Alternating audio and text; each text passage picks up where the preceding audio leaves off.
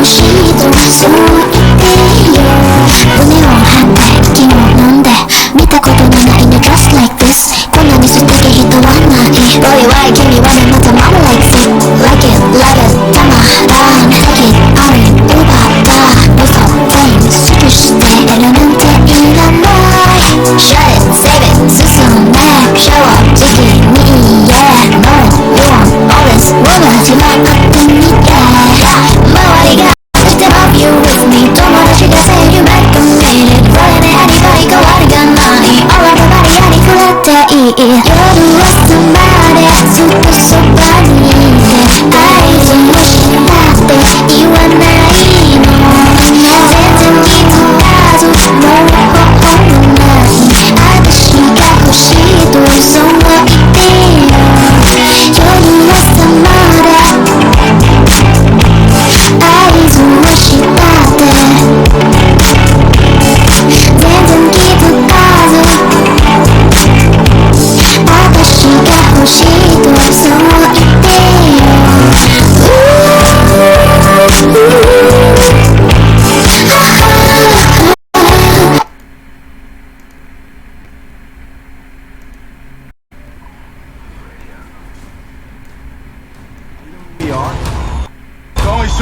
This is Ghost. Woods. Mason. Farah. Barcelona. Captain Price. Going dark. Go! Everybody ready? Move!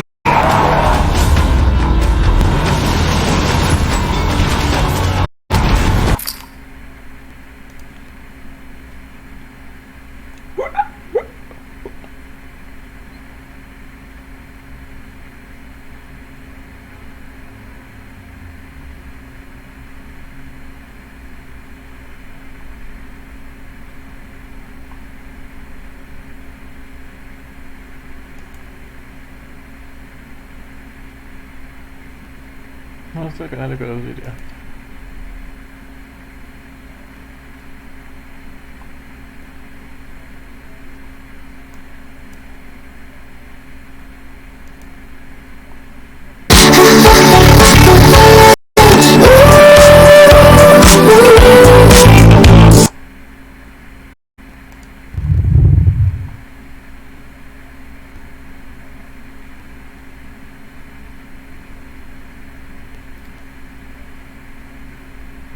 No se ve. Verga, puta madre, güey. No se ve.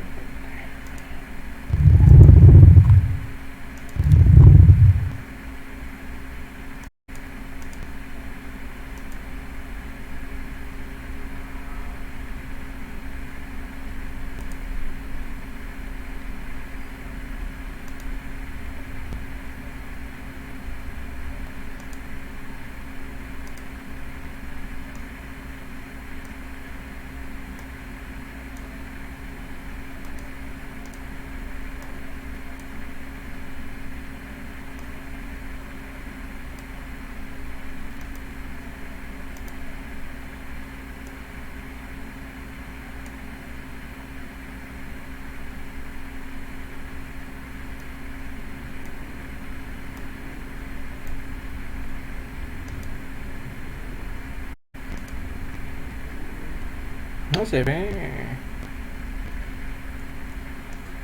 El Ari, no mames. ¿Por qué ponen esa pendeja, güey?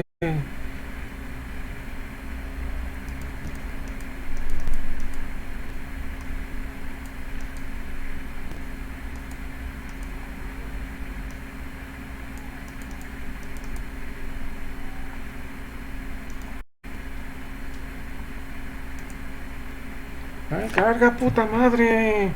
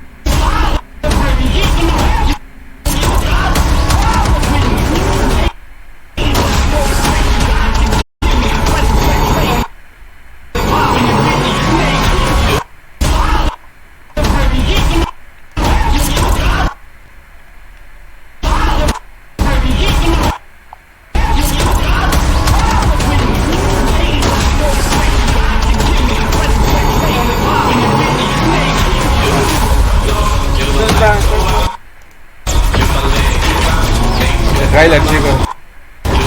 El trailer.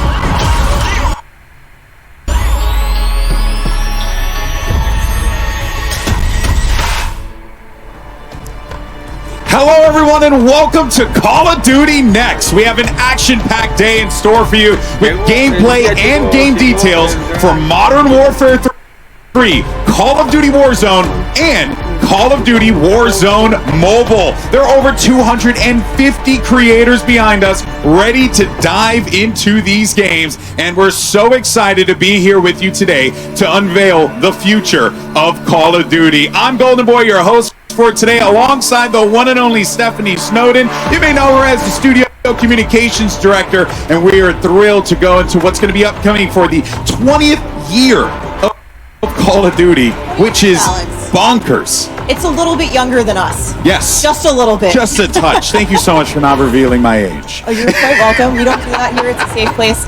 Thank you. I'm thrilled to be here. It is an electric atmosphere. It's absolutely incredible. And I am so ready to talk about Call of Duty. It's been an entire calendar year of us saying, next. Well, guess what? That starts today. We're here to talk about Modern Warfare 3, and we're going to be getting into gameplay very soon. But we have some amazing guests coming in from the studios. I can't wait. Yeah, that's right. We also have some awesome viewership rewards as well for people to watch at home. Isn't that right, Steph? It's true. Make sure you're dialed in on the broadcast here at COD Next, because you will have a chance to unlock in-game rewards for Modern Warfare 3 just for watching this stream on the official Call of Duty or Twitch YouTube channels. Take a look and chat on either of these streams for more details for your chance to earn some of the awesome loot on the screen. I want that weapon charm. Yeah, that's right. So make sure you go out there. Turn my Watch phone it. on. I mean, honestly, Yeah. there's no reason for you not to, but we've got some good stuff coming up on the horizon. But Steph, what do we have coming up first? This is one I'm very excited about. Yes, we are diving straight into Modern Warfare 3 multiplayer. Joining us now, the multiplayer team from Sledgehammer Games, Adam Iskov, Senior Development Director, Greg Reisdorf, Multiplayer Creative Director, and Kim Wigan, Development Director. Guys, welcome. I am so stoked to talk about your game. Same. Where do we even start? You know, I have an idea, but... Yeah, we have a run of show. We have a direction that we're going to go, and thankfully, but guys, this has to feel very freeing. It has to feel like now you're going to be able to talk about this thing that you've been working on for so long here, and you're going to also have these incredible creators playing it all in real time. Yeah, it's wonderful to be here. It's wonderful to have all the creators being able to play, give us feedback on the game right away, and have everybody play in beta tomorrow. It's going to be great. Jump right into beta tomorrow, folks. We'll be talking about that more later to remind you. But we're going to get straight into gameplay for the folks behind us. But before we do, Greg, can you give us a top line of what the community can really expect in the multiplayer experience for Modern Warfare 3?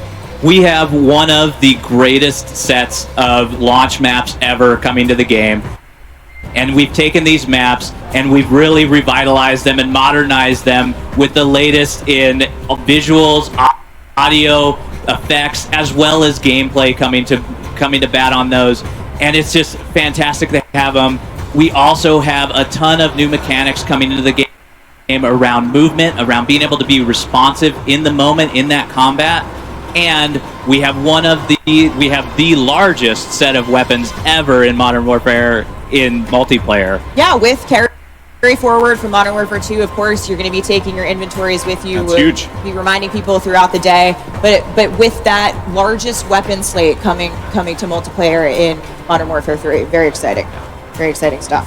Yeah, no, I'm looking forward to seeing as soon as our gamers all just decided to load up and get into the action. It's going to be really pumped. We're going to be all really pumped to just see it because I had a chance to play it and I really did enjoy it. I really did enjoy it. So I mean, credit to you guys for making something that is not just fun, but also brings back a very familiar feeling for old heads like myself that just like me some good old-fashioned boots on ground COD. Thank you. That is awesome. We play it every day, and every day I come in, I'm excited to play it. I'm excited to get in there and just grind away. Yeah, and each year, with the franchise, we intend to take a step forward.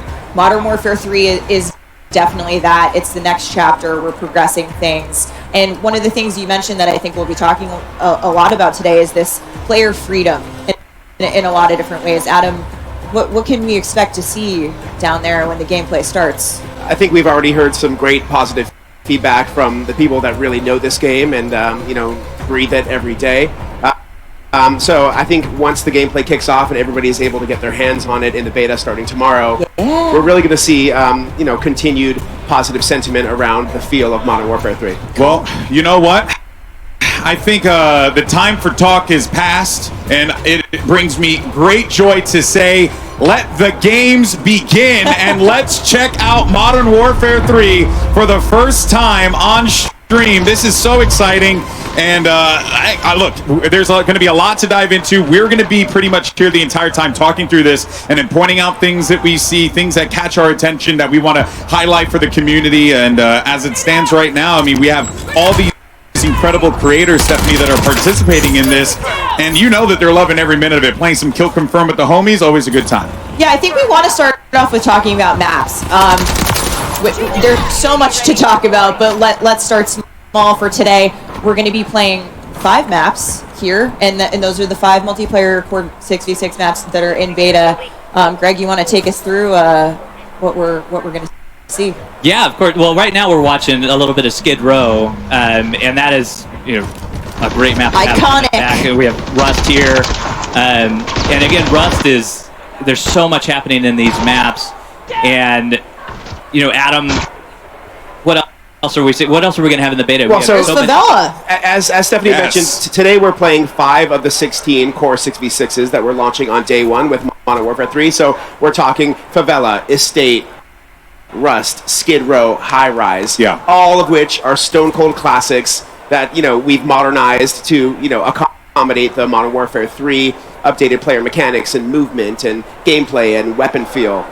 Yeah. So really excited to get a little taste of what's going to be in the beta, and then give players some excitement around what's launching on day one. It's really fun for me, as I had mentioned previously. Having played and competed way back in the day in Modern Warfare 2 and stuff, and seeing these maps return again, because I look at Favela and I remember a long time ago when Clayster eliminated me from a Game Battles tournament and absolutely bopped me in the middle, in front of all my friends. He doesn't remember it, but I remember it for the rest of my life. That's all that matters. Favela holds a special place in my heart for sure. I think the coolest thing for me is dropping into a brand new set of maps, but having enough familiarity. I know right where I am, right? But a lot of what we've done and what we're going to see today are these great sledgehammer touches that you guys have brought to these maps, made modern for Modern Warfare 3. That's right. We've stayed true to the original level design and layout of the original maps. So if you remember some sweet spots, some lines of sight from the originals, those are still going to be there. But we've also made some adjustments to just make them feel better for Modern Warfare 3's player movement and weapon feel. And we feel like it's a really happy medium and a great balance between the two. Here's my personal favorite, Kim. Agreed. I would like to talk to you about this. Fellow high-rise fans, where are you at? I know you're back here. I see players are already figuring out some of the Easter eggs of the original maps and how to get back into it. Oh yeah, well there was only one way to try and take over bomb site and S&D. You had to hit the little catwalk on the opening of the map. Come on, guys. Everybody yesterday, I saw the creators at the red carpet event. They're all like, I'm sniping off the map. I'm sniping off the ladder on high-res. Watch me. I'm going to 360 off it. I'm like, oh, here we go. We're already there. So good. It was so important to us to keep all those opening moves that you remember from back in the day, and being able to have those in the game, but also have this modernization of the movement, how we're able to work with the high mantles in the game now, all of this stuff that we're watching in high res.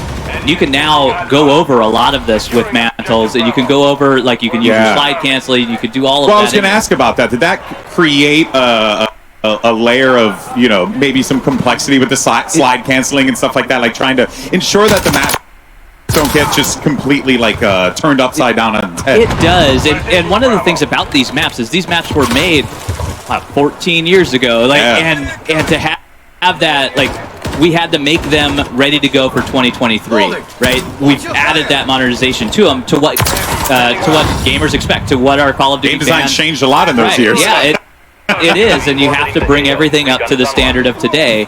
And when we've gone through and we've maintained a lot of that within these maps, and there's a few places where we've had to make exceptions for that, but for the most part, you can go in, those lines of sights that were there are still there, and you're going to have fun. You're going to be able to do those opening moves, those opening snipe shots, especially in high rise, just off the bat.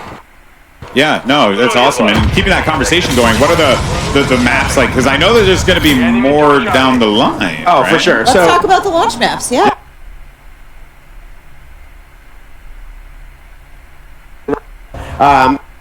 sub-base, run. And in addition to those, that are brand new, which is the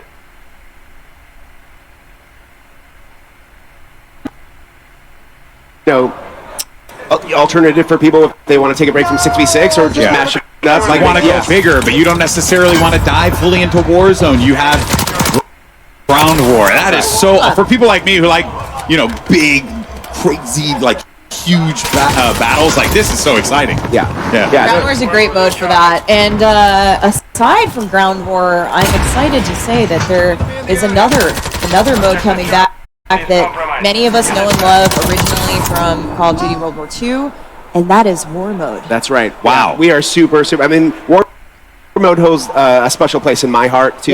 From 2017.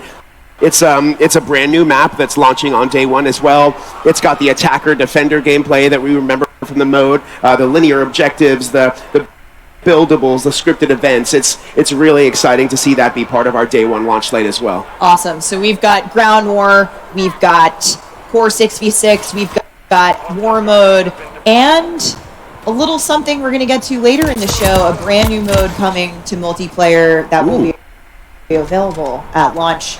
right. and also playable in the beta. That's right. Yeah. Very exciting stuff. Yeah, it's really so cool to see a lot of these players get back to the roots, you know, because you can even see it. Like, something I always enjoyed about a lot of these like big reveal events, right, is everyone loads in, they're discovering these maps for the first time, they're seeing them with fresh eyes. But here, that's not the case. We got a lot of familiarity here, and now the fresh eyes are going to be like, what did they add? What did they contribute to like make this into their own vision of a map? But I do appreciate as a competitive guy that you guys really focused on keeping the core of the maps. You know, we love these maps. Like we've adopted these maps internally at Sledgehammer. We treat them as our own, and we've gone through every nook and cranny, understanding them, understanding where all of the Easter eggs are, where all the line sites are. We have tons and tons of PowerPoints about it that just allow us to go through and really understand like what makes these maps work. And then what we've done is we've taken that nostalgia and we've also added that modernization of spice on top of it, that when you're playing these, when you're coming back to them, it is familiar but also new at the same time, where you're now able to mantle over things that you were never able to get to. You're able to get up on top of things. Right here we're watching oh, there we go. Yeah. There it is. I live here. I live here. Right on. And to Greg's point too, when these maps first came out in 2009, did not exist. So those are brand new experiences. Well, I'm interested to see how they'll elevate some of these maps that could like competitively or even casual. Whole new experience. Yeah. Whole new experience you have in Modern Warfare 2. Past 12, we've had those modes are coming.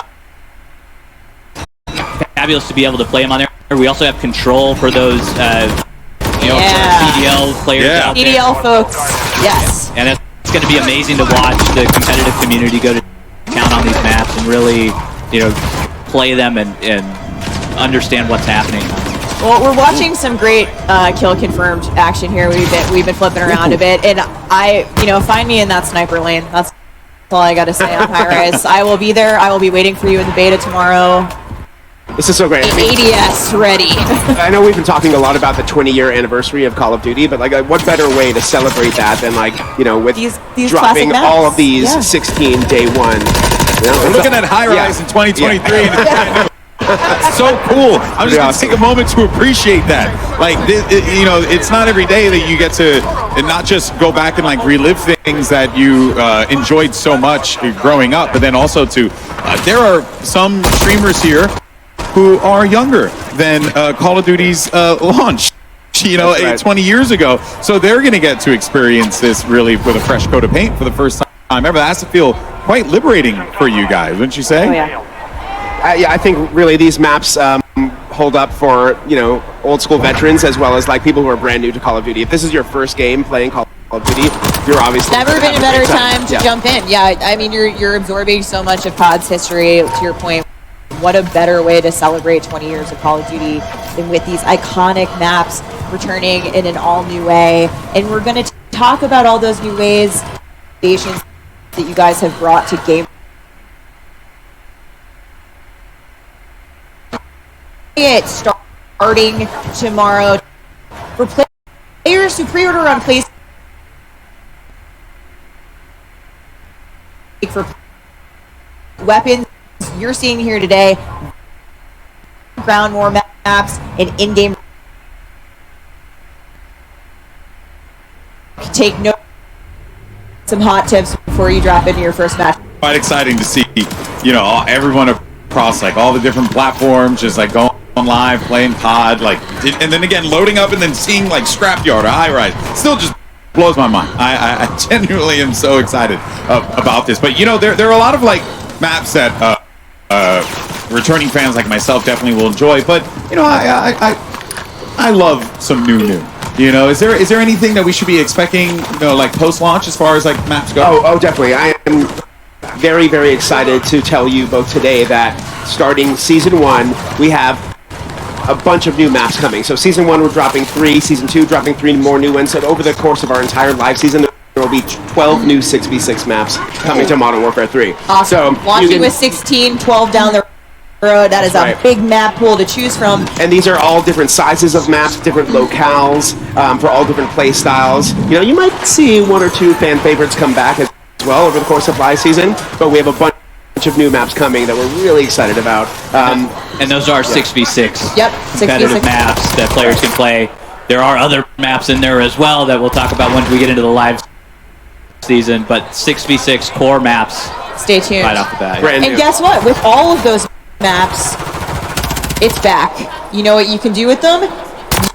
You can vote. We're going to see it in a lobby soon, but map voting is back, folks. Yeah, that's huge. Get excited. I mean, the community has been thrilled. I can't wait to see it in action here today. I'll be taking notes on which ones we know are the ringers of the group. I think we have a good feeling. Somebody voted for a state, it looks like. Here, we're looking at a state. Oh, right now. nice, yeah. Somebody voted. A state. Yeah. I think we Always have. we have an idea of where the map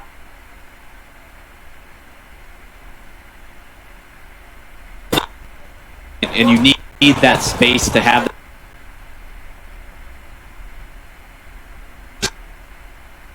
I'll be with my friends and run around and see where the hard point or something like that. Because Skid us in the back about this. It's like these maps actually like be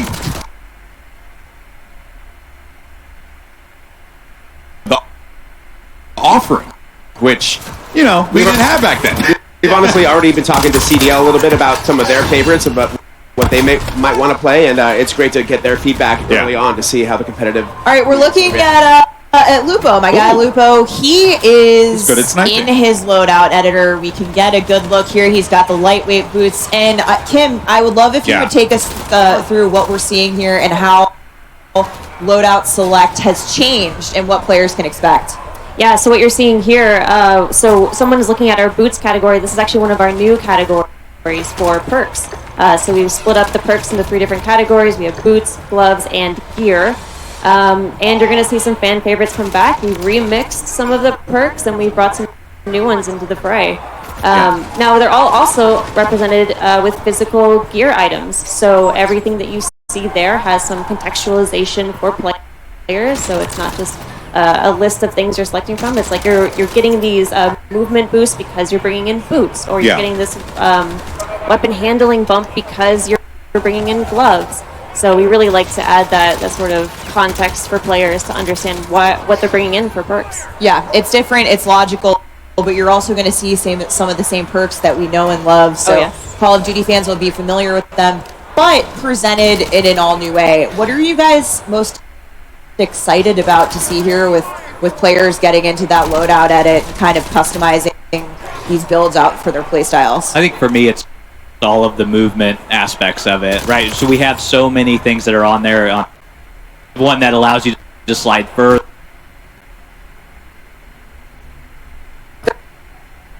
And then we have the favorite. You get? Yeah. We need True silent is back. Yep. is there. It is very silent. So I believe it was only footsteps. well, yeah. Well, also, I can't hear anymore either. Old age, anyway.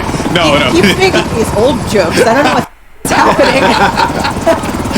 But hey, I guess when you're talking about Call of Duty having been around for so long, it's just amazing how we've all just grown up with this, right? And you guys are seeing these things that happened back then. The way the game was made, and you're taking ways to like improve upon it while also again keeping it very familiar, but also keeping it very fresh.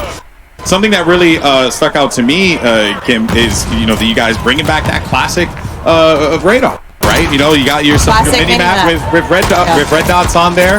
Yeah. I love it. And I'm glad that came back in. Yeah, we are too. I mean, so any unsuppressed weapon fire will show up as a red dot on the mini map, and we think it's really just a core intel piece for our player base for Modern Warfare 3. We really want to make sure that people know where the firefights are happening, really understand, and as we mentioned earlier about just knowing the maps and being very familiar and nostalgic with those things, like you can see the red dots on the mini maps and you can understand in. I know how I'm going to flank. I know was absolutely the way to go.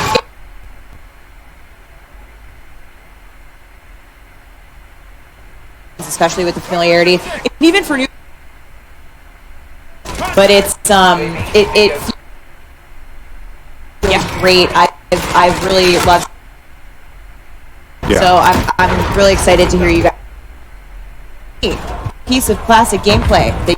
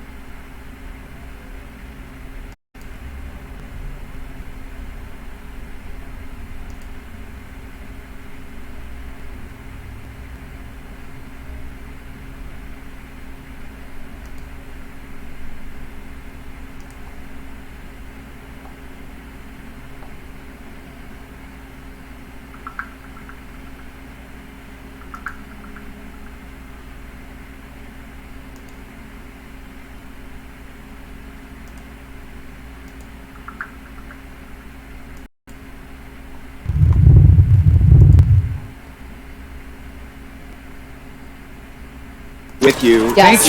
Thank you so much. Yes. That was what I needed to know about. Not Spawn. Although I do love me some Spawn. The Barbs are thrilled. Kim, we are seeing some epic looking. With you. Yes. Thank you. Yes. Thank you so much. Yes. That was what I needed to know about. Not Spawn. Although I do love me some Spawn. The Barbs are thrilled. Kim, we are seeing some epic looking skins and weapons on our creators here today. In fact, right now, if you look at the screen, check that out. I believe these are from the Modern Warfare 3 Vault Edition. Can you give us some additional info? Yeah, happy to. So what you're seeing right now are the weapon camos that are going to be in our Vault Edition. There's a blue and a red version. So there's the Crimson Fate is what we're calling one of them, and the Carbon Fate is the other. And these will be applicable on 4 different weapons if you get the Vault Edition, plus all of their attachments. And they're reactive, so the better you do in the match, the more eliminations you get in a match, the more you'll start to see that visual change on your weapon. And as you can see also, the operators have their own versions of this. These are the cool. Nemesis skins. So there is a blue version and a red version there. The blue version goes on Price and Ghost, and the red version goes on Warden and Makarov. Those are the 4 operators that get these skins. Same reactive tech, so you're going to see a little bit of the silver, metallic, shiny looking skin come up on the hands and the torso. The better you do in the match. I've seen a lot of Warden hype on the internet, so I think people are really excited to see her in action, and that skin in particular is awesome. But one thing about the reactive skins, to your point, these are performance driven, so that effect actually will scale back if you stop getting kills, guys. Yep, exactly. Yeah, got to do well. Gotta keep You want it- you want to see the fun stuff on screen. Yeah. We need you to perform. So those will be awesome. People will be popping off having these awesome effects go around the map as well. And of course, those are in the Vault Edition. Yeah, and speaking of the weapons and diving into it a little bit more, I understand as well that there is also a new system that you guys have on top of that with the aftermarket parts, right? Which if we could dive a little bit more into that, because that sounded really fascinating to kind of like make guns play in a different way just off of one part alone. Yeah, it is. And here we're seeing a little bit of it where this is our LMG that has a bullpup conversion to it. So they're full conversion kits that allow these weapons to really go cross-class and to change up. They are meaningful, powerful changes. And that's a Renetti. That's a Renetti that is actually turning into an SMG with this conversion kit. It's like a 3D printed part on there. No secondary. No secondary. So what you do not, like we have a gunner vest that allows you to take a primary as a secondary. You do not need to take that if you're swapping out your Renetti for that aftermarket part to make it into an SMG. And one of the coolest things is how you unlock these amps. So we're going to see, we call them amps. We Amps. love acronyms here, guys. So we have 2 amps that are coming to beta, I believe. But how you're going to unlock them at launch and beyond, you want to talk a little bit about those challenges? Yeah, so in beta they unlock a little differently than they do at launch. So at launch they're actually, we have a new system called weekly challenges. It is pretty much exactly as it sounds. There are challenges, a group of challenges that we release weekly. I was worried it was like bi-weekly for a moment. Yeah. Trick question. Yeah. Thankfully, it is every week. And then the reward for getting all of those challenges for that week is an aftermarket part. So the first 3 weeks that the game is out, we have an aftermarket part reward for those, completing those challenges. You can then take that aftermarket part into the game and use that. I think too, again, it just, the through line with Modern Warfare 3, this is player choice, is player freedom. It's on, this new way to customize the experience and let the player kind of choose the way to have their own play style reflected in those guns using the amps. It's super exciting. Yeah, it definitely is. As we're going to continue to take, just more of a look and enjoy, the game as players continue to run around and get into some more shenanigans, playing some domination here as well on the state. I've done that many times. So, this is, again, it still just baffles my mind that I'm looking at, these maps in 2023, and I'm just excited to play them. Yeah, and even the movement. I'm just excited to play them then as I am now, like that is such a wonderful feeling to have. And then also on top of that too, just to see the way that, players can interact with the ways you build your classes. I really do like what you guys did with the perk system and how you contextualized it and made it like a physical thing. Was that like a desire to kind of just make it a bit more grounded, or what was the I guess the design choice on that, rather than just going with pictures on a screen? You guys went for something quite bold. Yeah, I mean, I think it really was a big part of the context for the players. You know, it's not just a UI menu with choices, you know, that were sort of ambiguous. It was a little bit, we wanted to make sure that you brought in your fighting load carrier, right? Your FLC was what we talked about, you know, internally is this thing where every piece of gear that you brought in did something meaningful for your loadout selection. So Perks was a big part of that, you know, and we got a chance to look at the gear items that all inspired by real world military tech and items, and you know, we were able to really figure out what goes with what and what are the remixes we want to make, and we think we came up with a really good and interesting field of choices in our Perks this year. So I don't know if you guys can see it. We're taking a look around the room at the moment. We actually have a 2-story streaming tower. I'm going to call it a tower. Pretty epic in here. It's absolutely wild in here, and everyone is very focused on their gameplay. It all of a sudden, oh hey, that's us. Oh hey guys, GG's. Hello. So we've got this big giant room filled with Modern Warfare 3, filled with awesome creators from all over the world, and as Ted Timmons would say, the vibes are good. We're going to hear Ted talk about vibes. I do want to point out that screen you're looking at there, that, you know, the logo, the Modern Warfare, that's a screen. And behind there are all the players that are behind that screen, which is so cool. I didn't even know there was a thing that you could do. 15 years in this industry, still continuously to be shocked by new tech that comes out all the time. This is Call of Duty, baby. Yeah, you guys go big. I respect it. Cutting edge. Yeah, love it. Love to see it here. We get a few of these games wrapped up, but there's definitely this sense in the room of like, all right, Q next, go next, GG go next, it is. go next. It's so fun to play it. Like every day I come into the office and I boot up the game, get into a match as quickly as possible, and start playing. And it is just fun to watch them play as well, because there's so many things that they're doing. Like earlier we were watching a circuit around the estate house, and that movement just looks so hot going through it. So like being able to mantle, we have sprint when you're tack sprinting. We actually increase the mantle speed so it feels more fluid as you're going across, and we're regenning your tack sprint as you're sprinting as well. I also saw a couple people pop off with Battle Rage, so Battle Rage is back. Battle Rage is back. It's actually moved into the tactical slot. Yes. So it is very powerful. So if you take that, we have an awesome vest, the engineering vest, that allows you to take 2 tacticals. As maybe we didn't touch on the vest. Actually, let's talk about some of the vests. Yeah, so the vest is a really big piece of that. Like, it is our main core piece of gear. Kim touched on how we contextualized everything.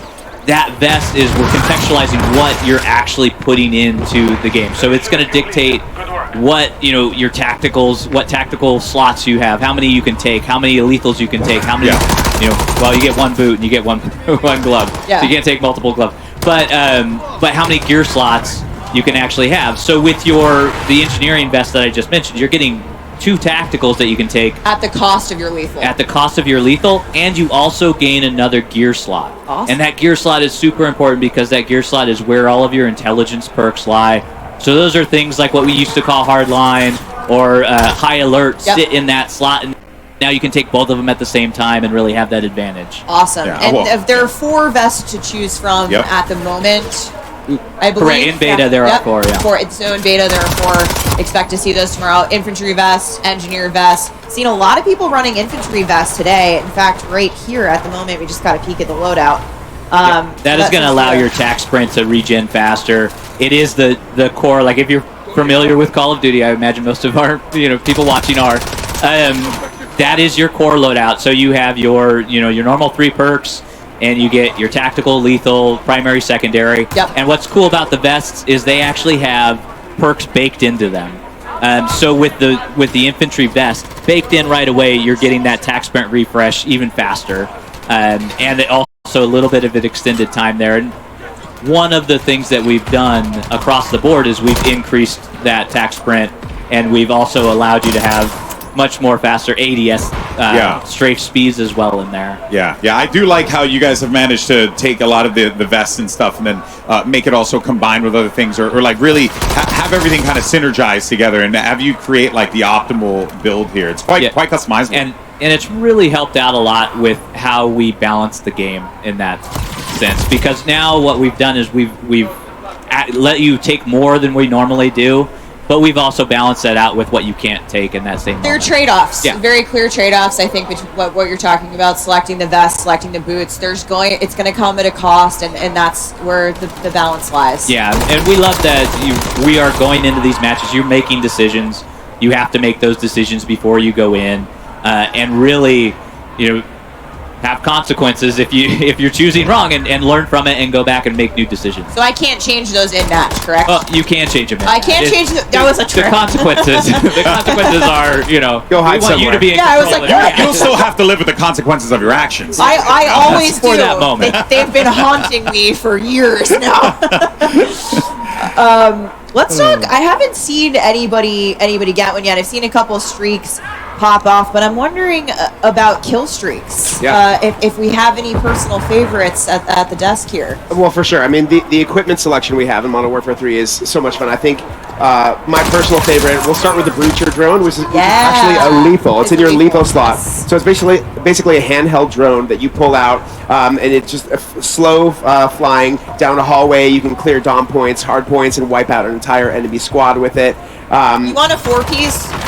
Yeah. Equip the Breacher drone. Yeah. That's your option. It'll explode on impact. The counter to that one, though, it's slow moving enough. You can shoot it down if you see it, the sky coming at you. There you go. So in addition to that, we have a mosquito drone, which you shoot into the air, and it basically encircles an area and then dive bombs an enemy when an enemy approaches that area. I will in fact say that my experience with the mosquito drone has been quite as annoying as a real mosquito.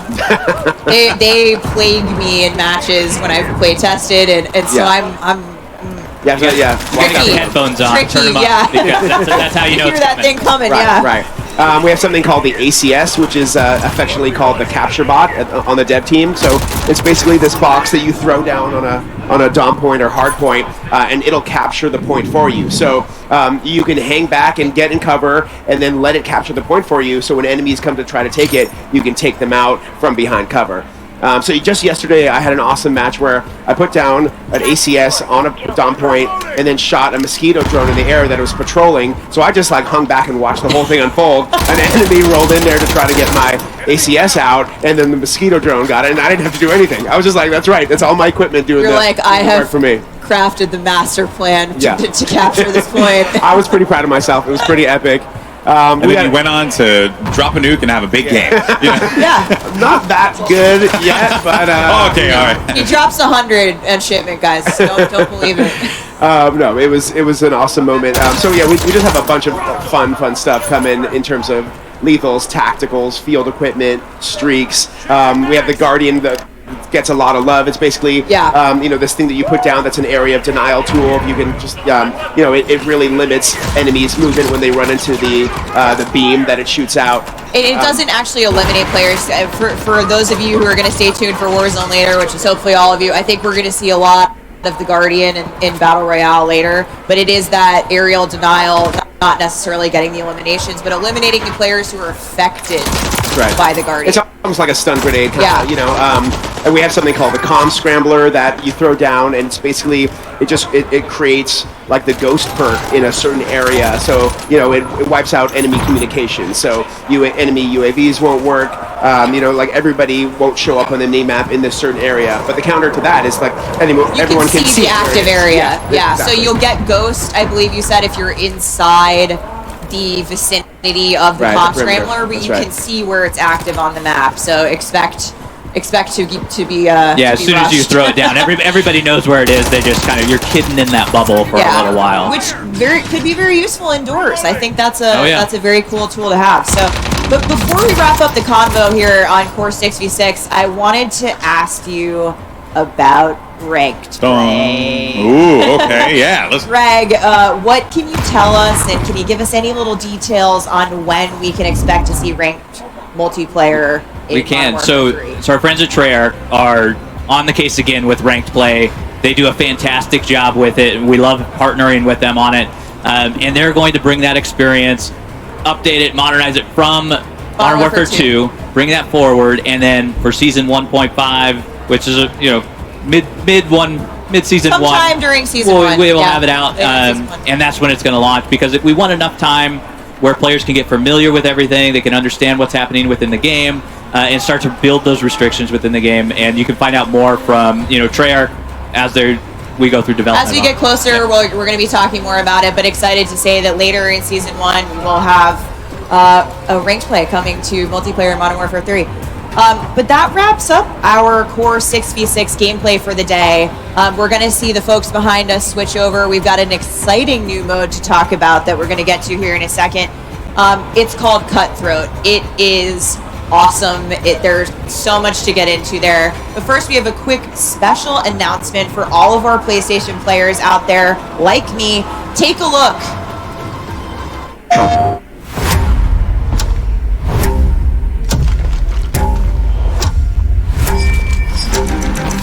When they speak of me, they want to lock your doors. C'est mignon. Enemy contact! Move! That's cute.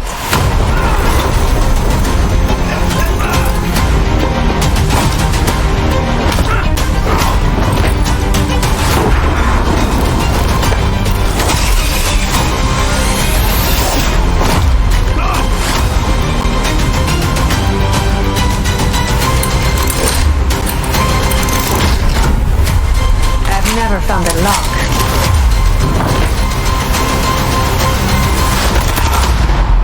I couldn't break.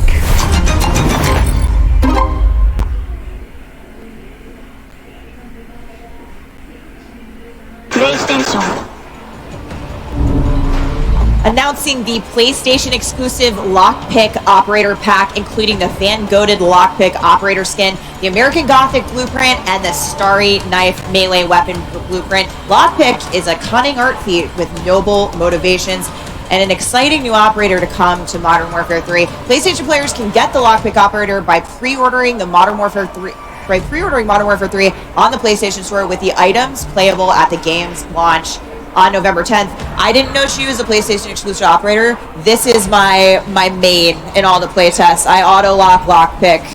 It is how it is. Did you know she was an art thief? I didn't know she was an art thief. I was like, Thomas Crown Affair, hello, it's me.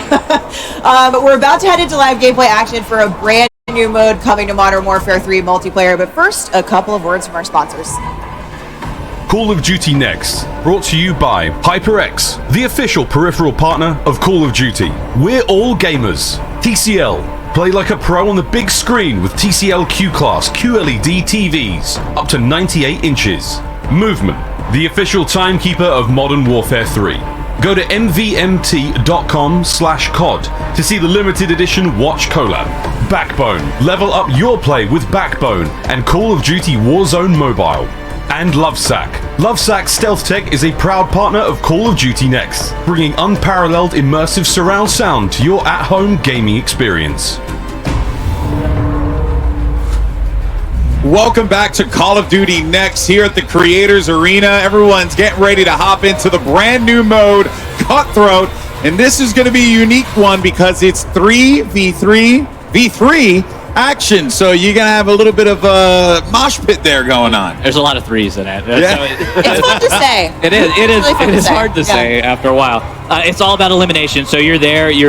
As long as your squad can take out the other two squads, that's how you're going to win. It is inspired by gunfight. It is a very competitive mode. The thing that we like about it is it plays on all of our fantastic 16 launch maps that are there, and you get to play them in a new way. So in the past, like TDM, you're spawning at either side of the map. What Cutthroat is allowing us to do is put these triangular spawns in. So because they're three different teams, you now have 3 points. Triangle. Math somewhere in there. Geometry, brother. Simple maths. Yeah. And so it allows you to experience these maps in a way that you've never experienced before, which is part of that modernization that we like to talk about in the maps. And it's a fun experience to have, super competitive, and it's one life to live mode. It's very fun. You can regen your down teammates, though. If you see Yeah, so you one got of your the homies revives. get downed, yeah, you can go over there and revive them. That's a fun little way to, come back after. What led you guys to behind. want to make this mode? What was the inspiration behind it? It was gunfight in a lot of Just ways. yeah. Gunfight, of course, is 2v2. 2v2 is gunfight. Yeah, and it's played on separate maps. It's played on different maps. And so what we wanted to do is be able to really focus on the 16 maps that we had at launch and be able to have a mode that is as exciting, as competitive as gunfight in there, and really bring something new to the table too. So our players can go out and have fun and enjoy a new experience with their squad. Yeah, and you can take your loadout this time. So, yes, that's what I was going to say. Unlike gunfight, we're not providing the squads with weapons. You can actually bring your blueprints and your loadout with you. Yep, that's right. And it is sweaty. It is a sweaty. I am so excited to see these guys play it because they're awesome at the game anyway. We see Dr. Lupo here. He is on Cutthroat, and of course the objective, the capture point at the end, is already there. The overtime mechanic. Oh, he's down. But you can't get downed, but you and picked up by your teammates. Now, what happens Not when anymore. Not anymore. So now when you're eliminated, you're out. That's it. You got to wait for the next round. Yeah, you gotta wait. No The respawn. rounds are quick. Yeah. They go really, really fast. We spent a lot of time making sure that you just weren't sitting there with dead air, essentially watching your teammates have fun. And that flag there is now available, so they can go and capture that flag. They got eliminated, but whoever gets that flag first, just like gunfight, is going to do it. Okay. Between rounds, though, we rotate where that flag is because, again, geometry, that triangle, right? We could put it in the center every time, but it gets a little difficult. Yeah. Gives players an opportunity to move around and actually interact with more on the map, right? Yeah, exactly. And you're experiencing these maps in brand new ways. It is a lot of fun to have in there. That guy's got really cool hair. I was gonna say something, but as a person who has none, I figured I would refrain from it. No, I feel like if anything, awesome. It looks a lot like the Operator Oz in Modern Warfare 2, actually. Yeah. Oh, here we go.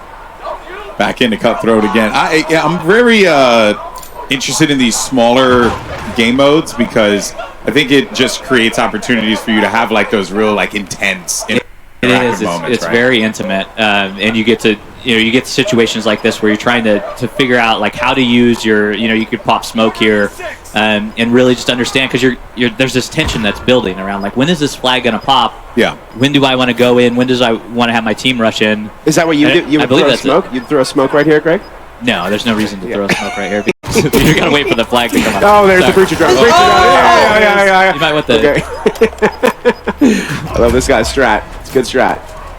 Yeah, we have the EMD grenade, which would be great in this situation because you just throw it out, pop it, and then if you get another player on the team, they're going to show up constantly on your mini-map for your entire team. So it's to me, the EMD grenade, a little bit like a snapshot, but it actually is going to stick to the enemy player. It does. That player will then get a prompt. You might be able to tear it off, I believe. Yeah, you just pull it right out. But it'll track you around the map and have way more visibility on the enemy squad there. EMD, very, very clutch. Be very overpowered if you hit them.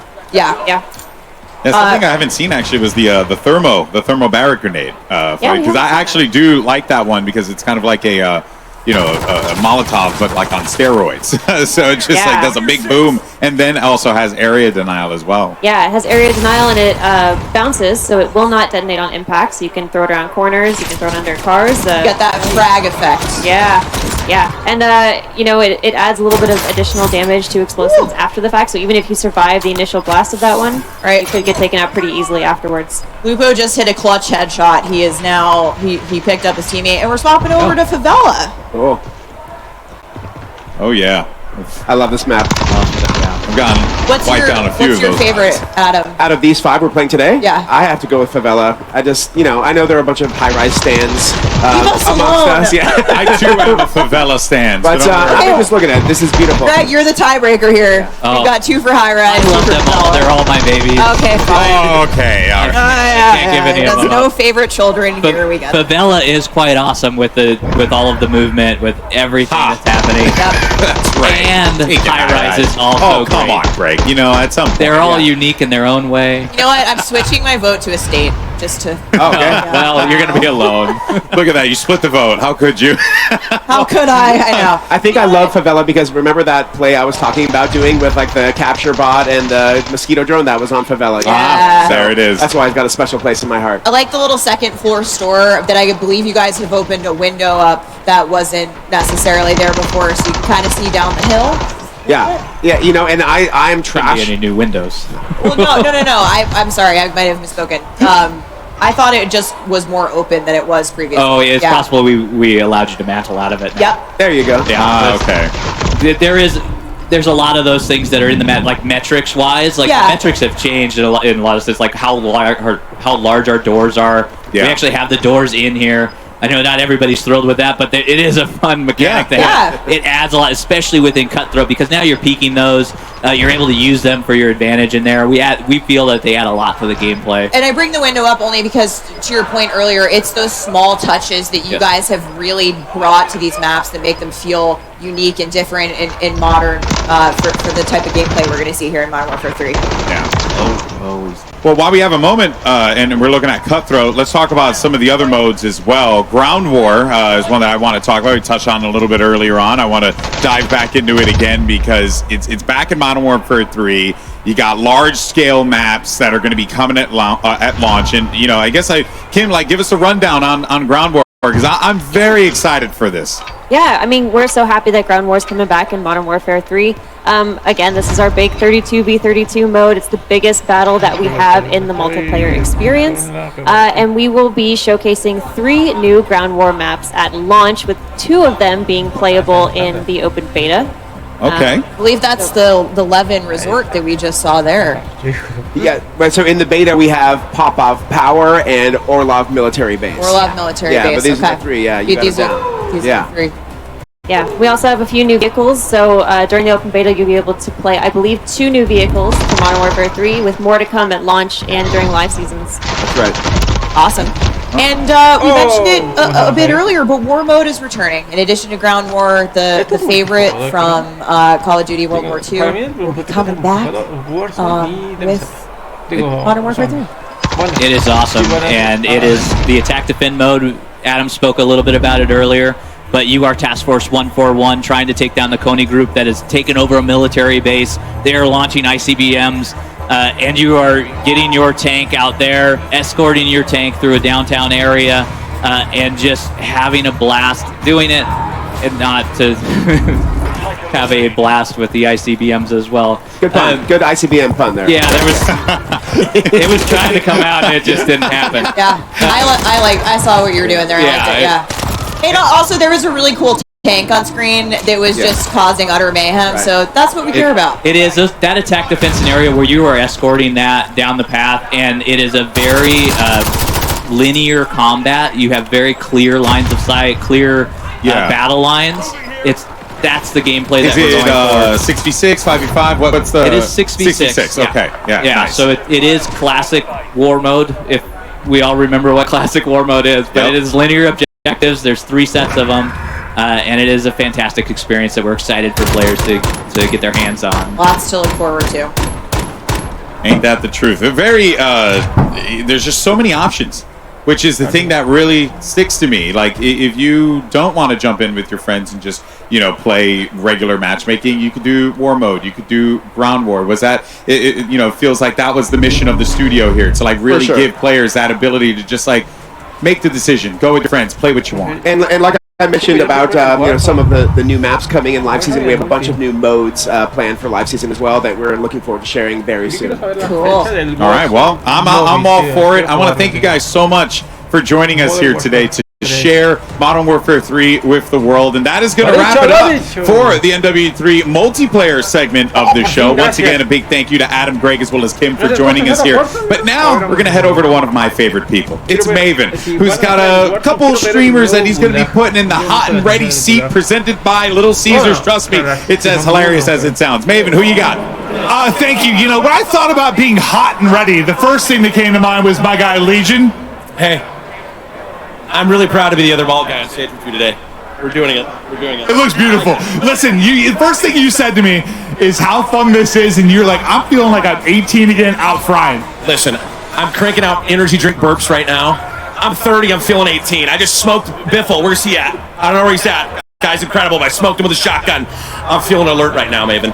I can tell the second you sat down, like, my guy is locked. What have you loved the most so far about just getting in, diving in MW3? Brother, all the fun stuff is really fun. The shotguns, the new tags, the new lethals, bro. I'm just out here doing anything to just make everybody angry. It's just angry as possible. I'm zooming. Well, was it a bit of a surprise at first? Like, when you got in, like, how much fun you were having? Like, does it kind of defy expectations? Listen, I was 16 when Modern Warfare 2 came out. So all these maps that we are playing in Modern Warfare 3 right now, throwing back, bro, it's just like you picked it right back up again, and I'm bodying. I don't know, it's so fun. You're a talented and very handsome guy. Now let's talk about the chair. This is the hot and ready seat presented by Little Caesars. We were a little bit worried about what this was going to be able to handle, especially if I tried to sit on your lap. But this is the hot seat, dude. You like yourself some pizza. Listen, I was a little worried that the cardboard capacity, I'd be a little overweight, but I'm feeling really good right now, and I feel like you and I together in this hot seat together, it's just too much hotness. This is too much attraction. If our ball heads connect one more time, the venue lights shut down. Speaking of that, we got to get out of here. Let's get this over to Shift Legion. Thank you so much, buddy. Oh, there's just always comedy with two bald guys in the mix. But yeah, I hold Shift here with the one and only Shotzi. I got to start with the fun question first. I mean, just enjoyment level. How are you enjoying the game to this point? This game's amazing, man. I have nothing but good things to say about this game. I love the movement. Everything about it's got like. All right, you set me up for like the perfect segue. Have you found ways to finesse the movement system yet? Because I know going into the beta, that's probably your main goal, is to find ways to just completely over-embellish the movement system. How are you feeling so far about how this game moves? It moves smoothly than any other COD I've played. I feel like it has a mix of like fast and a little bit of a slower slide cancel, but yeah, I love it. It's very, very fast. Have you broken anything yet?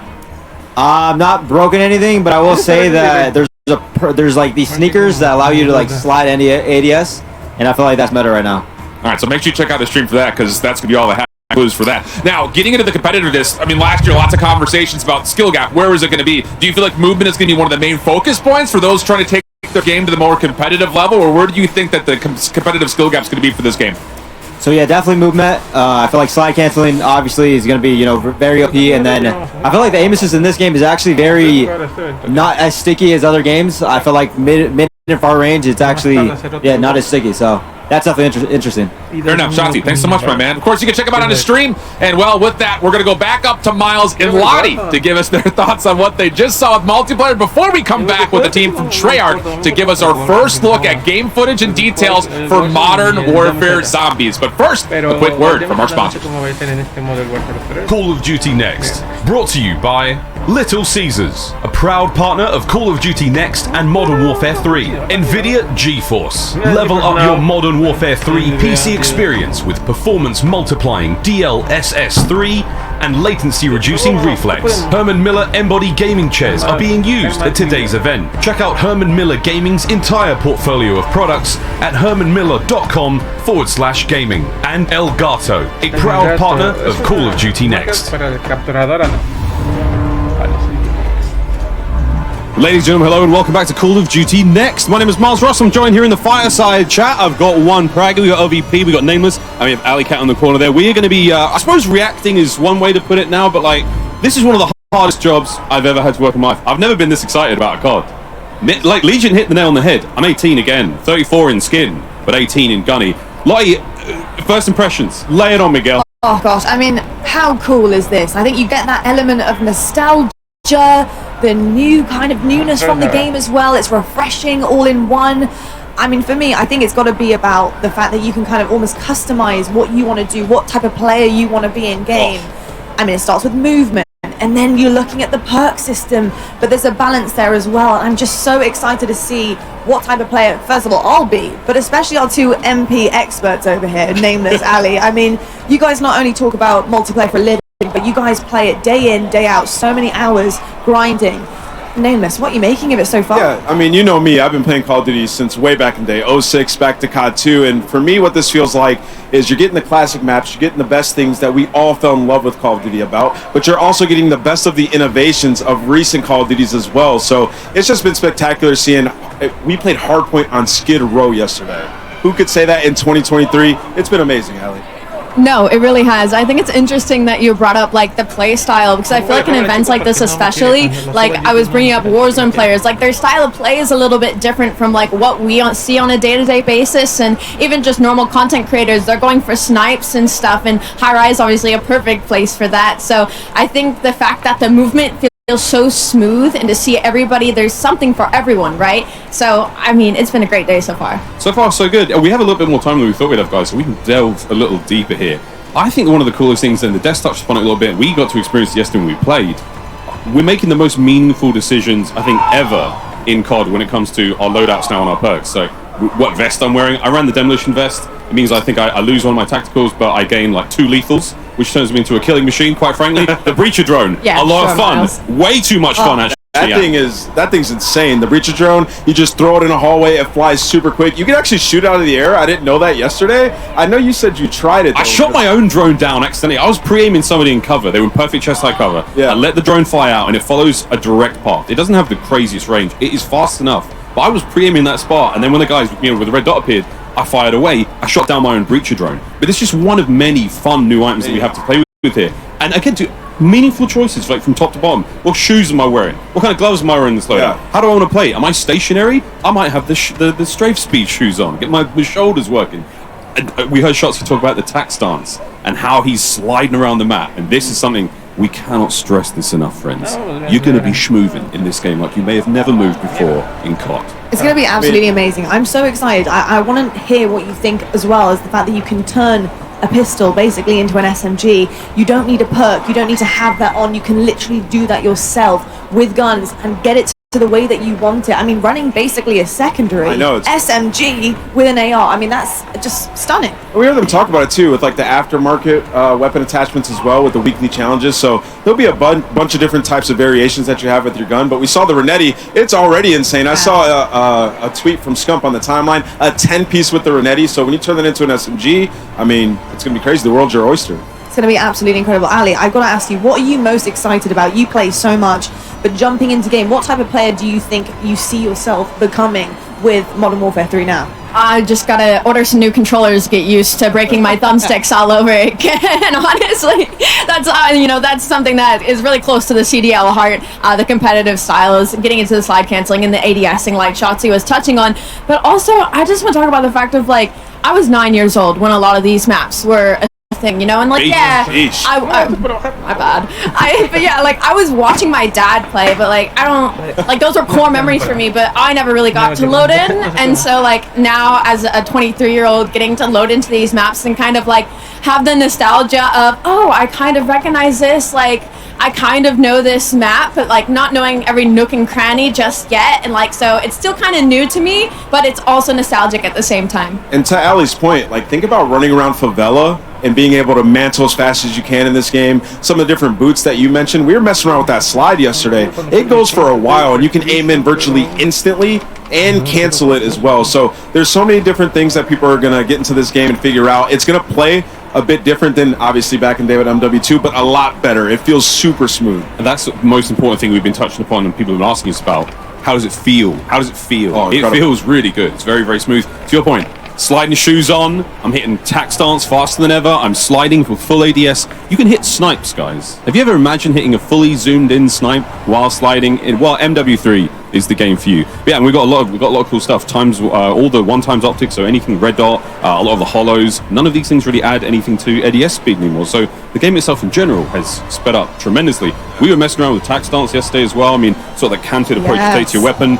I'm running a big ×8 scope, right? And I can't ADS in, but if I want to hit those more CQB situations, I'm keeping maximum spatial awareness. I've got my situational awareness, my screen's up. I'm able to use a weapon with a big scope in close range, whether it's an LMG, whether it's a sniper. It's not perfect by any stretch of the imagination, but it's still really nice to have choices as a player. We've got so many options here.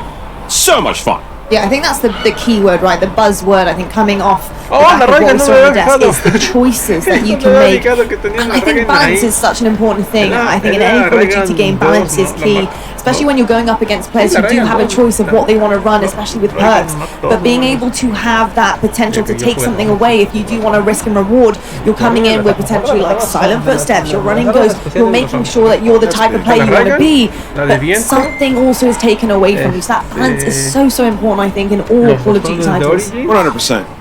I mean, footsteps are silent if you want them to be. That is a massive W. I was running around yesterday and I saw red dots on the mini map. My footsteps were silent. I was sneaking up on people. I was just having a blast. I mean, we're talking about 12 years ago when these maps came out. They look even better now. So I can't wait to get my hands on that beta, which is coming out soon. Very, very soon indeed. Well, it's exciting to be reminiscing for very, very good reason. As we talked about earlier, we are celebrating Call of Duty's 20th anniversary, which is an amazing milestone. And with a great milestone comes an opportunity for great rewards. To celebrate 20 years of Call of Duty history, players can receive daily login rewards between October 6th to October 16th for every single daily login per day, up to 7 in total. You'll receive these rewards, which you're seeing on screen, including an old school price operator skin. That takes me back. These rewards all will carry forward in MW3 as well, so grab them now and take them into the next title. For more details, head over to the Call of Duty blog.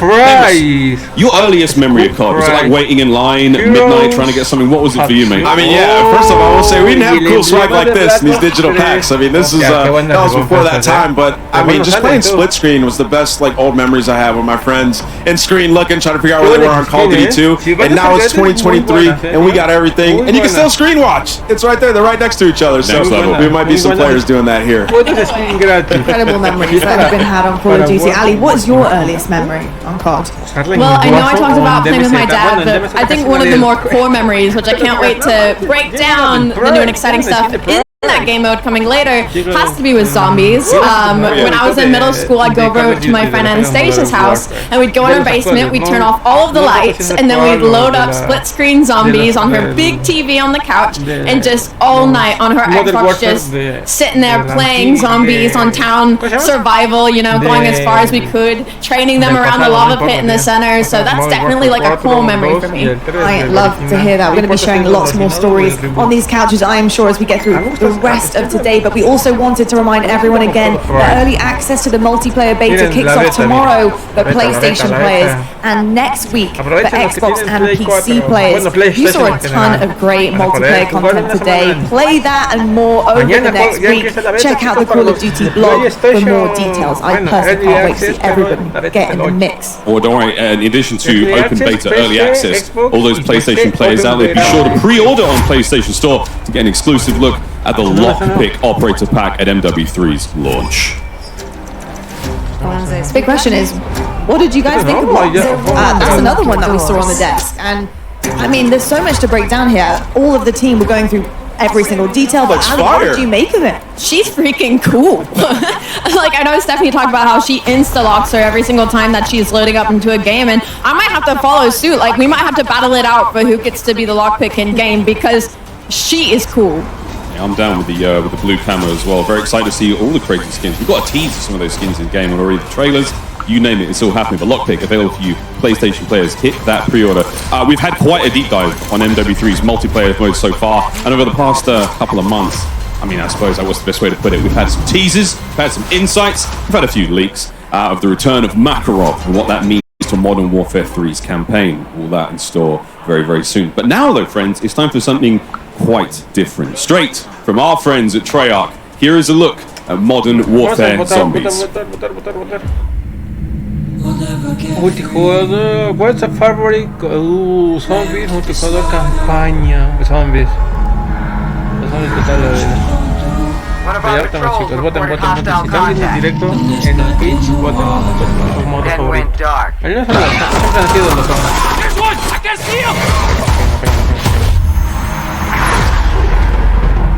Modo zombie! Infill into a low threat zone. Nothing gets in, and nothing, I say again, nothing gets out.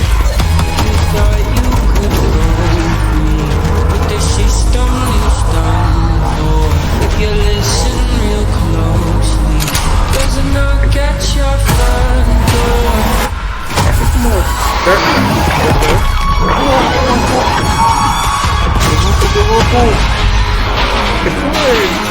El Nexus de Origins, ¿no me parece? No sé yo. There are other friendly assets on the ground. Join forces to take out those threats. ¡Oh, perros infernales! ¡Qué guapo! Ok. The War. Zombie. Friendly squad in the AO. Moving in to assist. Strike team, you have execute authority. Proceed to the high threat zone. ¡Oh, va a haber bebida! Despierto a la... Va a haber las bebidas, chicos.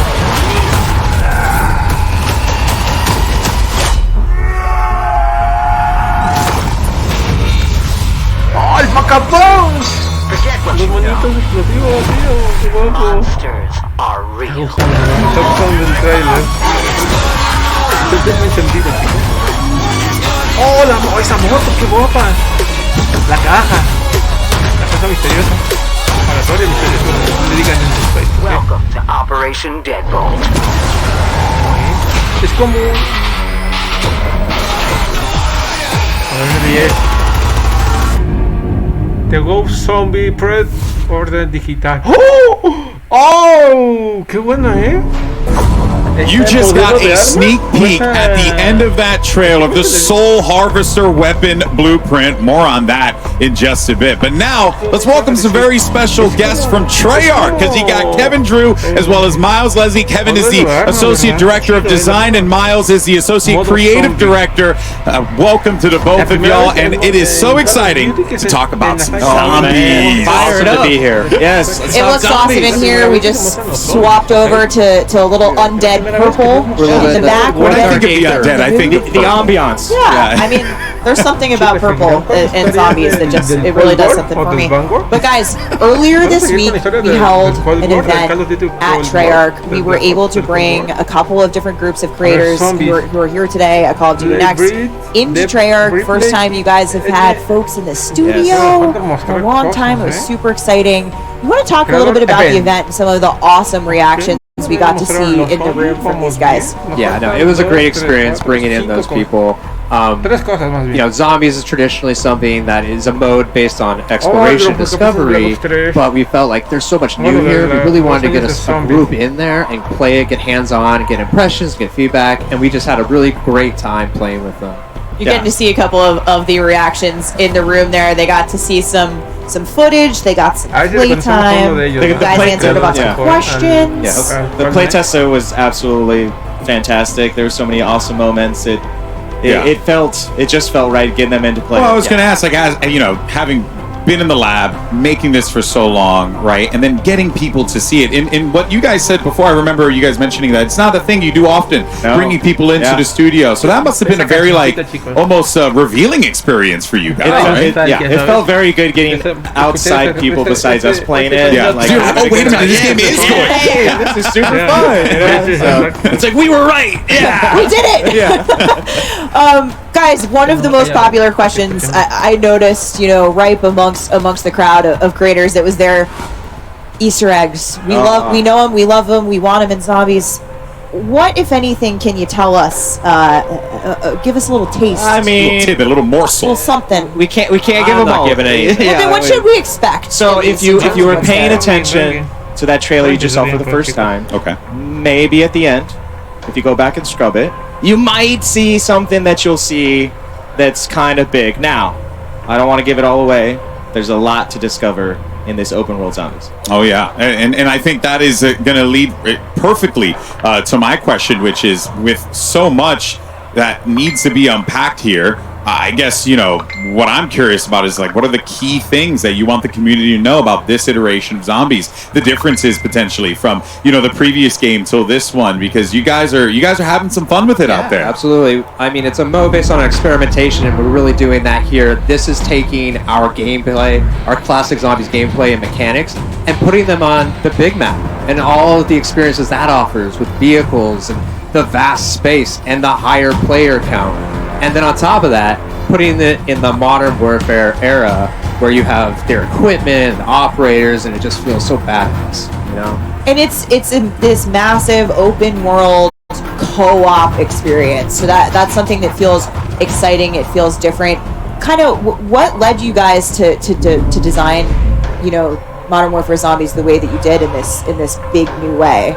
So we just saw an opportunity with the big map to have the biggest PvE experience we've ever had in the franchise. So Which in is the saying past, something. we had pure PvE. Yes, pure PvE, no PvP. You're safe here, and there's we usually have 4 players. Safe is relative. Zombies at the end of the day. Yeah. But then you mentioned like the way that the game's played, the open world. But how do the players like interact with one another in that world? Because and also like I like running solo from time to time. Is that also something that's possible as well? Absolutely. So it's 24 players total. You can go in solo. You can go in with your squad. But what's awesome is that you're all on the same team trying to do the same thing. So when you're out in the world, you'll run into other squads or other players. You can make a decision in that moment to like combine and form a super squad. Oh, so you can form a super team. Yes. Like in-game form a super team. Yeah. Oh, that's cool. And that's 8 squads of 3. You can group up together. You can go lone wolf it. I don't know if I'd recommend that, guys, from what I've seen. Experienced players. If you want a challenge, you can go in solo, but it is a lot of fun to grab some friends, form those super squads. Yeah. And again, the map is massive. There's zombies everywhere. There's other surprises. We're gonna get to that. We're gonna get to that. I'm getting excited. So a couple weeks ago, we saw the very first look at Modern Warfare Zombies in the cinematic that we released, which really sets the stage for the narrative of Modern Warfare Zombies. In that we see Soap, we see Laswell, and more importantly, we saw someone who I didn't think we were going to see again. That's right. Miles, can you take us through what's going on? What's going on here? What's going on? 100%. Yeah, 100%. So, that opportunity that Kevin talked about is there's a few questions when people saw that cinematic, and if you hadn't, go and watch it. It's awesome. Hold on a second. Where are we in time and place? We are between Modern Warfare 19 and MW22, the year 2021, and that's really important to the story because in true Treyarch Zombies fashion, we are always jumping eras, jumping moments, and really touching different timelines in interesting ways. I can't go into all of it, but there's a reason for that. Now, the next question which you're hinting to is, why is Zakayev alive? I saw him die, but did you? Did you really? I saw him get shot. I saw him fall down a missile silo. You saw him fall. There was blood, but in true sort of story fashion, if there's no body, he's not dead. Now, Task Force 141 went back to that silo. There was water at the bottom. It had been drained. Lots of blood. And Zakayev was gone. Now, officially declared deceased, but then whispers emerged that he's still alive. And now, of course, in true sort of villain fashion, he starts to hear whispers himself as he's recovering from falling down that silo, which he did. Yeah, that hurts. That hurts a little bit. Is about this new thing called Ethereum, and he wants to get it, and that really sets the stage. All of that, by the way, is day one, getting in the door, like you saw in the cinematic, which is that's the start of the story, and players are going to experience this story just in really interesting ways. So it's a flashback, it's canon, we've got worlds colliding with Cold War, with Modern Warfare. We'll talk a little bit more about that later. But the story really progresses in a new and interesting way. Let's take a look at how these come to life in the intro mission. Yes, yes.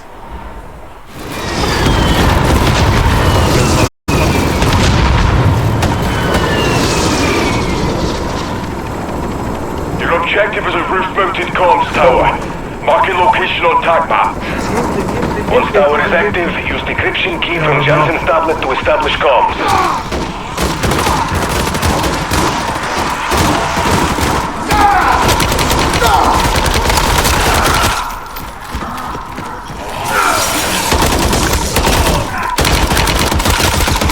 Changing mags! Reaccion, enemy birds closing on your position. Clear the deck and push up top. Objective is on the roof. Parece ser que no va a haber PvP, ¿verdad? Entre...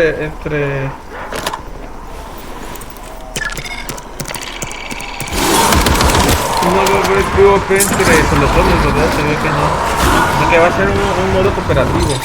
But you got here quicker than expected. I still need a minute or two.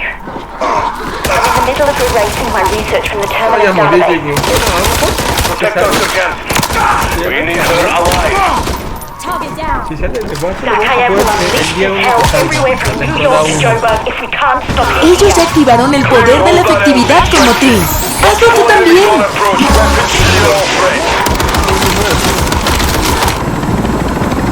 Ah, mira, va a haber extracciones. So what you just saw there was just a little snippet of that story mission intro. And what's really exciting again about this opportunity across the open world is, like Kevin was saying, is we want to bring that story to the forefront. These story missions have handlers from the Modern Warfare world, from the Black Ops world, Cold War world that you might see. Some new friends along the way as well. And they're going to help you on this story and these missions that take you across the big map. Lots of different activities and cool things to do. Awesome cinematics and well. And again, the whole point of this is that if you're new to being a Zombies player, we want you to experience that story. We want you to get into it. But if you're seasoned and you just want to jump in and kill some zombies, you can free roam and do that and then jump to the story later. We really have embraced that open world sort of feeling across this, and that's really the exciting thing is it kind of pick your poison, that player pacing in that sense. Modern Warfare 3 is about options. Absolutely. Yeah, it's becoming more and more prevalent to me as I'm hearing you guys talk about this like throughout the day. Super awesome and great to see that like the player choice is very prevalent, right? But Zombies has been a mode that's been in the game. Xin chào các anh chị nhà đầu tư, thì vào trong phiên ngày hôm nay thì nhìn chung anh chị mình có thể thấy như đã có chia sẻ với chị mình ở trong cái video ngày hôm qua. Và sáng ngày hôm nay thì cũng đã nhắc lại thêm một lần nữa, đúng không? Dạ đó. Morning cả nhà, thì vào đây mình vẫn từng thời gian để hình thành nên những cái vùng cân bằng thực sự là chưa ổn định hoàn toàn. Anh nói tuyệt đối là tránh mặt đại sự và tránh bình quân giá với mọi hình thức là thành công.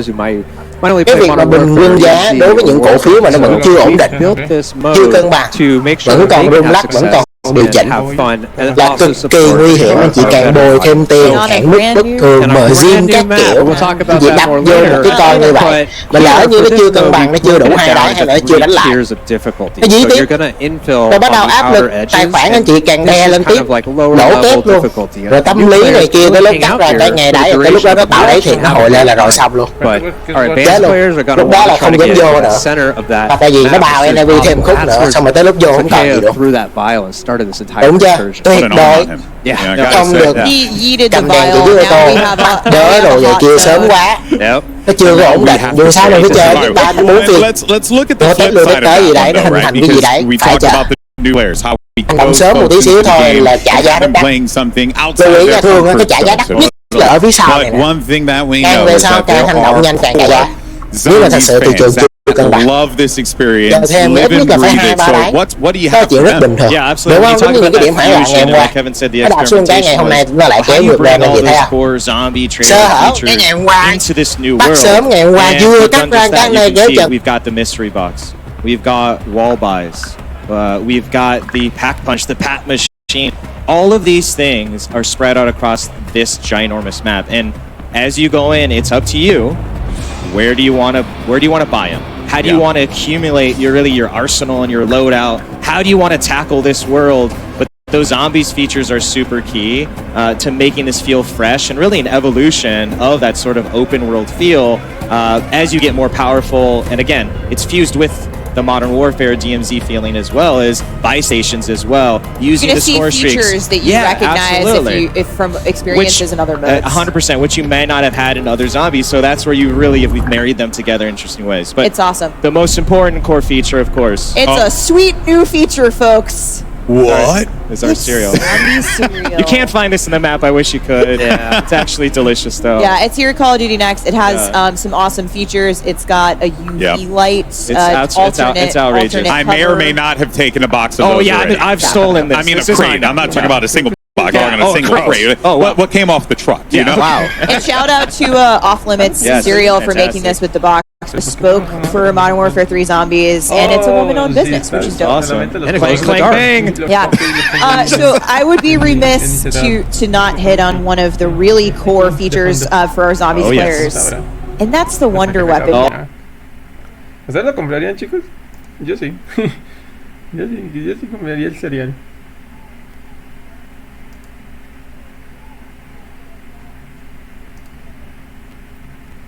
Chale. Chicos, nunca. There's no limit. Chef's kiss. Okay, Chef's kiss. Chef's Wonder kiss. Weapon. You're like, I'm Scorcher. Yeah, it's absolutely fantastic. And part of what makes Zombies so special, especially with this new open world field, is the playability valió la is pena. it's not a one and Te done mereces game hidratarte con una so cielo. how is Modern Warfare 3 Bébete la vida. Zombies gonna push that forward and take the next step in terms of what keeps players coming back from Yeah, so this is a really kind of replayable mode in this extraction exfil mode, right? So you're trying to get deeper and deeper into the map, and at first you're not going to be that successful. You're going to have to play it a lot, gain mastery, try to take things out, make sure you're successful. Exfil you with hitting the ground running. Yeah, and when you talked to me, we mentioned it before. We saw Zakhaev cinematic that has created the invasion zone, that super area. We saw can you talk to me about how Storm will play into that, what that vibe did, and what the gameplay repercussions are going to be? Yeah, so this thing is in the map. It's the source that's spreading the dark ether. So it will always be there in the map. It's going to pick this time limit. At 45 minutes, it's going to start growing and completely consuming the map, and that's where you need to get out. A lot of zombies. And it gets really intense. So it's a total 1 hour session. Yeah, 1 hour session. It goes back to getting in, again, players basically understand the outer edges. Also, you want to challenge yourself going to meet him. But the Ether Storm waits for no one, and it will come, and it will make the zombies harder. Yeah. And that's part of the challenge and fun is, are we going into the storm to cleanse it? Yeah. What are we doing here? Is really where you get to a lot of fun.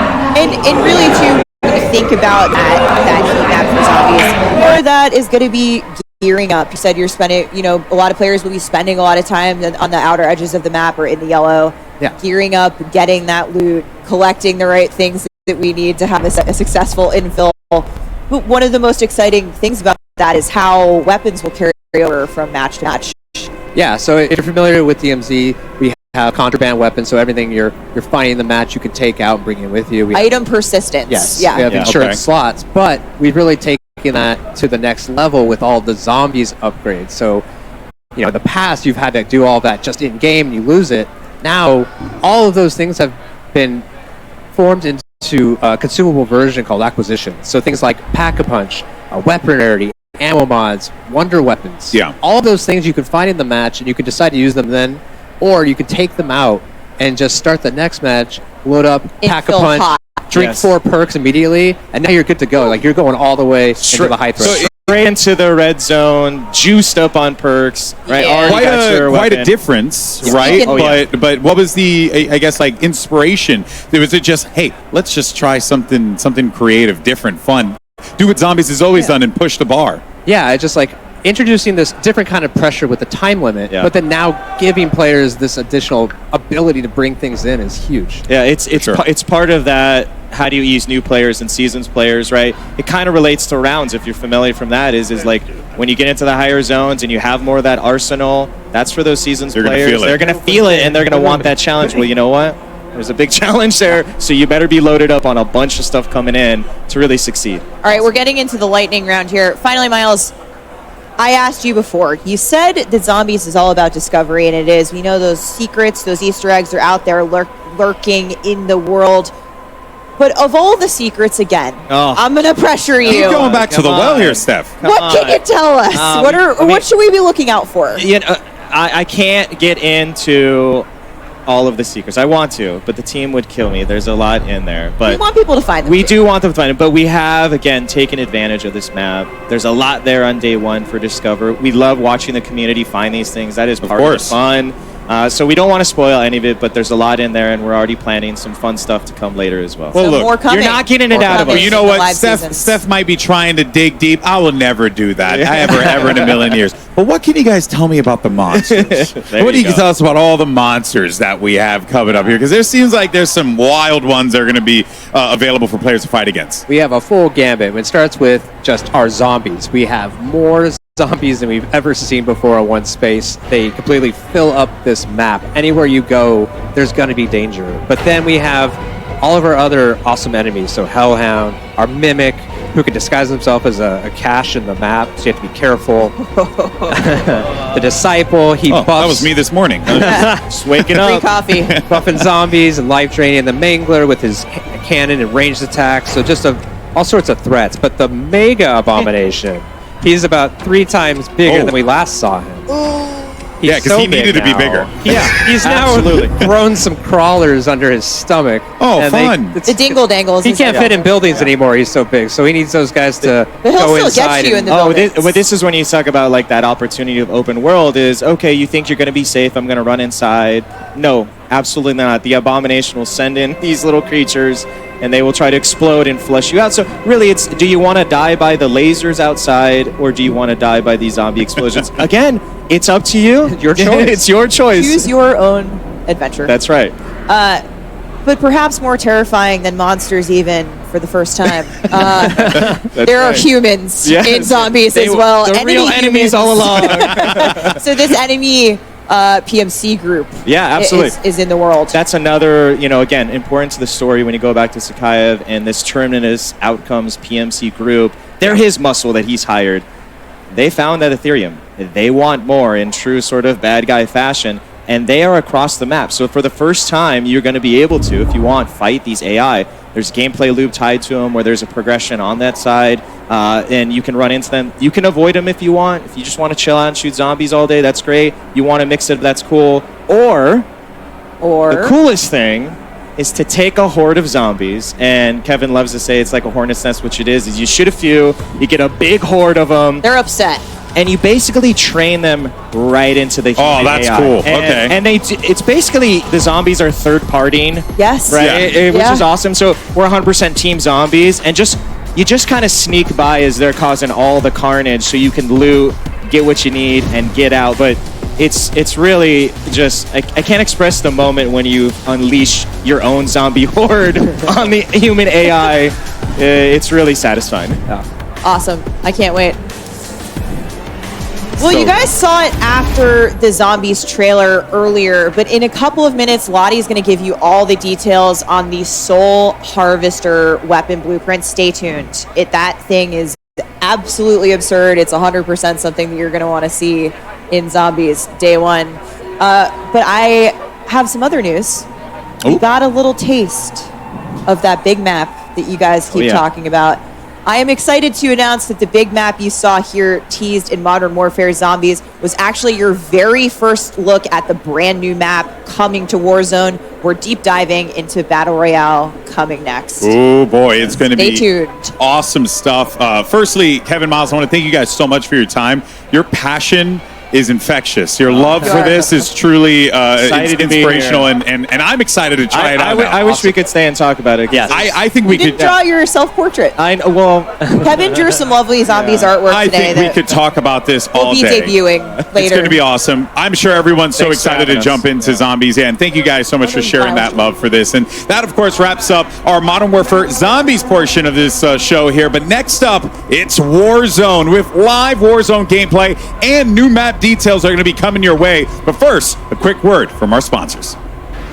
Call of Duty Next, brought to you by HyperX, the official peripheral partner of Call of Duty. We're all gamers. TCL, play like a pro on the big screen with TCL Q-Class QLED TVs, up to 98 inches. Movement, the official timekeeper of Modern Warfare 3.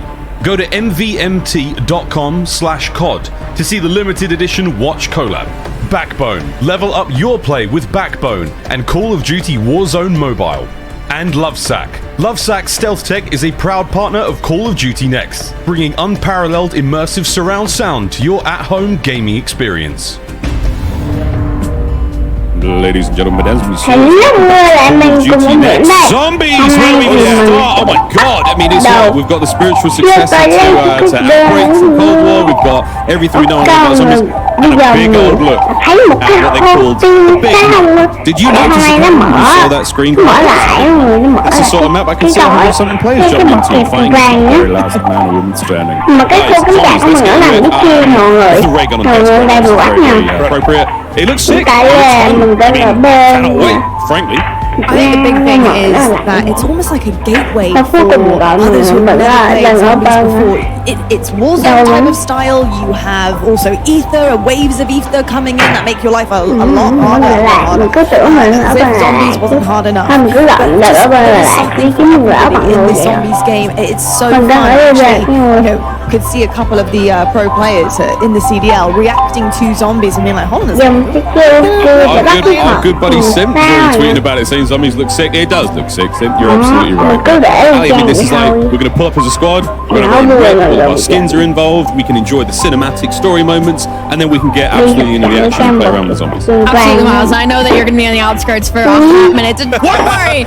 Yeah, don't worry. Yeah, don't worry. Me and Ant will take all of the really difficult hordes as we head towards the center. It kind of gives me, because I played a lot of Outbreak, so I am kind of curious as to, like, they talk about the 3 different levels. Like, how serious are we talking about the jump between those levels? You know what I'm saying? So I'm really excited to jump in. Well, what I found like really interesting was the way that you can export weapons, right? Because like we can have strategies like you can get all the perks, I'll get a crazy weapon, Ali gets another crazy weapon, and then we come back in and instantly go to the hot zone. So Zombies looks amazing, man, and those monsters were terrifying. We heard the devs so passionate talking about how insane the zombies are going to be in this game, and that's what I get most excited about. I just want to see that whole horde come to everyone, welcome to the channel. Scorcher, light them all up and get to the action right away. I'm Dominic Tran, and if you're currently asking yourself, what the fuck am I watching? Let me tell you. Zombies, and I'm super excited to get in there. Imagine this, we have the fun energy like Electro, big questions like resource, and game fun like Danny. We're not the same, but we like the same cool stuff.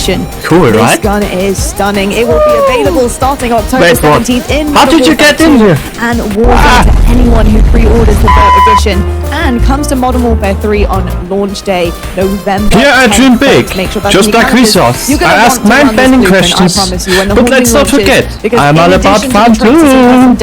So if you're into creative coding, dive deep into anime, and love various interests like the third and them, or Rammstein.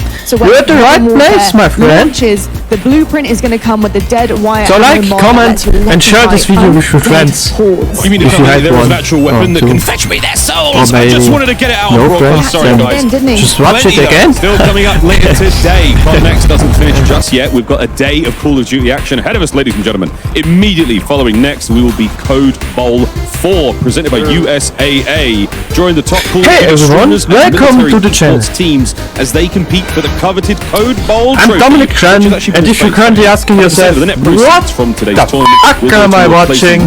Let me tell you. High quality jobs. Now, we have imagine this. A lot of Call of Duty fans. We've actually got a short message from someone who wants to say a very, very quick hello to all of you.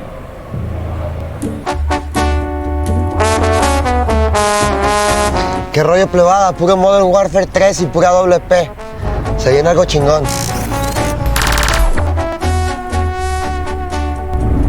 Peso Pluma, thank you very much. Thank you ever so much. I mean, it's pretty cool. I love how many people are so interested, obviously, in Modern Warfare 3. I mean, who would have been? That was a tease of something to come. Look, what's that all about, mate? I'll tell you what, right now, welcome to the TCL Power Hour. During this next hour, Nuevo Fructis Adiós espojado con óleo de argán y queratina líquida. Controla el freeze hasta por 72 horas, incluso bajo 85% de humedad. De Garnier, naturalmente.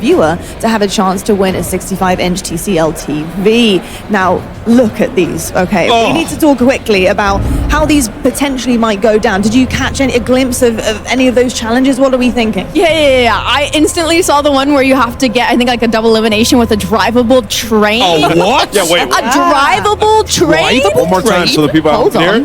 You have to get a double elimination with a drivable What is that? Hold on. It's a train you could drive, guys. More on that later. But we did this last year. It's a lot of fun. So when our streamers are involved in that big old game of Warzone, we're going to be keeping an eye on these challenges. And if we do manage to complete that bingo card of Mania, you might have a chance to win television. Very exciting stuff. Yes, and during this next hour, to enter for a chance to win, you need to submit a tweet using the hashtags #CodNext and #TCLXCOD sweepstakes. For each challenge completed by our streamers during the TCL Power Hour, a winner will be randomly selected from all eligible entries received for a total of up to 9 winners, folks. We'll be keeping you guys updated on completed challenges as we see them come in, but we also do ask that you help us out as well. So take a screenshot of a challenge being completed and tweet them to #CODNext and #TCLXCOD sweepstakes. Well, with that, very, very excited. But with that, our time has come. We're now going to hear a quick word from our sponsors, and then it's back over to Golden Boy and Stephanie at the desk with a very, very special guest, Raven. And then it's time for Warzone. Don't go too far. Call of Duty Next, brought to you by Little Caesars, a proud partner of Call of Duty Next and Modern Warfare 3. NVIDIA GeForce. Level up your Modern Warfare 3 PC experience with performance multiplying DLSS 3 and latency reducing reflex. Herman Miller Embody gaming chairs are being used at today's event. Check out Herman Miller Gaming's entire portfolio of products at hermanmiller.com/gaming. And Elgato, a proud partner of Call of Duty Next. Welcome back, everyone, to Call of Duty Next, and it's now time to talk about something I know all of you people at home are excited to talk about. It's Warzone, and what we should all expect in the next chapter as we go into Modern Warfare 3. At the desk, we're now joined by Ted Timmons. He's the Senior Creative Director at Raven Software. Ted, it is a pleasure to have you here, my friend. How you feeling, man? This is something else. I can't wait to show you what Raven's doing. 250 players, it's it's kind of big. It's something, yeah. Just a couple close friends. Yeah, I mean, we dropping by. A couple homies. Playing some games. Have a cup around. of tea. Yeah, a cup of tea. Do our thing. I could actually go for a good cuppa now that I actually think about it. We're in the right place. We'll offline. We definitely are. But yeah, we're really excited to have you and talk all things Warzone because I know everyone's chomping at the bit to get this information. They are, and we teased it a bit earlier. There's a new map coming to Warzone later this year, I'm happy to say. But Ted, tell us where we're headed. Ready? Welcome to Urzikstan. Ooh, okay. Where the Middle East. Take a look. Here's Urzikstan. This is it. We've been waiting. We've been sort of hinting all day long, right? Hinting all day long, a little bit for the last week. It's, of course, got 11 unique POIs here. POIs, all seamlessly integrated.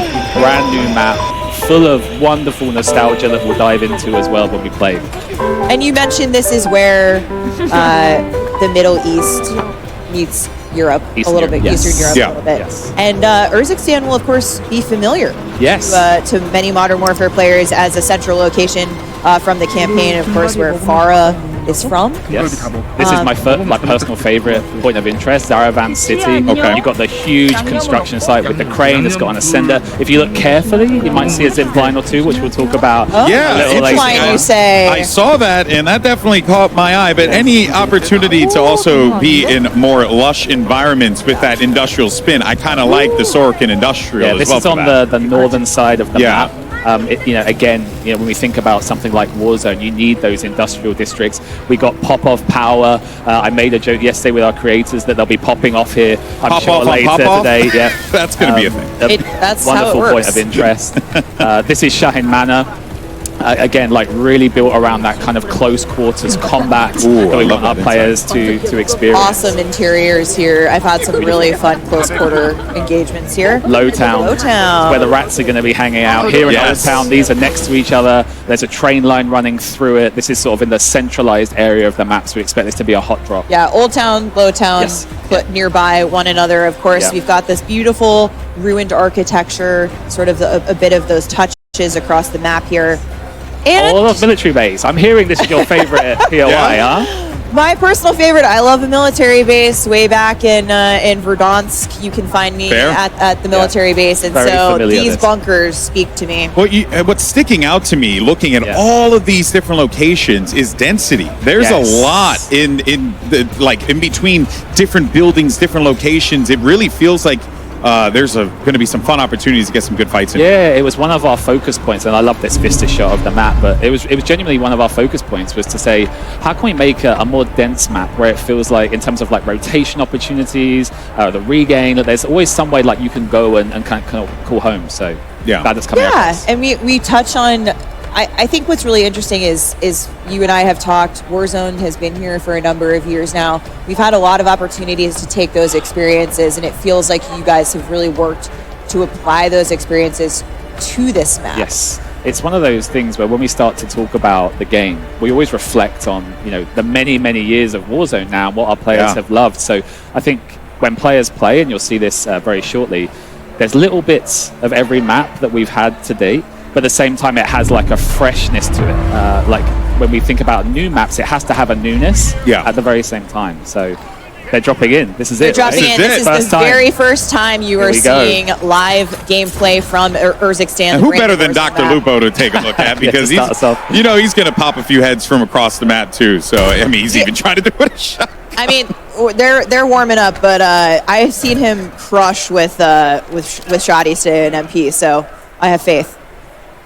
Always does. This is actually quite exciting to check out here, especially that, you know, we got ourselves a little bit of a fight happening here. So I think Lupo does manage to get the better, and just again, it feels so fluid. And I think one of the points that is really sticking to me here is also just on that movement front as well, right? Yeah, it was very important to us. Yeah, and so tell us, Ted, Warzone shares the same foundations of Modern Warfare 3. Raven worked really closely with Sledgehammer to make sure all of those gameplay features that we covered in multiplayer earlier today are aligned with Battle Royale. Can you take us through that a little bit? Yeah, as you mentioned, we've been working with Sledgehammer all year. They've been a great partner, because we know when we make something like a big Battle Royale map, we need that movement to feel fluid. We need the traversal mechanics, the mantling. Everything needs to work well and seamlessly. Yeah, and it's the classic Call of Duty feel, right? You're obviously going to be getting that here, but to see that I guess would the word be parody? I guess I'm thinking of just basically seeing how continuity. Continuity is a way better word. It's experience with synergy across all the modes. Yeah, synergy. I love it. I love that. I love that we managed to fit synergy. And at the same time, you know, we saw earlier on from Greg and the team that they increased their health to 150 to actually match Warzone. So not only is there a synergy with movement, there's also a synergy with the gameplay itself. But that has to be pretty awesome for you as well, having been involved in Warzone for so long, and the amount of love and passion you have for it, to see like, hey, when players load into the game, like the experience is going to be the same, so try it out, right? The water's warm. Yeah, move around. You know, we saw zombies, we saw, you know, now with Warzone, we really want our players to move between all these different experiences. This is one of my favorite weapons that I can pick up in the map right now. I love the scope on it. Yeah. I hope Dr. Lupo likes it. Yeah, let's see. I mean, I expect a lot of people to use this today. Oh, they're up in the crane. Oh, they're in the crane. Let's go. Okay, so Ted, the crane has a vertical ascender for you to get all the way up there. Oh, because it's such a good redeploy mechanic. You can literally use the map to redeploy. You know, you can go up to the crane and jump off and go to wherever you need to go.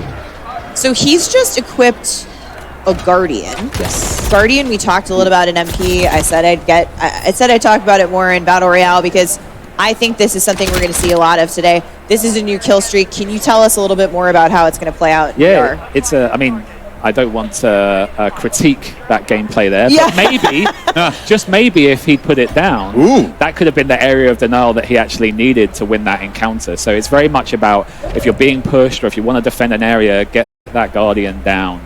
To keep you safe effectively. Yeah, so again, it's not eliminating any players, but it's that stun effect that it's having on players. Look at where he is now. Uh-oh, the gulag. and is that a fully kitted out gun as well? So this one's not. This is actually just I think it's normal AR. Okay, yeah, I see that. But what's interesting about the gulag is we've gone back to this 3-lane experience that we've had. So this is the brand new gulag, simplified. It's 3 lanes. He'll be kicking himself. But it's got a little treat in the middle there that we didn't see. We might see it later. Yeah. Can you tell us what we can expect? So with this group of players, they are so good at this game. So we'll have to see if the gulag lasts that length of time. But for anyone at home, in previous Warzones, we've had a capture point, which was the overtime mechanic. But this time around, it's an ascender, and a rope drops down from above, and you can ascend and get out. So it's kind of like, you know, I'm a big pro wrestling guy, so it's kind of like escaping Hell in a Cell or something like that, right? That may have been some of the inspiration. Okay, I'm all about that, baby. That makes me very, very, very happy. But as we continue to see these players just like run around, they're being hunted currently, so we got a bounty up right now. Yeah, so what I love about the bounty that we've updated is when they complete the bounty, I should say if they complete the bounty, they'll actually get 1 UAV ping, which is a new mechanic that we've added for the bounty this time around. Okay. And so this was a bounty that you brought back from Warzone originally? I didn't see if it was the big game bounty or Oh, the see, normal bounty. I was talking about big game bounty. I That's a assumed good this segue. was big game bounty. Can you talk to us a little bit about that contract, which is new? Yeah, the big game bounty was a fan favorite going back to the 3rd year of Warzone. And it's something that this group in particular, like the really high skilled player, I don't know why they love it, because it effectively marks the highest killed player in the game. But it's great for content. It's got a great reward with the advanced UAV. So yeah, really happy. We want to be recognized for our hard work. And, oh, 100%. I mean, I'm never going to get marked, so I'm cool. Like, I love the contract. I'm Same safe. here. I'm good. Safe, yeah. I'm vibing, baby. It marks the player with the most kills. Most kills in the match, yeah. Oh, that's awesome. And if you complete it, you get that advanced The UAV. advanced UAV, Yeah, which is super powerful, which is great awesome. for the end game. Yeah.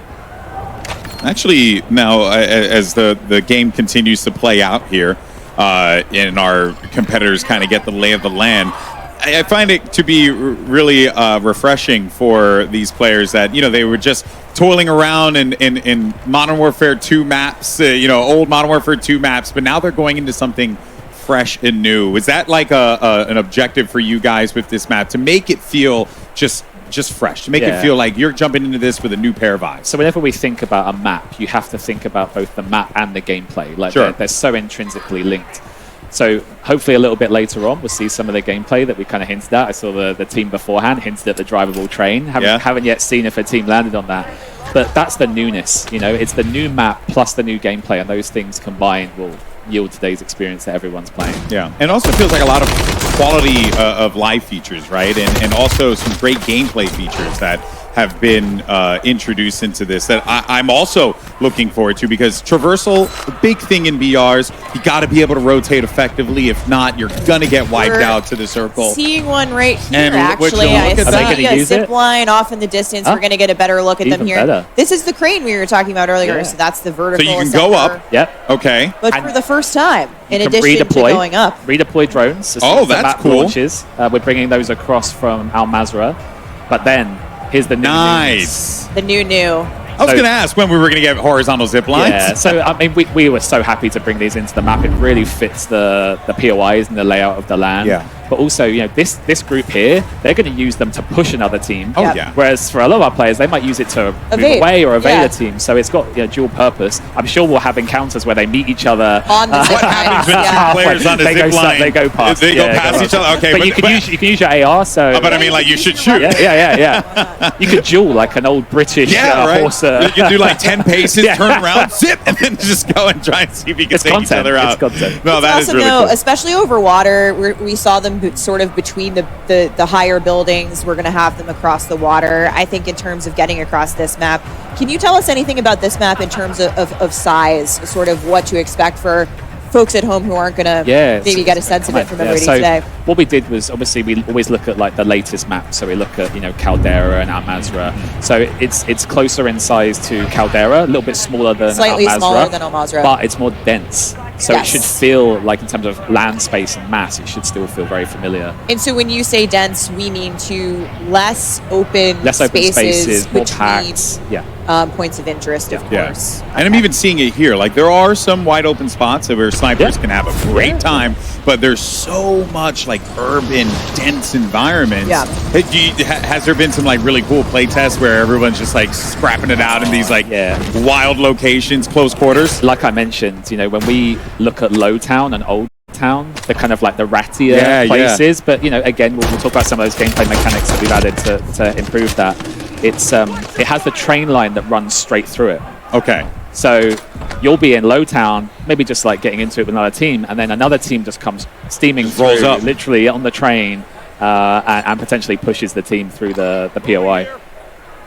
And That is Old Town awesome. and Low Town, of course, are on that central landmass. And here's the train. Speaking of the train that stops in Old Town. Yes, yeah. Ted, tell us about this. I feel like everybody Yeah. downstairs is They saw the all over handbrake this. yesterday and were like, wait, what? There's a handbrake on the caboose? So if anyone at home doesn't know, the rear carriage is called a caboose. We've got the UAV tower, the buy station. on If the you train. push- on the UAV train. buy station on the train. And if you push the driver's carriage, you can go forward, backward, you Nice. can stop. But the nuance that these players will find out today is you're in the driver's carriage, you're driving, happy days, you're the conductor. But if a team jumps on the back and throws that handbrake, you're going to have to go and engage. That's cool. Okay, Or I didn't get know in that. a war switching Yes, on no, and no, off. no. Yeah. So the handbrake controls it. Controls all of it. So that's the so massive you have to control. go back and. So there's almost like a decision you have to make of like, well, do I want to put a body over there, have someone defend the handbrake, but then you might be running into a full squad. So there are going to be some decisions players are going to have to make with these with this train. Yeah, we had a great play test where I was on the train with a few others, and the train stopped, and we were like, hang on, we're here. We're all here. we're here. So that can only mean one thing, yeah. So it's a great like realization moment. Your detective work gets You're literally doing a head count. How many people say present? Yeah. We're seeing some super fluid movement here. We just saw them kind of parachute from building to building. They're on the move. I think they're getting to a buy station up here. Maybe pick up some gear. And Ted, which POI is this? So they're just above Zaravan City, sort of in the old town, lower old town area. Again, I love the style and the theme. Like this has that kind of Al Mazrah like feel to it. Yes. And of course, fictionally, in the Great Modern Warfare universe, Urzikstan shares a border with Al Mazrah. It does. Yeah. Okay, I just love how deep into the lore you are. I am a lore head. Yeah, I'm a lore head too, so it makes me very happy to see another fellow lore head here. When I watch these guys behind us, our awesome creators and community making the story, making their content about the storyline and the narrative, I love it. I'm so excited. And Ted, you always say, they're the storytellers, and you guys are providing them those raw materials to create. And I we love refer that. to it as the canvas for them to paint on. It sounds corny, but those are the kind of things that we think about when we think about the types of map and gameplay we want to create. And if you look carefully, I've seen it happen a couple of times already.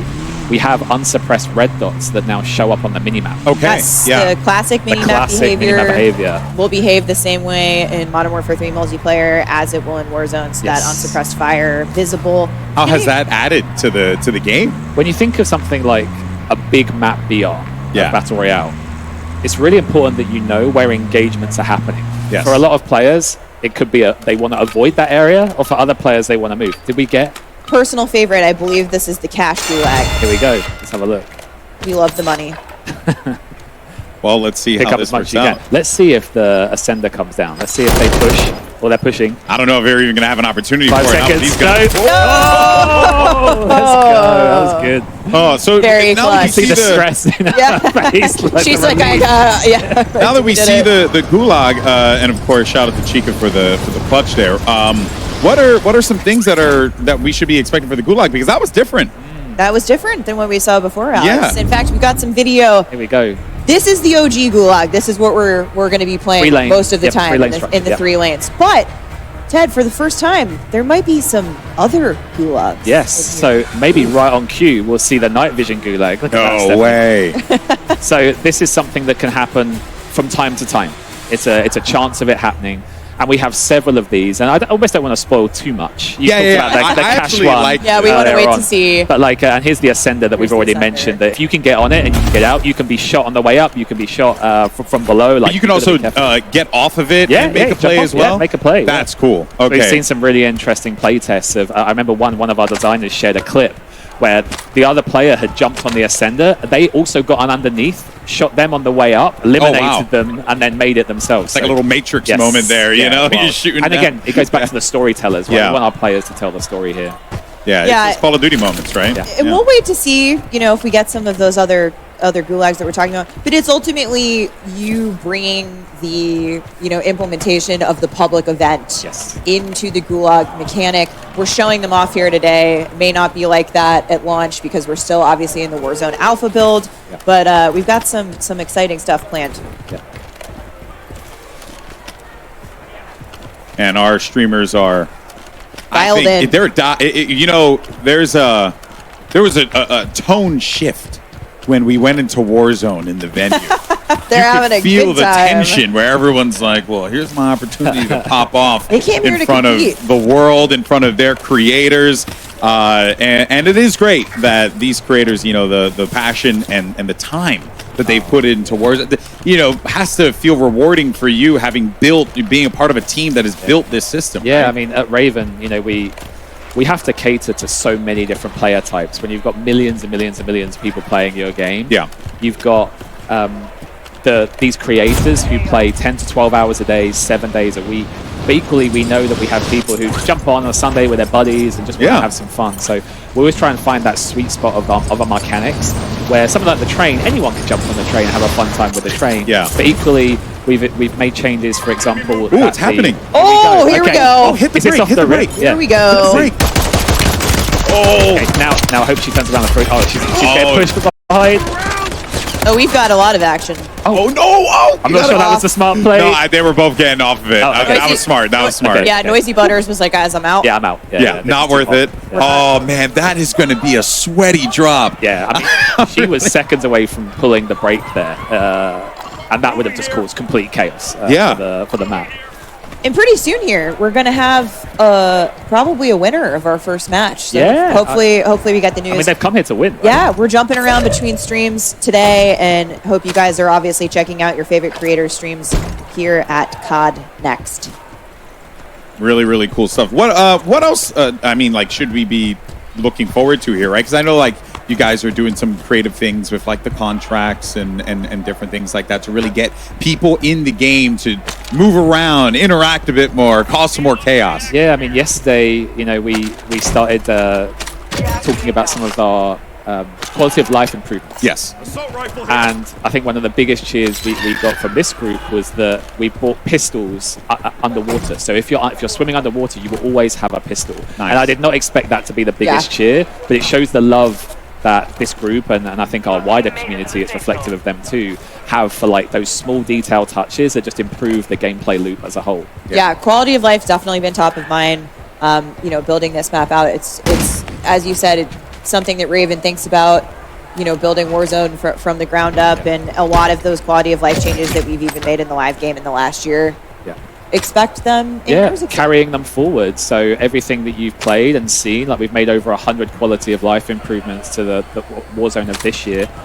Everything carries into the Warzone of the year ahead of us. So yeah. And also, left behind. You guys also with some of the movement as well, right? Because I'm noticing like the slides are going a little far. Yes, right. Yes. Like that, across the board, like anywhere where we could just tighten it up, and again working with Sledgehammer, we've taken that opportunity. That's really cool. I actually want to talk about that because I said earlier that you know Warzone shares the same foundation, that foundational gameplay with Modern Warfare 3, so movement mechanics, all of those things.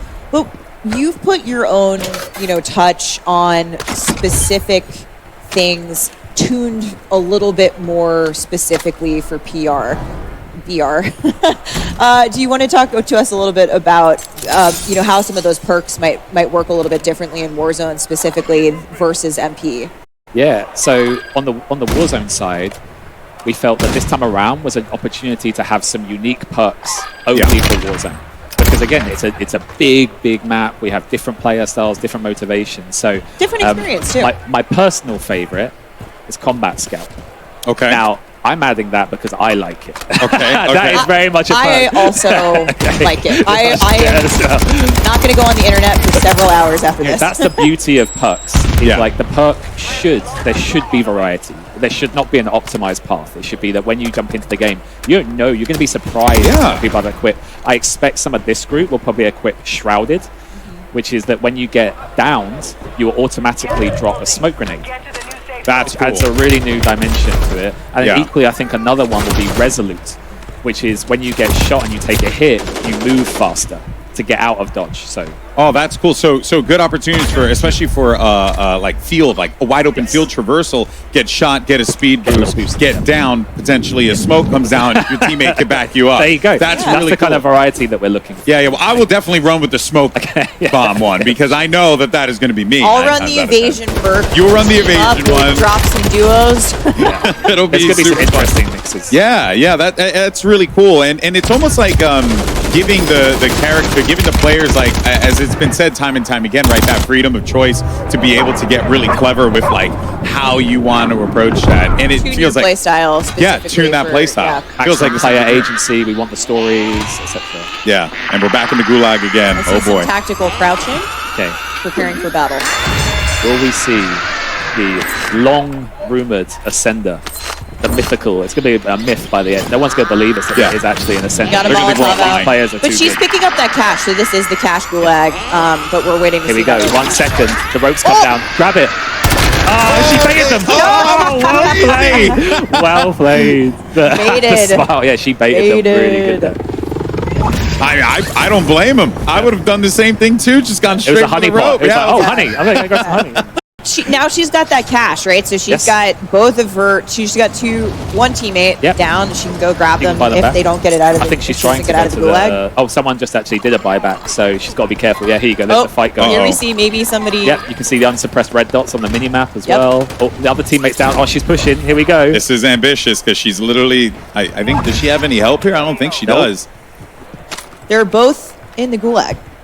Yeah, the gulag of life. Yeah. Big dive to get out of there. Can she make a run to that buy station? Nikari doing the hard carry here. Butters is back. She's just redeployed. Yeah. Very well played.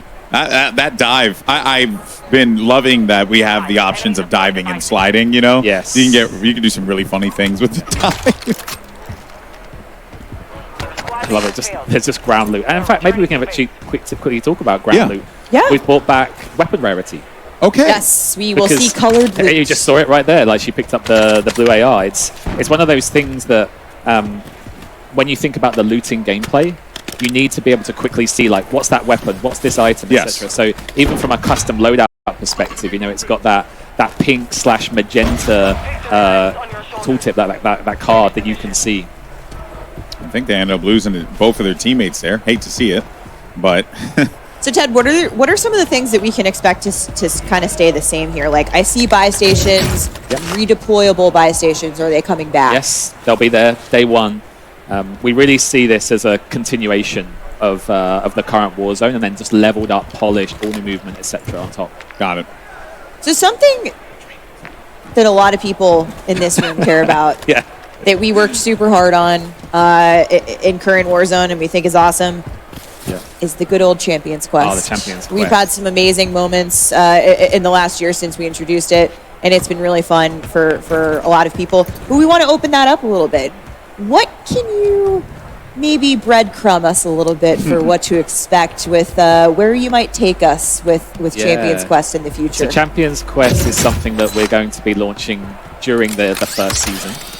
So we don't want to reveal. Oh, she's on the horizontal zip line. But I'll try and stay focused. There's so much going on. I saw the train. I was like, oh my god, the train. I want to talk about the train again. But no, Champions Quest. It's been a huge success for us all year long. You know, that ability to nuke the map, the challenge of doing it is just unbelievable. Yeah. So what we want to do for next year's Champions Quest is allow players to steal it from the team who is doing the Champions Quest. You can only steal it once. Okay. So if it's only once. It's not going to change. If you see a team is doing it, push them, be the first, take them down. They'll drop the contract, they'll drop the pieces. You can pick it up and try and take it through to the finish. My goodness, I cannot wait. All right. And it gives people more options to get on something like Champions Quest. You know, they're not the only ones who get to enjoy it. Yeah. Ted and I are going to squad up. We're gonna get our take them down. Our first time CQ win. Or potentially lose it, you know? Yeah.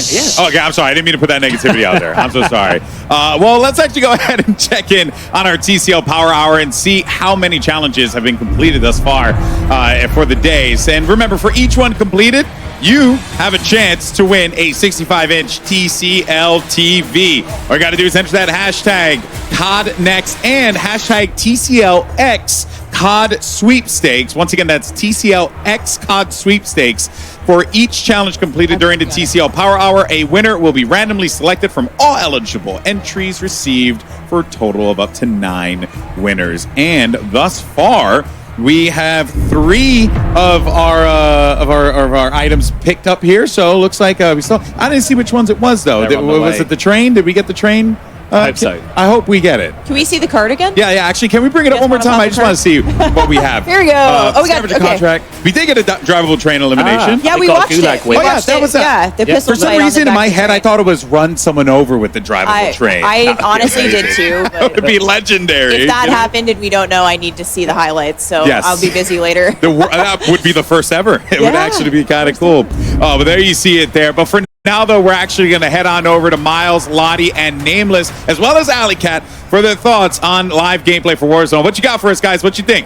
Choo-choo! All aboard the new train. That's what I'm looking for, friends. I was discussing with this with you guys prior to we got on camera. It was like, are we going to drop train, win the fight, pump the brakes, take the cash, buy our gear, all aboard, next stop? It's going to be an amazing experience. Like, we're going to be able to finish on train. We're going to be able to rotate using the train. Francis Borgia's going to be out there well excited with the camera on his face because of the train. It's a big day for COD. All right, audience, if you want the freest kill in the game, make sure you go to the train to find Miles. The freest. But I do want to say, I was hoping that it was going to be an actual, like, train, like you turn the train on and you run somebody over to get out that bingo card. But now I'm seeing EMD, the train track. So I'm guessing you throw the EMD, you can stop the whole train. So forget about the stop and the drive. I'm going to be sitting in a bush next to the train track. Like, all right, Miles, you want to rotate to another side of the map? Well, you got another thing coming. Oh, that my train, my precious train. I'll have to give it a cool name. But yeah, really, really fun. I mean, like we've seen change after change when it comes to Warzone over the years.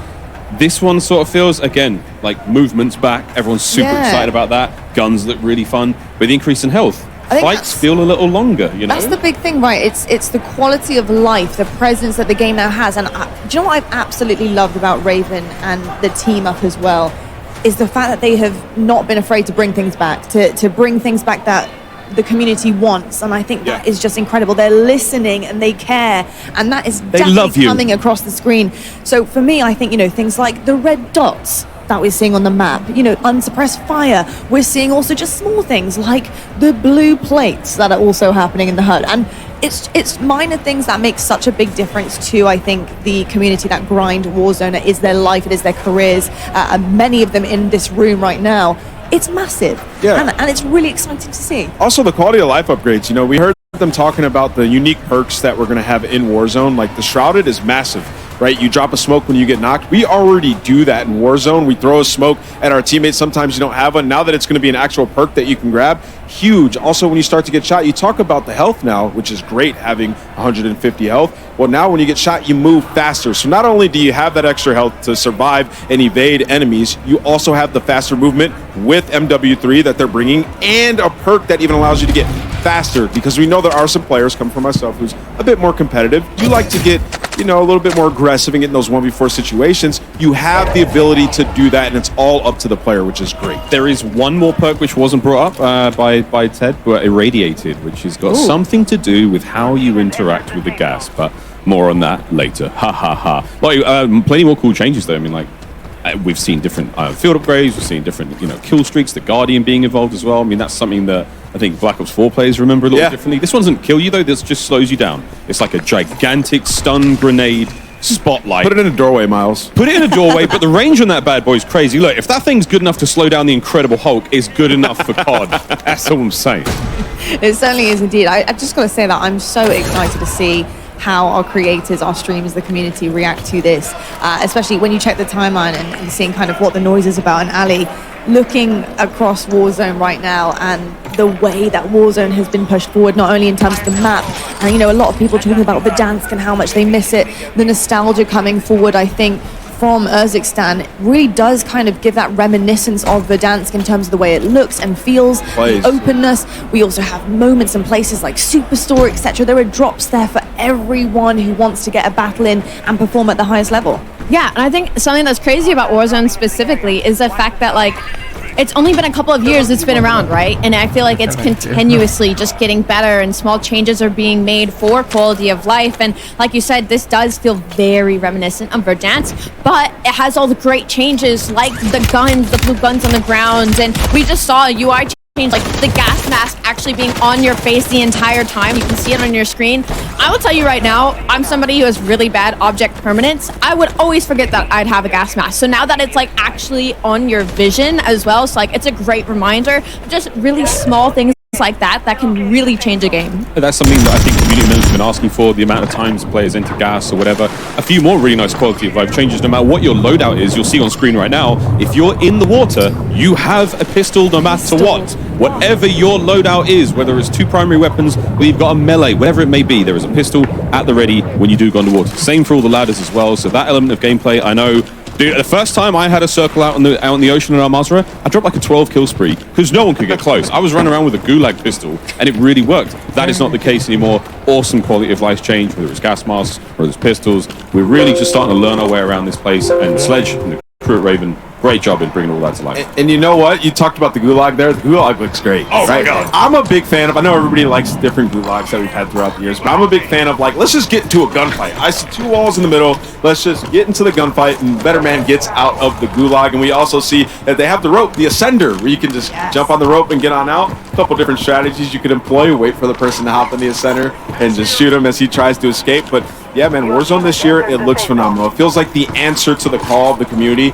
Everybody's just been wanting faster movement, you know, some of these new perks and being able to play it your own way. And I think a lot of the creators in here are having a blast getting into this new map. It's just really fun as well to see different variants of the gulag, whether it's night operation one where, you know, you come in with an MVG, not that it's going to be that common. The idea that there's a cash gulag where there's money all over the place. I mean, yeah, I'm one of those players, I know a lot of my friends are, where you see it, you grab it, and that's going to encourage the loot. But there is a massive danger. We just saw one of our streamers leave the gulag with like 6.5k. Your teammate's That's insane. You can buy the teammate back. That is a game-changing moment. That changes the way Warzone plays. And we want a little bit of random. You don't want us to be that predictable. The one thing you do want to be predictable is how efficiently you can take down your opponents. Yes. And that's been so nice to see. Headshot indicators now, you see you get a double X on the hit marker.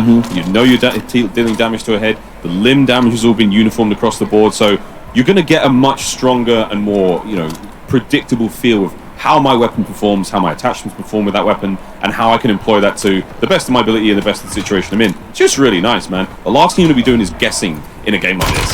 And I think, exactly, Miles, and I think something that may have went over a lot of people's heads when they were talking about it was the evasion in this version of Warzone is going to be way better than before. We talked about that perk, but also the horizontal zip lines. I mean, that's massive.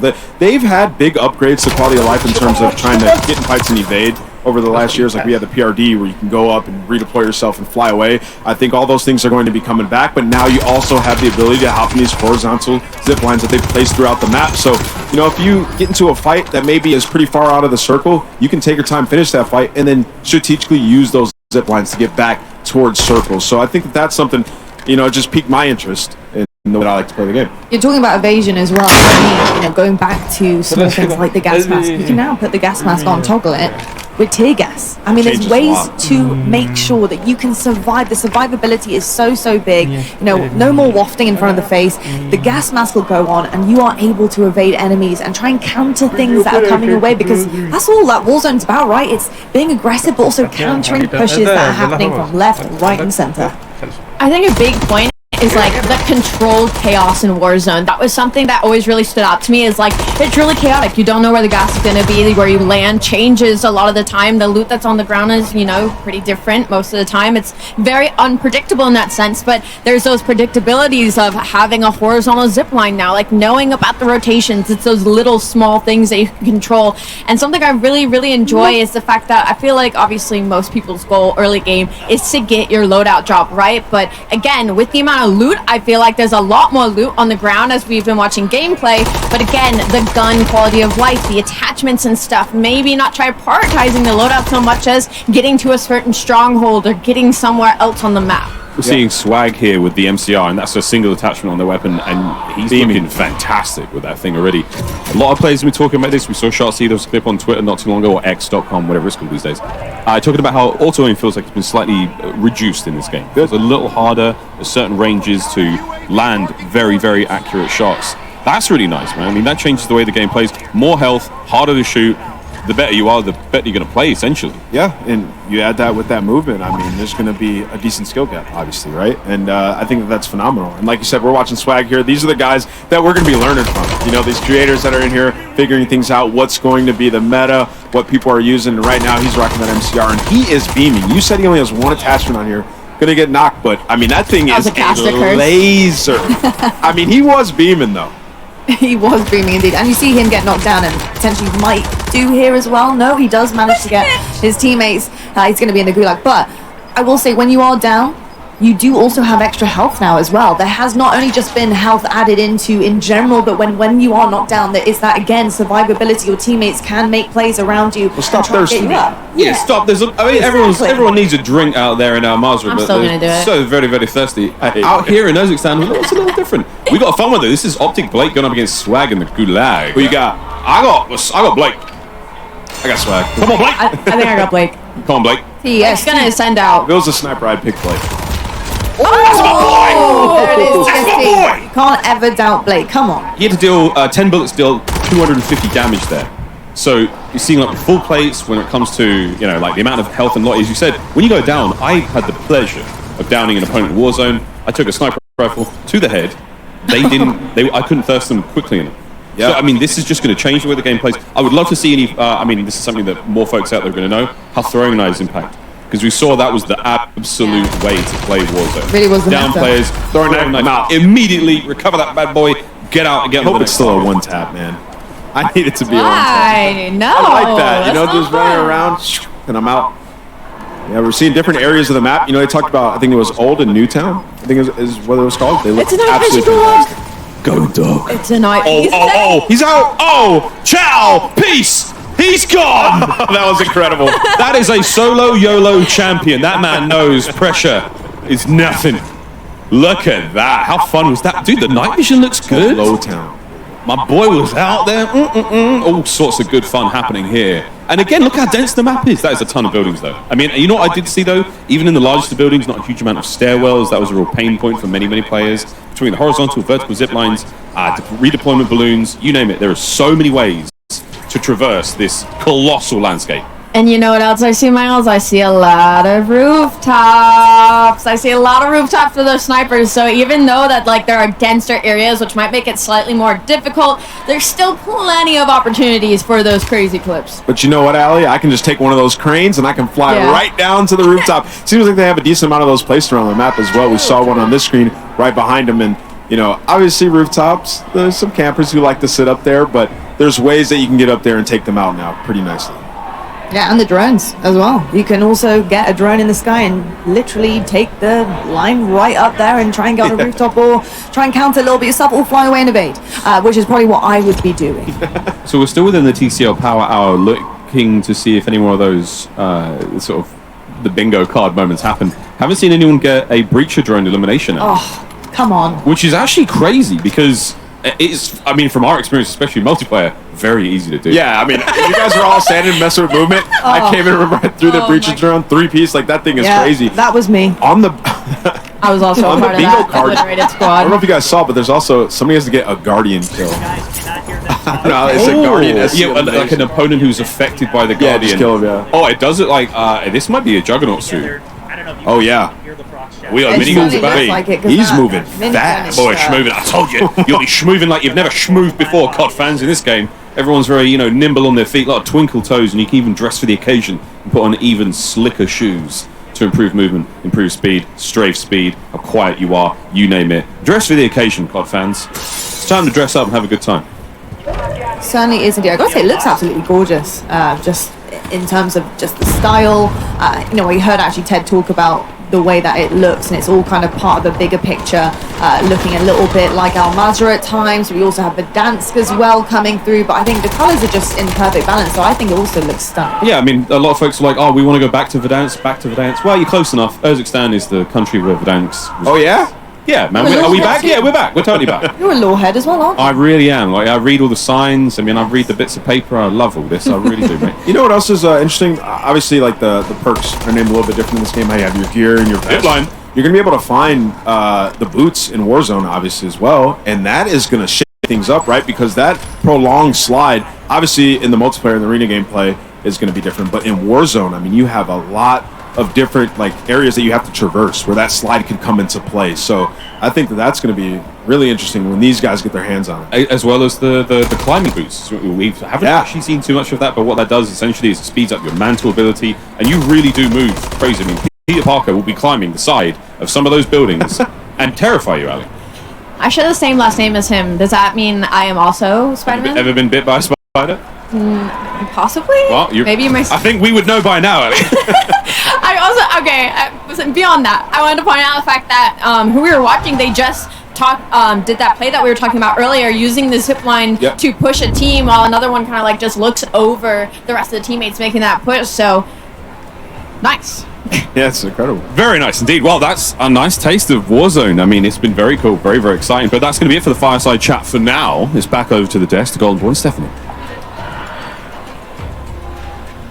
Thank you so much for that. And yeah, always great to hear, you know, the greatest minds in Call of Duty esports talking about a brand new Call of Duty game. What a time to be alive, of course, here. But yeah, and there's still so much more to talk about with Warzone stuff. So much. We've got so much going on. We finally saw Night Vision Gulag. We got an Ascender overtime That was cool. win. It was the moment that Ted and I have been waiting for. We were waiting to see this thing in action. And you guys are calling it, man. The whole time you're like, this has to happen. Yeah. This has to happen. I had my bingo card already. I'm like ready to go. They're too good. We haven't had a chance to get to the overtime mechanic in the Gulag yet. It's wild. It's very exciting. And in total, I'm happy to say, Ted, correct me if I'm wrong, 4 different Gulags. Yes. With more to come in the season. So more to come. We want to make sure that this is an evolutionary part of Warzone. There's great ideas coming from everyone on the team because they're playing with the public event system, being like, oh, but we could do this and we could do this. So yeah, keep your eyes peeled because it's an exciting new feature for us. Oh, we're back. Back in the game. Back in the action here. And if so, you know, one of the things that the chat was talking about, you know, was about quality of life features. We've been really harping on that because it is important, and a lot of the hardcore players care about those things. We actually saw it right there, right on cue. Yeah. I swear I did not rehearse that. Tell us about the way the backpack works now. Yeah, this is a personal favorite of the team and mine. Like, we got together and we thought about what do we want the backpack experience to be like for this version of Warzone, and we did like the deepest dive, like literally 3 days, and just all we did was talk about the backpack, and we got an amazing UI team. And we just thought about, like, one of the frustrations has been that when you pick up ammo, it goes in your backpack, but then if you drop the gun, you drop the ammo, and then you have to pick up the ammo, and you put whatever. Yeah. It was like, we should make space to have 5 dedicated ammo slots. So you can carry it. I think, like, you know, historical Warzone, it was always nice to be the mule. Yeah. And, like, you carry ammo and your buddy goes, hey, you got any sniper ammo? And you're like, oh, sure, I've got some, and you can drop it for them. And, like, we just wanted to bring that back. And you put me out of a job there, man. But we kept the backpack because for us, the backpack opened up so many new opportunities, like to be able to carry multiple lethals, multiple kill streaks. So it was like, how can we merge everything we've learned from Warzone over the last few years into like one cohesive. And I think a lot of people are going to be very happy about that, just because, you know, I mean, ease of management. You don't want to do the inventory management sometimes when you're in combat. You don't have time to stop, pick up your ammo again, and so I think that the backpack experience, you're definitely going to see that that's been refined. But there's some other really interesting tweaks to the UI as well. We obviously added the squad cache widget in the live game, which I think has been really useful. I'm bad at math. I love it. And we're seeing here too, armor plates back to blue. That's a big one for me. I love that. It's the little things. I think when people get hands-on of this year of Warzone, I hope that they just love like everything, like the whole package that we're bringing for season 1 and day 1. Yeah. Speaking of the whole things coming in season 1, the new package, we're hyped for the new map. Yes. But we also have a lot to offer, all different types of players. And I'm curious, Ted, if you can tell us what other maps we can expect once Urzikstan launches later this year. So obviously on launch day, they're going to get the brand new big map experience of Urzikstan. Alongside it, we'll have Bondul. We'll have Ashika. Okay. Both have Resurgence. And we'll also have Plunder. Because we know, I love Plunder. There is that core group. I always lose, but I love it. It's all about that money, Alex. Yeah, it's about clearly that cash. getting that money. Great cash, homie. No, that is awesome. So more experiences, more different, more variety of ways for people to be able to play Warzone. So many different players, and they all play for so many different reasons. It was like, what could be the best version of Warzone on day 1? Like, that's the package. Awesome. So we got a really interesting preview there of maps and modes coming to Warzone when Season 1 launches later this year. and that includes, as you said, Vondel and Ashika Island staying put for Resurgence, Plunder Day 1, and obviously the new big map in Urzikstan. But Ted, I'm curious, as I'm sure many of the people behind me are here today, Warzone ranked. Ooh, yeah. Yeah, what's up with ranked in Warzone? So all year long we've had a great partnership with Treyarch. I think since we launched in Season 3 Reloaded, the feedback has just been incredible. It's been such a great experience to see people jump in. Of course. And we know that going into this new year of Warzone, we just want some time to kind of digest that initial feedback and that initial... Let the map live. Let it breathe. Let everything breathe, all the right? systems, all the things. Exactly. So we're excited to say that in early 2024, again, working with Treyarch, we're going to bring a brand new ranked experience into Warzone.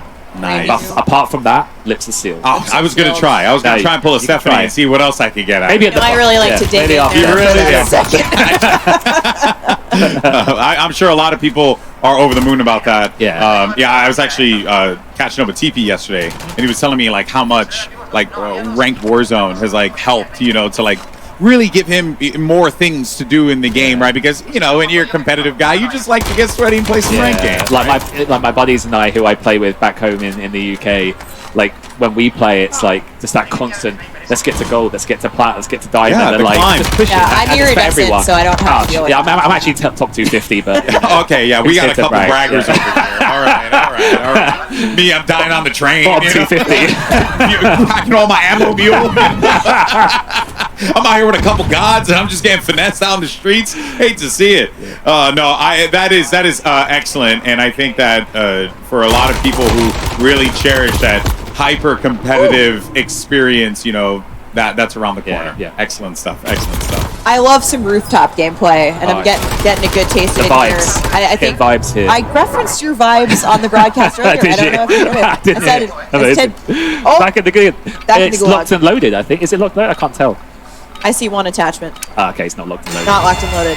Sad face. It's one of my favorites. So for anyone who doesn't know, locked and loaded is you start with a fully loaded AR, fully loaded SMG, full armor. Full armor. Which So is it's great for regame. True 1v1. You keep the weapons. Keep it all and you keep go the back into the armor map with it. after if you win the gulag. Yes. Absolutely wild. Well, when you win. When you win. Yeah. Specifically. Okay. Yes, I always win, so I win my ones. It be like that. That is awesome stuff. But I also, with so much that has been shared, I can't help but feel like maybe there's just one more thing. There's always one more Is there thing. one more thing? I knew I was on the money with this stuff. There had to be one more thing. There's always one more thing. What do we have? I am excited to ask Ted, before we let you go, is there anything else about 2024? Yeah. To have this opportunity and for me to speak on behalf of the whole Warzone team. And I've said it already, our goal is so when we sat down and thought about it, it's like, how do we deliver that to our players? So We're delivering it to them in an encrypted message. Yes. So it's next true. year we added Fortune's Keep to the Resurgence map rotation. It's back. Will return in early 2024, but that's not it, Ted. I see something else hiding here. So the best part of this, by the way, is no one here knows. Okay. So after the one more thing, if that wasn't enough, we have Rebirth Island. Wow. To satisfy a dedicated community. Island back in Call of Duty in the Resurgence rotation, coming later after Fortune's Keep, later in the year. So early in 2024. Early next year, we'll have Fortune's Keep. Just following, we'll have Rebirth Island, and I'd love to just give such a big shout out to our partners and friends at Homing Studios and Beanox, because without them, those maps would not be possible. So big kudos to those guys. I am hype. I think the community's hype. We know they have been itching to have their hands on Rebirth Island. And speaking of Rebirth Island, I think we're going to hear some exciting stuff coming up next.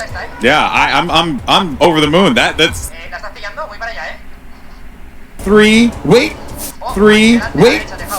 4? Ah, okay. The buyback on the buyback on the train. There is, of course, the buy station on the train, almost like that movable POI. I'm shocked we didn't get a breacher drone elimination. That just seemed like a gimme. Yeah, it really did. And the big game bounty, you'd have thought like someone here. Yeah. But you know what? It's all new gameplay. This is the first time They're all discovering it for the first time. They're learning it for this first time, and so are the folks at home, and so more to come. Yeah, that's right. Well, of course, we want to thank y'all for playing along. And as a reminder, for each challenge completed during the TCL Power Hour, a winner will be randomly selected. So what, I counted 4? I think it was 4 There was spots. 4, yeah. So there you go. Look at that there. And that's going to be picked from all eligible entries for a total of up to 9 winners. Now, of course, to enter, make sure you tweet using the hashtags CODNext as well as hashtag TCLX Sweepstakes. Once again, TCLX COD Sweepstakes. It's very, very important to include that hashtag. Good luck to everyone, and I hope you get yourself an awesome TCL TV. But that, of course,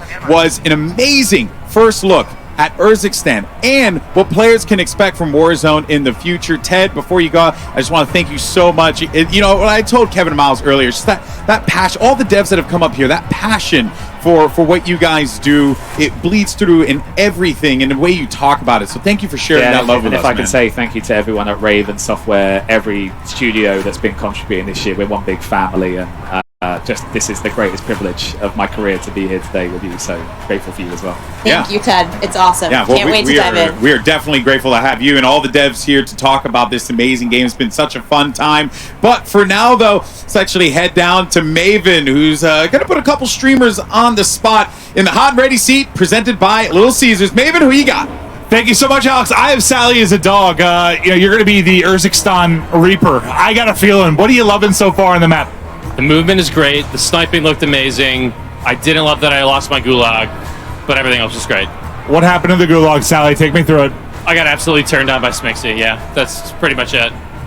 It happens to the best of us. But listen, I know you haven't. You've been someone that's grinded a lot of Warzone. You've taken a step back kind of this year, not putting as much time. Is it feeling just a little bit of hands-on? Like, is the grind coming back? Are you going to be carrying myself and Merc on the map? Yeah, I'm definitely down to carry you and Joe in my backpack. It's large. It's basically a duffel bag anytime, yeah. So what did you get hands-on with? Did you, outside the gulag, lost a little bit of time with the sniper, a little time with the AR? Like, what were you feeling the best of there? What's Sally as a dog's like go-to repertoire? So I picked up a sniper, dropped it, regretted it because when I died, I saw Reed Boy just popping heads all over the map. So that's what I'm going to get back on and try. But yeah, really looking to get going, grind this game out. It was a lot of fun. Yeah, I haven't sniped much as I used to. Like in the past, putting in so much time. Now let's take a look. Listen, he's got great legs too. But the chair, look at this thing. It's a Little Caesars hot seat. You were a little bit worried if you were going to actually be able to sit in it. If you were to fit it, if it had been tested, you asked me. But how's it feel? It feels comfortable, ergonomic, and stylish all in one. Yeah. Nope. Pizza. You're looking absolutely fantastic. Hey, Sally, it's been amazing. Excited to see what you're going to do this year. You're one of my favorite content creators. I love you. Thank you. I love you too. Oh, that was beautiful. Let's get it over to Shift. I believe he's now with Tommy. Yeah, Maven, I'm not going to lie. You may want Sally to carry you, but there is no better person in the history of Warzone to carry a duo or a trio than this guy right here. Tommy, first day, hands on the game, initial thoughts and reactions. Let me have it. I'm loving it. The movement, the fluidity of it, the visibility of the game, everything's just so much better, and everything that everyone wanted, I feel.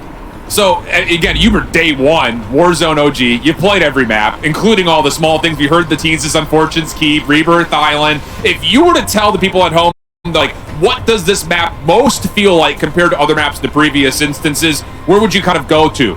I feel like from the amount I've played, it's like a throwback to Verdansk, but with improvements. And the size of the map, there's not many dead areas, I'd say it looks like, from what I've played so far. Obviously, it's a little early to say too much on it, but I'd say it's a little bit of a throwback.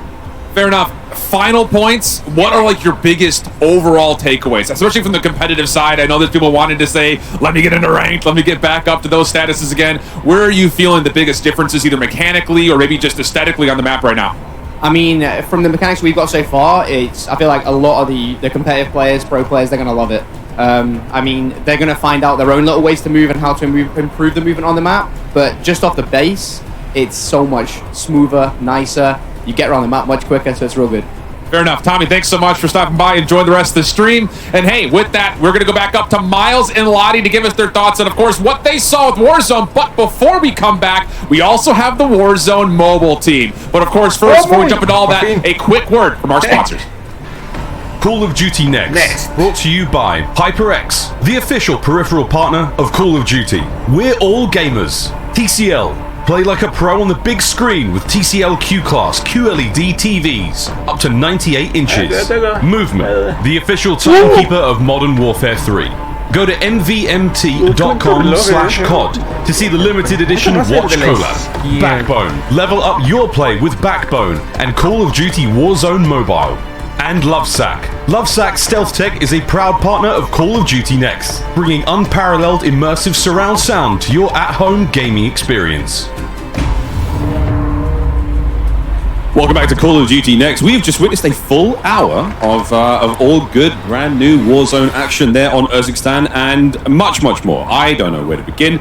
We haven't got too much time to get through this one, guys. So, Lottie, you take it away from me. I'm going to put my microphone down. I certainly will. Do you know what? I'm just thrilled, to be honest. And I'm sure Ted was on the desk watching some of those interviews with anticipation, thinking how are they going to feel about it. You know, I've told them all this stuff on the desk, but, you know, how are they feeling about playing it? And I've got to say the reception has been phenomenal so far. And I think none of us are surprised, to be honest. I think with the quality of life updates, things that have been said for so long with the community, and it's come through and it's pulled through for them, of course they're going to be happy. But for me, that is a huge, huge job, and I love to see that for Warzone. Think about it. If we just had a new movie, people would have been happy. We got a brand spanking new map as well. So many new things, and I really appreciate Ted going up there and explaining all that in such good detail, because I learned so much about it. You know, I got to play it for a little bit, and it felt absolutely phenomenal. There's so much we're going to learn as well once we get our hands on it. So Warzone seems to be in a fantastic spot, Ellie. No, really. And I know Golden Boy uses the word genuine a lot, and for the devs, especially, to feel their passion. I was on Twitter a bit, and let me just say, or X, whatever we're calling it at this point, but I could feel the excitement from the community seeing it, like genuine, true excitement. And as we heard it in the interviews as well, like to hear it from the creators and pros in Warzone themselves, like it truly looks at its base off of release, like in beta. It's going to be so much fun. I know, beta's real close as well. I mean, this is the candy shop, and today we're can't wait. Really can't wait to get into Urzikstan properly, but we've got plenty of stuff to still get through today. We've got all sorts of cool goodies to give away. We've got lots of news. And for those of you wondering about how you can play MW3, I want to remind everyone again that early access to the multiplayer beta kicks off tomorrow. That is for PlayStation players, next week for Xbox and PC players. You've seen a ton of great multiplayer content today. Play that and more over the next week. We've got tons of maps, all sorts of goodies. Get involved. It's going to be an absolute blast. Don't forget to check out the Call of Duty blog for more details. Tons of details to make sure you're listening up to, including the fact that you guys can purchase and pick up Modern Warfare 3 at GameStop and participating international retailers on November 10th to get a GameStop exclusive collectible steelbook while supplies last. See GameStop and participating international retail web pages for promotional offer details. Woo! Well, we also wanted to mention once again the awesome partnerships between Call of Duty and the Hundreds. If you haven't already seen this, very, very cool collaboration here. Hundreds, they've taken, some of the coolest icons throughout Call of Duty. Ghost is in there now. This is a limited edition collab between Hundreds, and you have a chance to win one of these. There are 50 sets available. Follow at Call of Duty on X/Twitter. Tweet #CODNext and #sweepstakes for a chance to win one of 50 sets of the Ghost Bomb collection. So follow the channel, tweet the hashtags for a chance to win a set of this awesome lineup. I've been downstairs, I've touched them all, and they're all a delight. They are looking absolutely incredible. I can see some of you guys running those. They are fresh, to say the least. I don't know, I need to try and talk to some people at the back, use some of my contacts here, because I want to get my hands on that as well. But I've got to say, Call of Duty action, it does not with Call of Duty Next. Immediately following Next will be Code Bowl for you. Have it, presented by USAA. Join top Call of Duty streamers and military esports teams as they compete for the coveted Code Bowl trophy. 100% of the net proceeds from the tournament will go towards placing more veterans into high quality jobs. RAF going back to back? I hope so, ladies and gentlemen. First, though, a quick word from our sponsors. And after that, we send it back down to the desk one more time, this time to Beef Mummy with a very special guest from the Warzone mobile team to give us an update on all things that have been going on with the Warzone mobile world, as well as a very special announcement before we get to kick off that mobile gameplay. Stay with us. We'll be back. Call of Duty Next, brought to you by Little Caesars, a proud partner of Call of Duty Next and Modern Warfare 3. Nvidia GeForce. Level up your Modern Warfare 3 PC experience with performance multiplying DLSS 3 and latency reducing reflex. Herman Miller Embody gaming chairs are being used at today's event. Check out Herman Miller Gaming's entire portfolio of products at hermanmiller.com/gaming. And Elgato, a proud partner of Call of Duty Next. Hello, you beautiful gamers. Welcome back to Call of Duty Next. There's a lot of screaming and passion here in the studio, but let's revert back to where we actually started in the first place. 4 years ago, Call of Duty Mobile hit the scene and gave us the first taste of what the Call of Duty experience could look and feel like on a mobile device. To celebrate this anniversary, here is a look back at some highlights from the past 4 years. The mobile game that's a stress.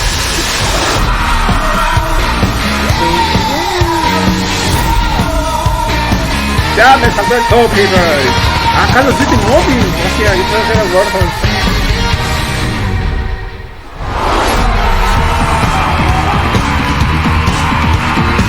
So that looks sick. Yo, that thing's crazy. I can't believe this skin. On a mobile game?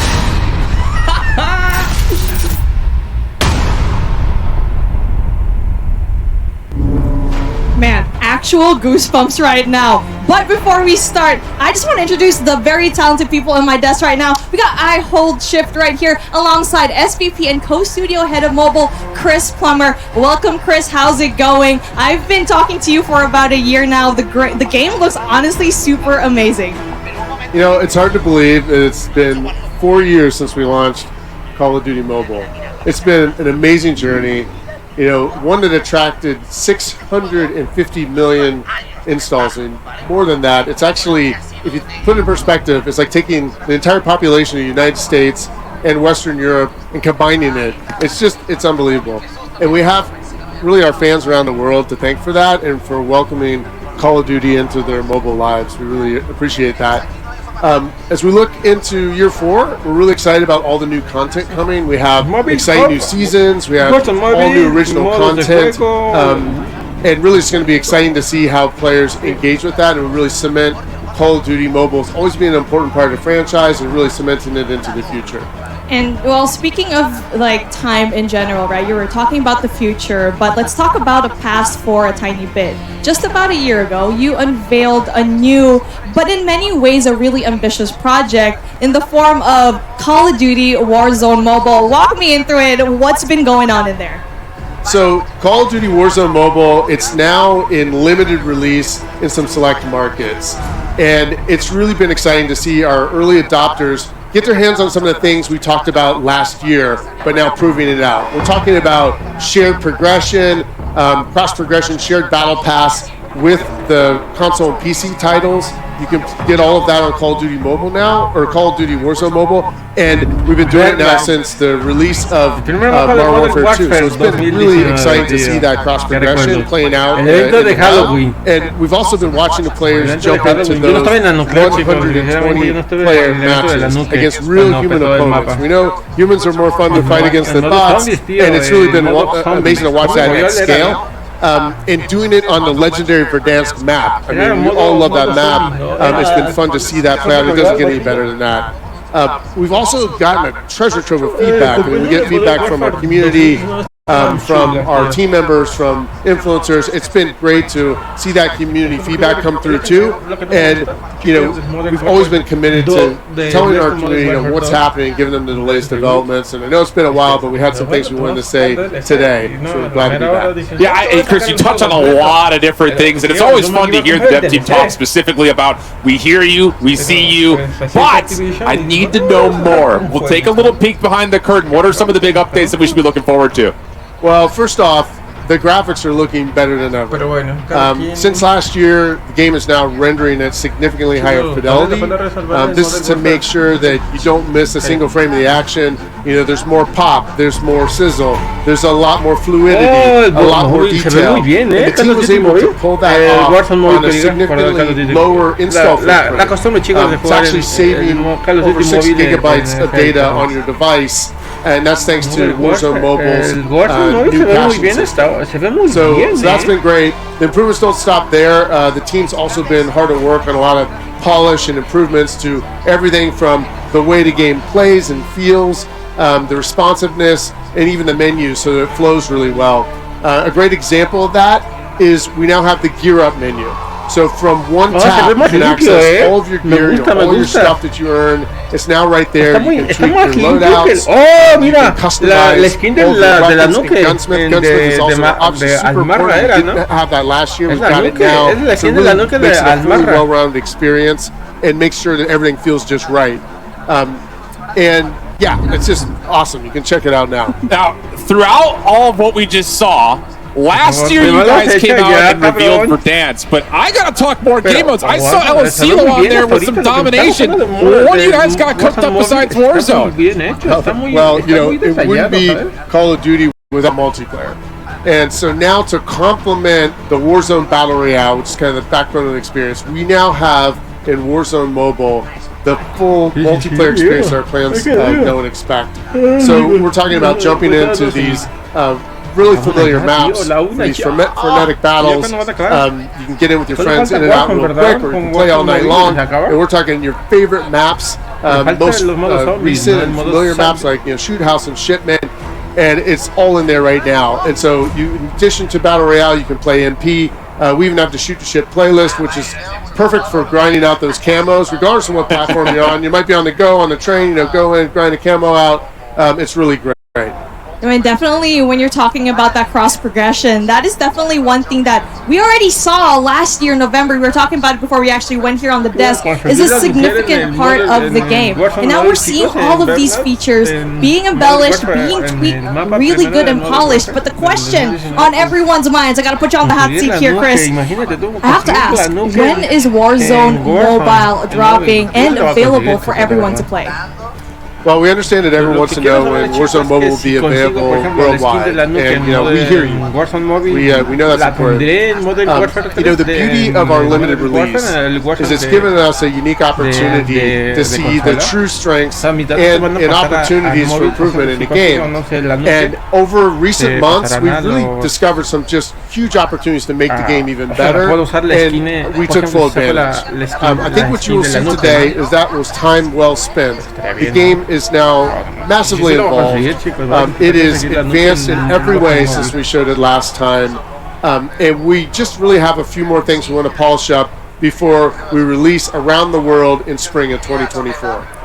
So the big thing about this is I know we pre-registered last year when you went through this whole thing, and there are a lot of cool exclusive rewards that came out with that. But the window's still open. People can still register today. Oh, absolutely. You can still pre-register and pre-order on Google Play and Apple App stores. If you do that, it helps unlock for the community some exclusive pre-reg rewards, which is awesome. So if you have not pre-ordered yet, get out your phone. You should do it right now. You see the code on the screen. It's free. You got to get in on it because it's been like such a huge reaction when we first announced our pre-order this event last year. We were the fastest Activision Blizzard King game to get to 15 million pre-registrations. Super excited.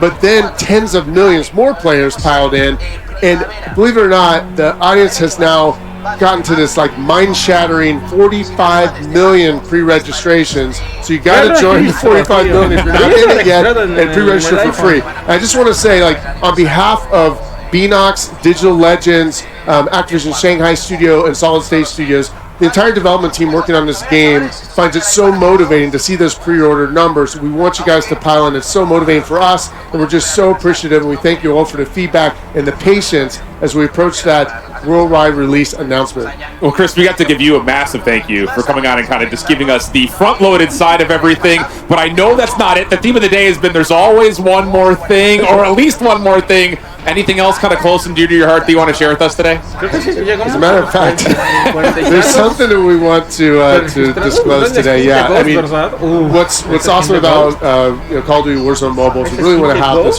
full experience, and now we have something that's a huge new addition to the offering that combines sort of the best elements of Warzone Battle Royale with your favorite NP matches and kind of puts those together in one like amazing, combined experience. It's something that's actually really familiar to fans of the franchise. You might even heard a tease about this from the Warzone section earlier today, but we are really excited to bring it to Call of Duty Warzone Mobile now. And so what we'll do is we'll give you a sneak peek of that, and then we'll get in for some hands-on frenetic gameplay action. So we'll take it away.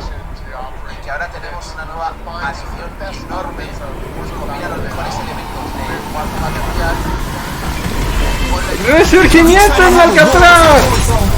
¡Resurgimiento en Alcatraz, tío! ¡Vuelve a Alcatraz! Bueno, la isla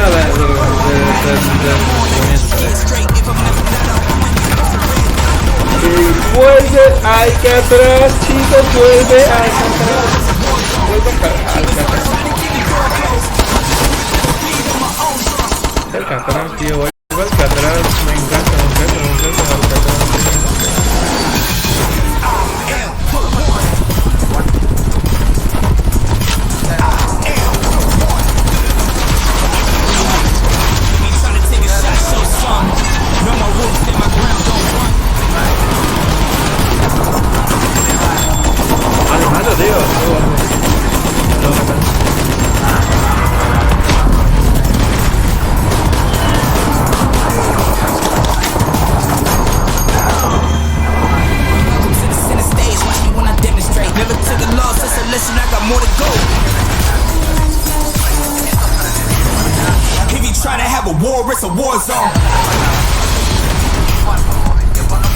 Islas del Resurgimiento, Call of Duty Warzone cuando sale Sprint 2024, me cago en toda tu puta madre. Perdón, chicas, pero we can't wait to drop in on Rebirth Island. But joining us now are some of the incredible minds behind Call of Duty Warzone Mobile. Welcome Beatriz Gonzalez from Digital Legends and Tom Hess from Solid State Studios. Thank you both for being here. I know it has been a long journey for you guys, but I just want to start with you, Tom.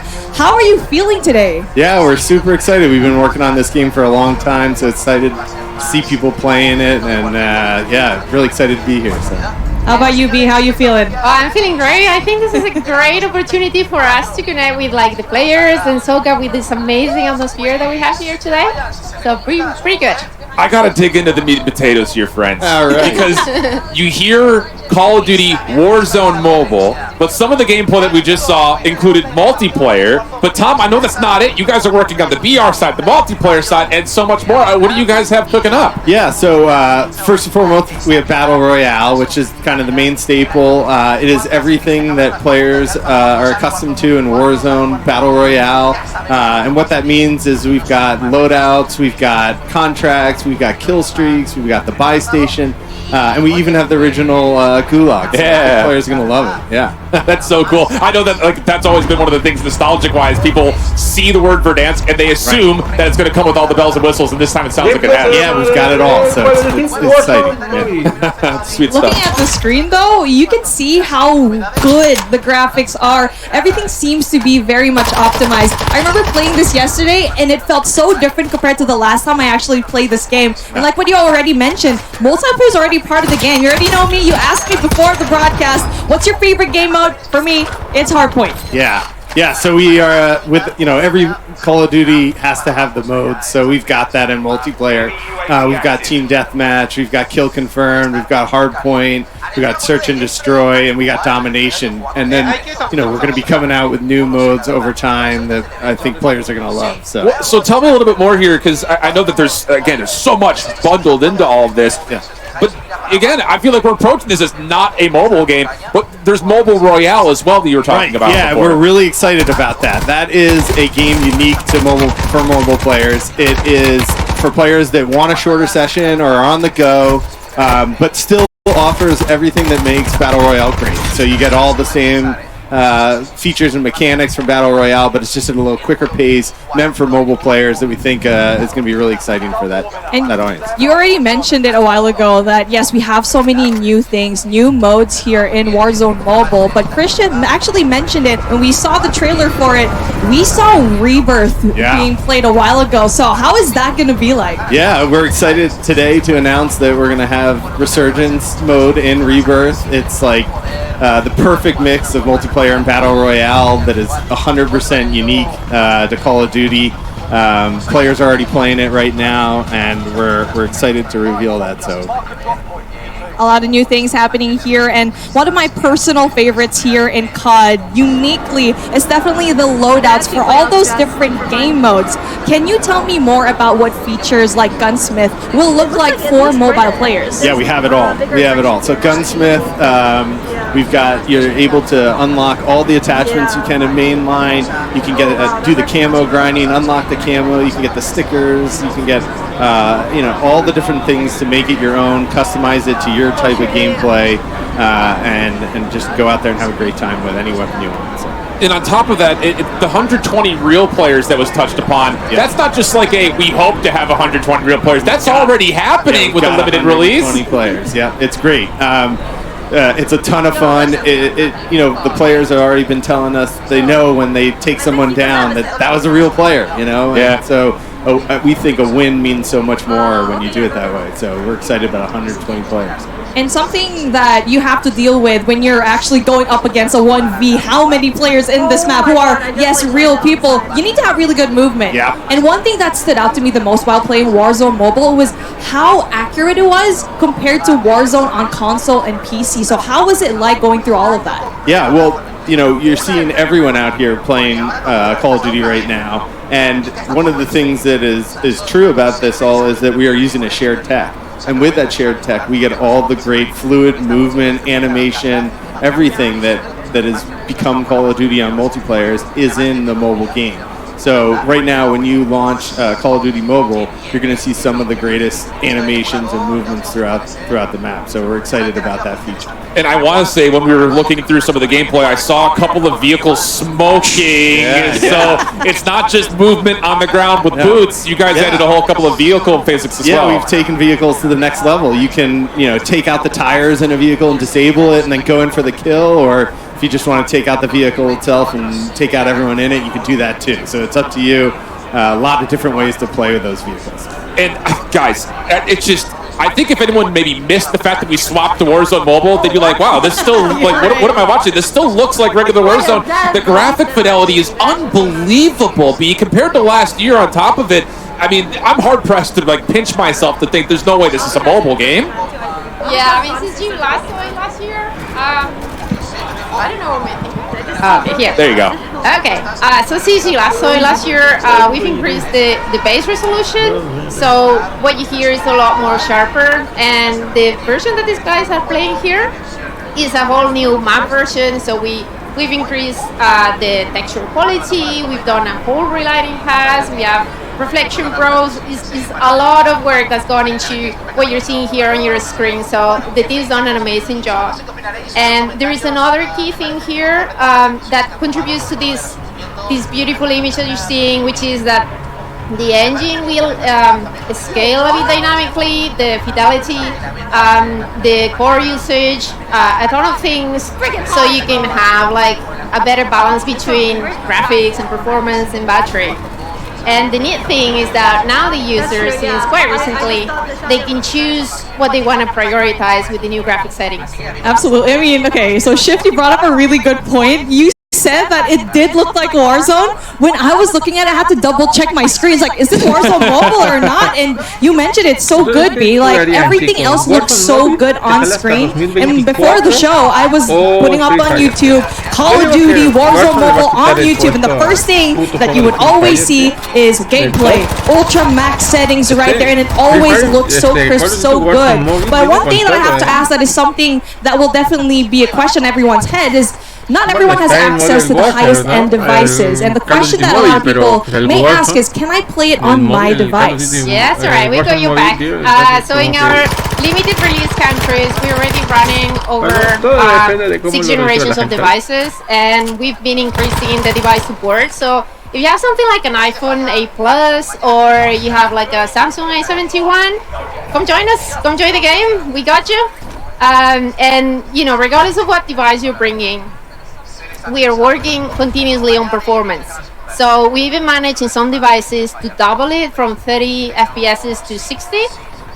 So you know, and we are keeping always working on performance. So we're trying to get as many people as possible to enjoy a very nice and smooth ride when they play the game. And all players must probably like hearing that statement. And you mentioned that there are settings to optimize a player's device. So to ensure the best possible experience, can you go into more detail on those? Yeah, absolutely. So right now, with the introduction of the graphics settings, we put the power in the hands of the user to choose what they want to prioritize for their device, right? So they have like a custom experience.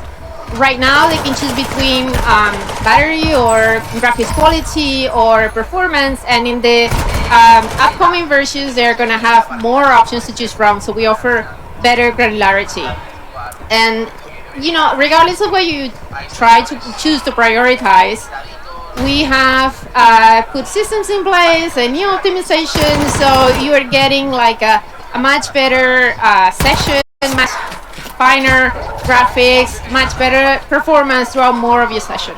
It's just, I think a lot of people that maybe are traditional Warzone players, they go to update the game on PC, and it's like, this is going to take 3 hours to do. So how have you guys managed to deal with the capacity, the size, the things that come with, like, I only have a phone, how do I store this? Because, I mean, let's be honest, we assume we see the name Warzone, and it's going to be a huge file, but you guys have really combated against that. Yeah, so we heard that, this from the community, and if you go now to download it from the store, it would be about 40% smaller than it was a few months back. That's unreal.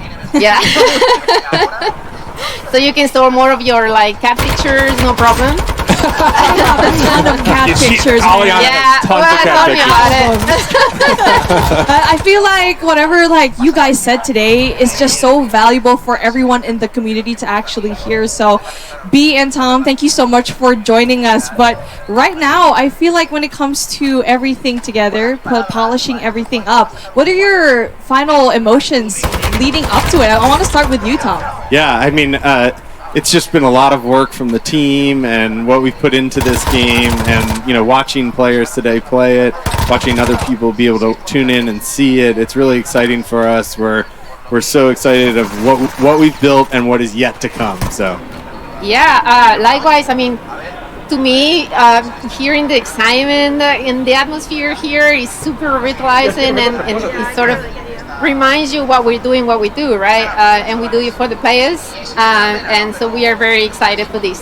I think the craziest thing, again, for me, I kind of keep going back to the fact that this is just, it's so much more than just Warzone with the Battle Royale. I mean, if you could take a time to sell this product in your own words to those people that maybe have never touched COD Mobile before, how would you best frame it to somebody who has not gotten their fingers on a phone playing this game yet? Yeah, I mean, it offers a lot. It offers, like I said, the Battle Royale, the Mobile Royale for the shorter sessions, the multiplayer, and we're just going to keep growing it over time. Yeah. So, it's a great, I think, addition to the franchise.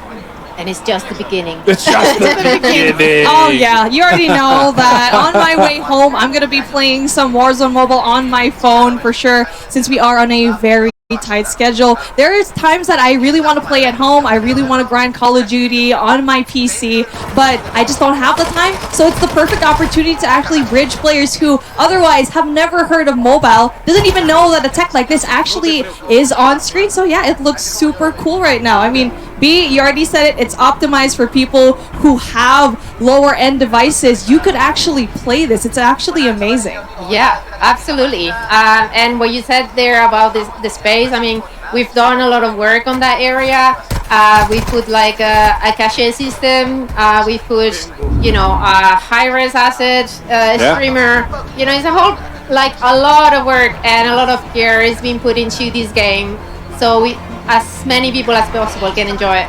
I think the coolest thing too is that even though you guys are going for the maximum package of being able to put all these great graphics into it, making sure that Warzone plays like Warzone, it's not out of touch with what a mobile gamer would want. The mini royale style of it, the mobile royale rather. I think that's a really cool way to kind of keep it authentic and organic to a mobile experience. Can you guys kind of talk to the decision-making process of being able to include all those extra puzzle pieces? Yeah. I mean, when we look at play patterns of mobile players, it's different. You're not always just sitting down and playing for a couple hours. You just want to jump in and jump out, and we really wanted to make sure that the game had features and game modes that handled that. So, that's what we've got.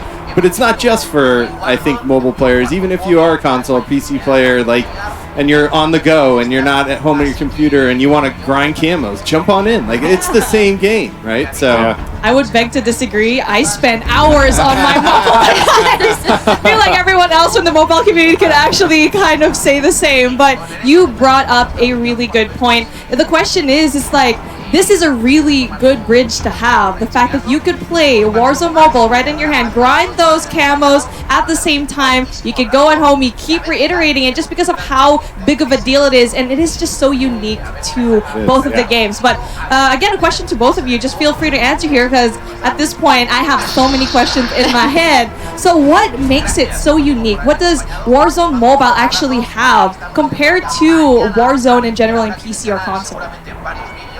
You want to go ahead? Go for it. I leave it to the expert. I mean, we're a free-to-play game on mobile, and we've got both Warzone. We've got all the different game modes that come with that. We've got multiplayer, which I think is a big standout, and we've got mobile-only content, which you hear about more in the coming talks. But I think it really does a good job standing out as a mobile product against the other products out there. So we're excited about it. My anticipations are just I don't know what to expect out of you guys next, because I feel like every time there's a major content drop from the mobile space, it's something completely groundbreaking to what Call of Duty was before. Even in the teaser after Chris's segment, seeing some a reflection back to some of the streamers' reactions to camos and stuff like that. Yeah, it's just unreal what you guys were able to do. Again, it's just this is on a handheld device. It blows my mind. From someone who's not an authentic and normal into the space as a mobile gamer first and picking it up as kind of a side hobby, I mean, it's unbelievable what you guys have been doing, especially from the graphics side. That continues to blow my mind. Yeah, that was our goal, basically, to blow people's minds and get as good as you possibly can. I mean, we're already talking about all of these graphic things, and we're asking a lot of questions to our devs, but Shift, I have a question for you, buddy. I mean, because you've been playing this game. You've been playing COD in general for the longest time. And now you're seeing games like Call of Duty Mobile. You're seeing games like Warzone Mobile. How does it feel like? The nostalgia factor bringing back into this mobile games must be insane. Yeah, it absolutely is. And I think the biggest thing in kind of seeing the reaction from especially our normal Warzone creators is that they were watching over the shoulder of some of the mobile players that are here, and they're like, we've been asking for Verdansk-style gameplay for so long, and I think you're going to get a lot of people scratching an itch saying, wait a second, the game looks this good, it's going to feel that good, and they're watching players move around like they used to. It's really awesome to see that bridge kind of surface and kind of get in between what was and what is now there, and that's always been kind of a staple for COD Mobile, and I think that's super exciting, especially from the design element of where your guys' focus has been from the get-go. Okay.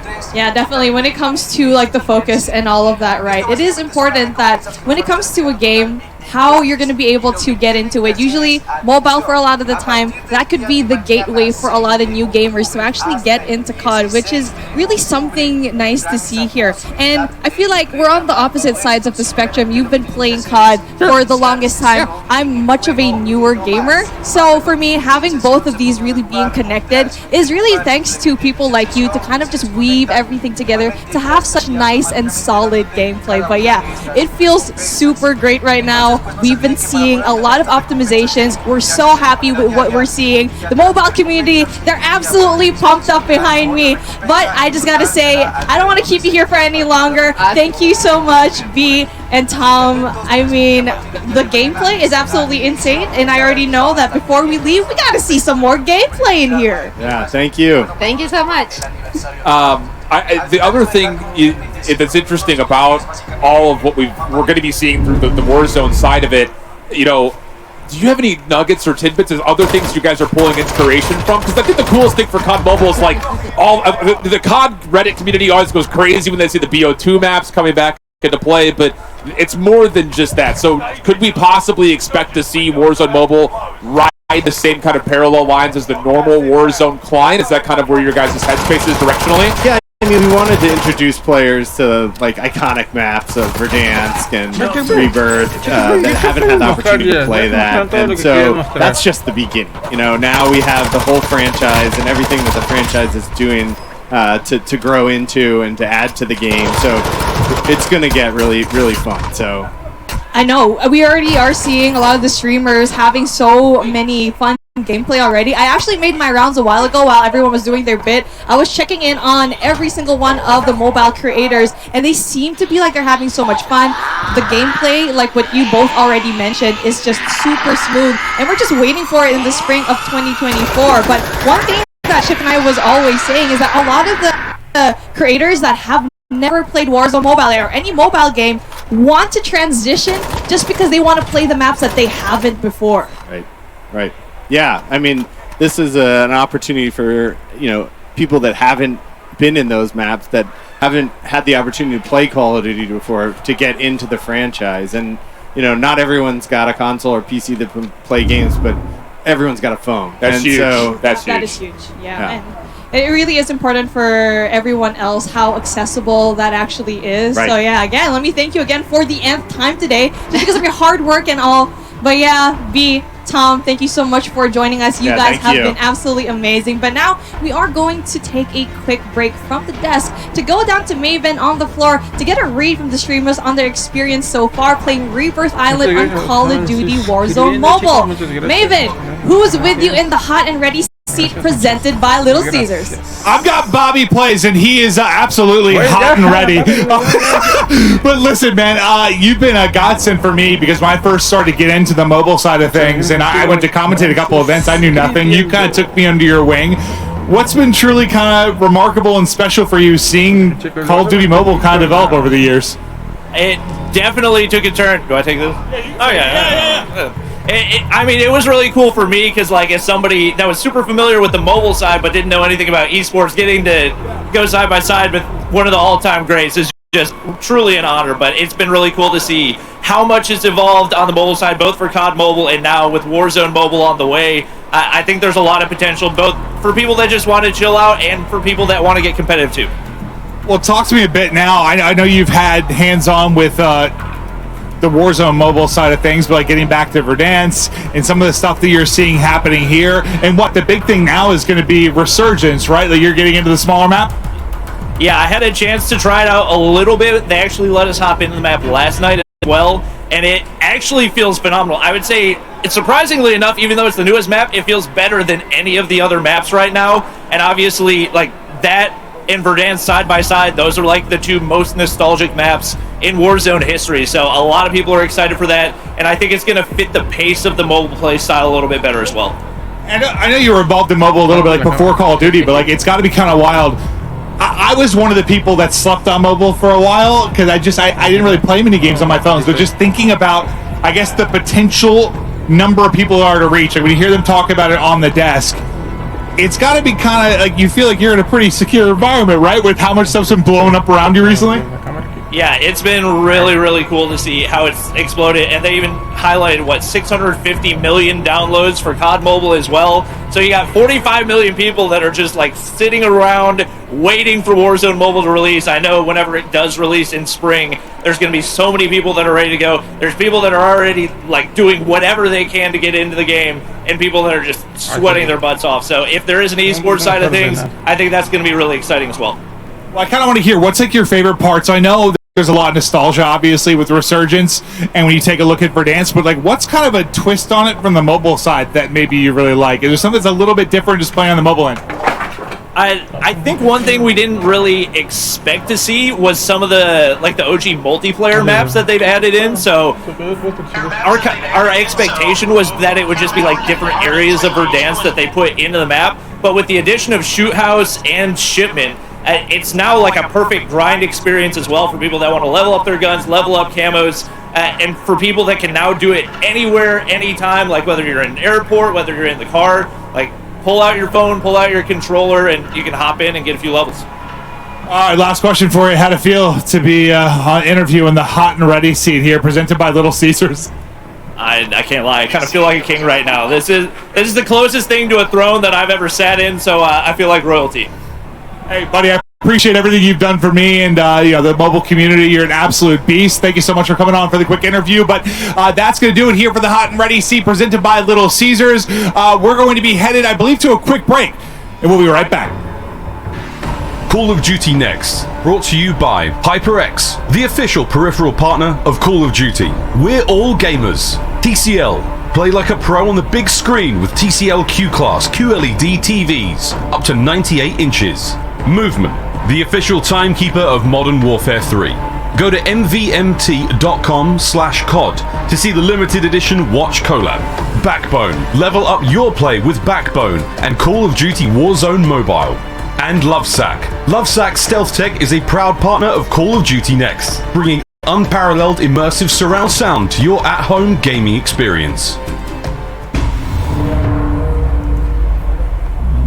Welcome back to Call of Duty Next. We got two brand new guests here with us now. Dan Driver from Solid State Studios and Mario Almaguer from Vinox. Thanks so much for joining us. I gotta start with you, Almaguer. I mean, your name says it all. You guys are so amazing at what you do, but how are you feeling leading up to this moment? This is super exciting. Like, just seeing everybody playing the game and just testing the new map for the first time. It's really awesome. So thank you for having us. Of course. We're excited. Yeah. How about you, Dan? I mean, I can see Warzone Mobile already loaded on your phone on the desk. You ready to play some more? Yeah, man, I'm locked and loaded. I always play as Nicki Minaj. I'm ready to drop in and bang, bang, bang, bang. I love that. That was so good. And pop culture reference galore. What the? Man, I might be out of a job out here. But Dan, I got to pick your brain here because we got 250 people, and a lot of them are touching Warzone or just mobile for the first time ever. And I know for me personally, I call myself a two-thumb monkey. I put two thumbs on the screen, that's it. But you guys have a ton of customization for people that are either authentic mobile gamers or trying it out for the first time. And it's not even just fingers on screens, it's controller inputs, it's backbones, it's the whole 9 yards. How was that process kind of been built out for you guys? Yeah, absolutely. I mean, we really want to meet the player wherever they are, right? So if you want to play with 2 fingers, 4 fingers, 6, 8, whatever you want, we're here for it, right?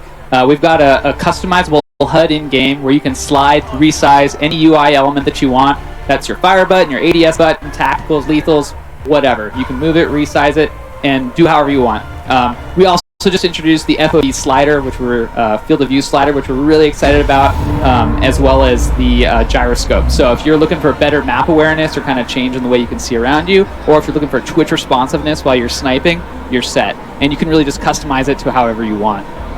And yeah, the cool thing is you can save those presets and share them with other players once you find a build that you really like. That is actually really sick and super handy for a mobile player like myself. But you already mentioned it. 2 fingers, 4 fingers, 8 fingers. I'm gonna play with 20 and then find a device that fits all 20 of my digits. And I feel like that would be sizing a tablet. But it's kind of just talking about a tablet. Are those supported as well? Because we did say that you can play the same accounts across different devices. Yeah, absolutely. Tablets are totally supported. We know that larger feel is really important for some of our players. Some of our streamers love playing on larger devices as well. And like the FOV slider that I just mentioned, awesome when you're playing on a bigger device as well. We also, though, want to meet our players wherever they are, like you were talking about. So backbone controllers supported, console controllers also supported. Yeah. It's really about making the player feel the play however they want, wherever they want, whenever they want. Dude, that's so sick. I mean, because that was my biggest headache. Like we were talking about with everyone before. You know, I kind of came from mouse and keyboard, and then I picked up controller, and then mobile came out. I was like, well, now I got to figure out how to do this all on a phone. But it's not even just the fact that you guys have customized the experience across multiple devices. I hear there's more to link the two different spaces together between mobile and the traditional Call of Duty. What you guys work up for us? Yeah, I mean, so, you know, Chris alluded to this a little bit earlier today, but the game is fully cross-progression with Modern Warfare 2, Modern Warfare 3, and Warzone. It has been since we started our limited release, which is awesome. You know what? That means shared progression, shared battle pass, shared weapon progression, shared player rank, shared content as well. So we really want to make sure that if you're grinding on the way to school, if you're grinding at school, grinding at work, We won't tell. right? We won't tell. It all counts. It all counts. And you know, we really listen to players in this in this realm, and really wanted to unify that cross progression experience. But you know, we also still are investing in the mobile player individual experience as well. Yeah, and that's really key, because I feel like when a player who maybe has never played mobile before will look at this and say, this is built for someone who wants to go backwards and play Verdansk again. But that's not necessarily the case. You guys have a ton of original content planned out, and I think people that may not be familiar with mobile, they're going to really open their eyes, I think, because you guys have created so many cool things in the past, and that's not going to stop now that it's Warzone mobile, right? Yeah, absolutely. I mean, you know, we believe in a mobile-first design, and you know, it really all starts with our in-game HUD, which you guys can see on screen now, right? We've spent a ton of time making sure that all the buttons are positioned for that first player in that moment when they drop in the first time, feeling really comfortable. If you come from a PC or a console environment where you're used to a controller, we want to make it as smooth and COD feeling as possible when you hop in, right? So we did that first. We've also introduced the Gear Up menu, another thing that Chris talked about earlier. This allows you to, in one simple screen, you know, choose what your weapon, your secondary, primary, your tax, your lethals, your calling card, your emblem, everything, all in one spot.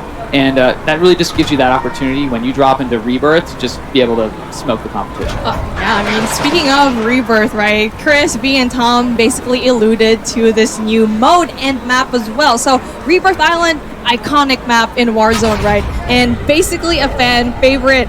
Mario, what can you tell us about and what the team did to bring it into Warzone Mobile? Rebirth is really one of the maps that is most beloved by the players and our fan base, and also by our team. So we made sure when we were working on this map for mobile that no pixel was left behind. Like we really, oh yeah, hashtag no pixel left behind. It's really impressive how every single model, every single corner and building in the map was individually treated, respected. We really wanted to make sure that that experience that players know Rebirth for is also available in mobile. And we really wanted to bring this map to kind of have its own resurgence of its own, right? So on the mobile market. So we really wanted to make sure that the players can create their own epic moments in this map. We were going to have everything that you know of it. So the ships, you have the security area, you're going to be able to drop in the prison area and just like super quickly get into the action and then get out. It's just super cool, I think, as we're watching everyone go back through it. I mean, we saw it in Verdansk first and foremost, but having Rebirth Island, I think that was another huge fan favorite. And I think they're, you know, listening to Bobby's interview as well, you know, players have been waiting for this. And obviously, I'm sure you guys on your side have been like really hard to stay behind locked doors on it as well. What else do you guys kind of have like spurred up and ready to go in terms of trying to bring things like Rebirth and Verdansk and maybe other original content to the mobile space? Yeah, we have a lot of content in this game, as you mentioned already. So everything that you know from Modern Warfare 2 and Modern Warfare 3, all of that content is also going to be available in Warzone Mobile. And we literally have hundreds and hundreds and hundreds of content for players to go through and progress. We don't stop there. We just not only have Modern Warfare 2 and Modern Warfare 3 content, we also have our own OG Warzone Mobile content. So right now we have more than 100 mobile unique blueprints and more than 30 mobile unique operator skins. So there's a lot of things that the team is really working on that we know that players love. so that they have a really unique experience in Warzone Mobile. And I already actually got emails to get those unique skins. I got the Nikki skin already. Yeah, I did. I'm sorry. I need to check my inbox. I'm gonna hook you up with that. Don't worry, I got you. But when it comes to the skins, the maps, we kept on talking about it, and we're always going back to Verdansk. And many of the multiplayer maps are looking amazing in the latest limited release update. So how do you take the super well-known maps and keep them feeling unique and authentic on a mobile device? Yeah, when we started working on the project and we knew that we wanted to bring Verdansk back, we really wanted to make sure it came complete. So every single thing is in it. Every corner of the map is still there, and it's all in the player's hands. Like, it really fits in a really small mobile device, creating some magic, like Beatrice and like Tom mentioned. So we're really proud of that. We really wanted to make sure that huge map was on players' devices, and also this means that, you know, what players can still enjoy their own strategies that they know Verdansk for, and also create new ones, because, you know, you have that all of that mobile first movement and content and controls. So we really want to make sure that's there. We didn't forget about the gulag, so of course the gulag is also there. You're going to be able to shoot in the showers and just like get out of it if you can. I'm always losing in the gulag. I don't know about you guys. No, same. Yes. I saw, but it's super fun. And of course we also have multiplayer, so multiplayer maps. As mentioned, you know, the guy in the throne, the king, he mentioned there earlier, we have Shoot House, Shipment. We're going to have more OG Modern Warfare 2 and Modern Warfare 3 maps coming in the next months. And of course, my fan favorite for me is Shipment. I don't know about you guys. Yeah, same. It's just crazy fun. So on mobile, we really want to make sure that that map works as well, and it's super fun. I also wanted to take a little bit of time to just appreciate all of the work that all of the teams in every single studio has done for this game. So, as Chris mentioned, we have Beanox and Digital Legends and Shanghai Studios, and also Solid State Studios working really hard on this.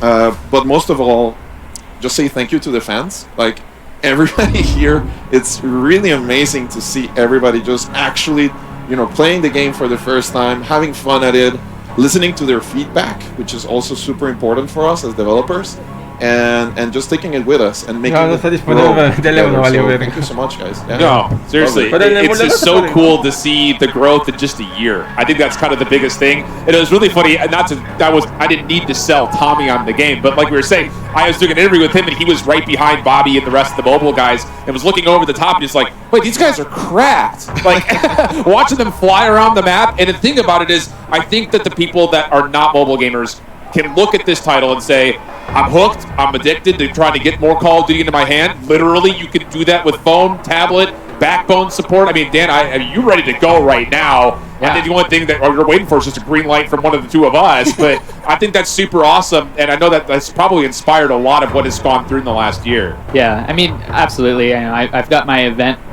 set up right now. I'm ready to hop into one of the mobile events right now and play. But it's really cool seeing all of our players come to life out here. And a lot of the folks playing in limited release now have been giving us tons and tons of valuable feedback. We talk to them all the time. We do in-game player surveys, and they've really helped us drive this game to be where it's at. We are bringing the mobile players what they want based on what they tell us, and we're so happy to be able to do that. Honestly, the communication between players, devs, I have seen it, especially announcing it last year in 2022 in COD Next, the first one, and then being in the mobile summit. That is absolutely wild, where you got creators, basically a lot of the creators that I've seen now actually come together, give our feedback, and now doing it in a bigger scale in that limited release, and just basically making this game even better, more polished, eventually when spring does come, right, Mario? Yeah, we're not done. Like, there's a lot of things in progress to make the game just feel better, look better, run better on all of those devices, and we have surprises for you guys. We cannot announce right now, but what? There's you more. Can't no, don't even try. Don't even try. But there's a lot of surprises coming, and a lot of things that the teams know that the players need and want. So we're listening, and we're gonna make sure to keep putting all of our passion and all of our talent into making this game the best one in the world. Yeah, I think the coolest thing, again, for those that you know, are really close to wanting to hit the pre-registration button or get involved with the, you know, the early downloads is the fact that the cross progression. If you are in the middle of your double XP over on regular Modern Warfare 3, but you have to go to work, have to take the train or whatever, you can hop right back on and continue building towards the progress. It's just such a brilliant thing. I remember when the regular Warzone did that initially, I mean, everyone was ecstatic about it. So now the fact that you can take it on the go, yeah. I mean, I might not ever get off of COD at this point. Yeah. I mean, no, from the beginning, that's been one of our pillars. Just meet the players where they are. We know that it can be really hard sometimes to come home and grind out. That's the only time you've got. But if you're, you know, with your friends and you just want to hook up and play one session at lunch, you can do that now. You can continue to grind out those camos. And it's also, you know, the connected social element of the game. Yeah. It's so easy on your phone to add your friend when you're at school instead of having to wait till you get home and connect. Right? It's just like, we just want to make it easy for you guys to play together COD all day, every day, whenever you want. Dan, you're really getting us to look into what your education was growing up. All this, yeah, you can play with your friends at school. He's at work, always playing the games. So, I know, living and breathing COD. I love that. Basically, everyone in this room. But I feel like since we keep just hyping up the release on spring 2024, I think you have to start pre-registering as early as now. Play limited release because you're basically getting and grinding the skins that you may otherwise not get if you do register. That's kind of the first movers perk that you actually get here. So kind of hyping it up a little bit. Yeah, like we're really excited about the spring launch. We're really working hard to make it, you know, the best launch ever in the history of mobile games. So to us, it's a huge, huge undertaking.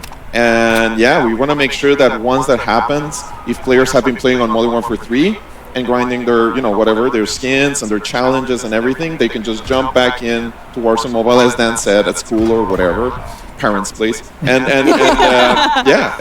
enjoy it. So we really wanted to make sure everything is in there, and that is the goal.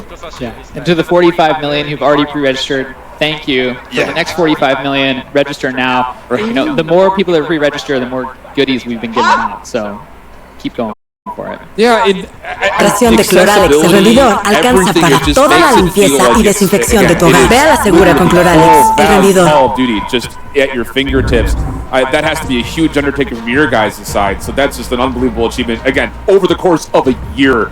It's hard for me to really put it in perspective because we watch it at afar so often that you guys get a chance to get on every single day and see all the different things you're nitpicking away. It's really, really awesome.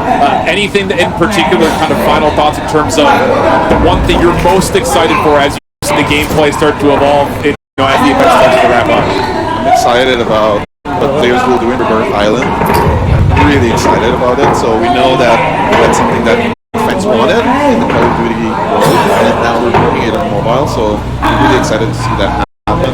And we're also excited about the next couple of months, like until the spring. We're going to be working hard in the winter, you know, and making sure that everything is you know, the best option for it. So I want to say thank you to the fans and to everybody organizing this. By the way, your guys are awesome, so it's an honor. And yeah, we're just excited about it. Yeah, I mean, I'm resurgence mode because when I play with these guys out here, I need a way to get back in quick. Yeah, so that's what I'm all about. Yeah. Honestly, for me, I'm looking forward to the content that everyone's actually going to put out from today.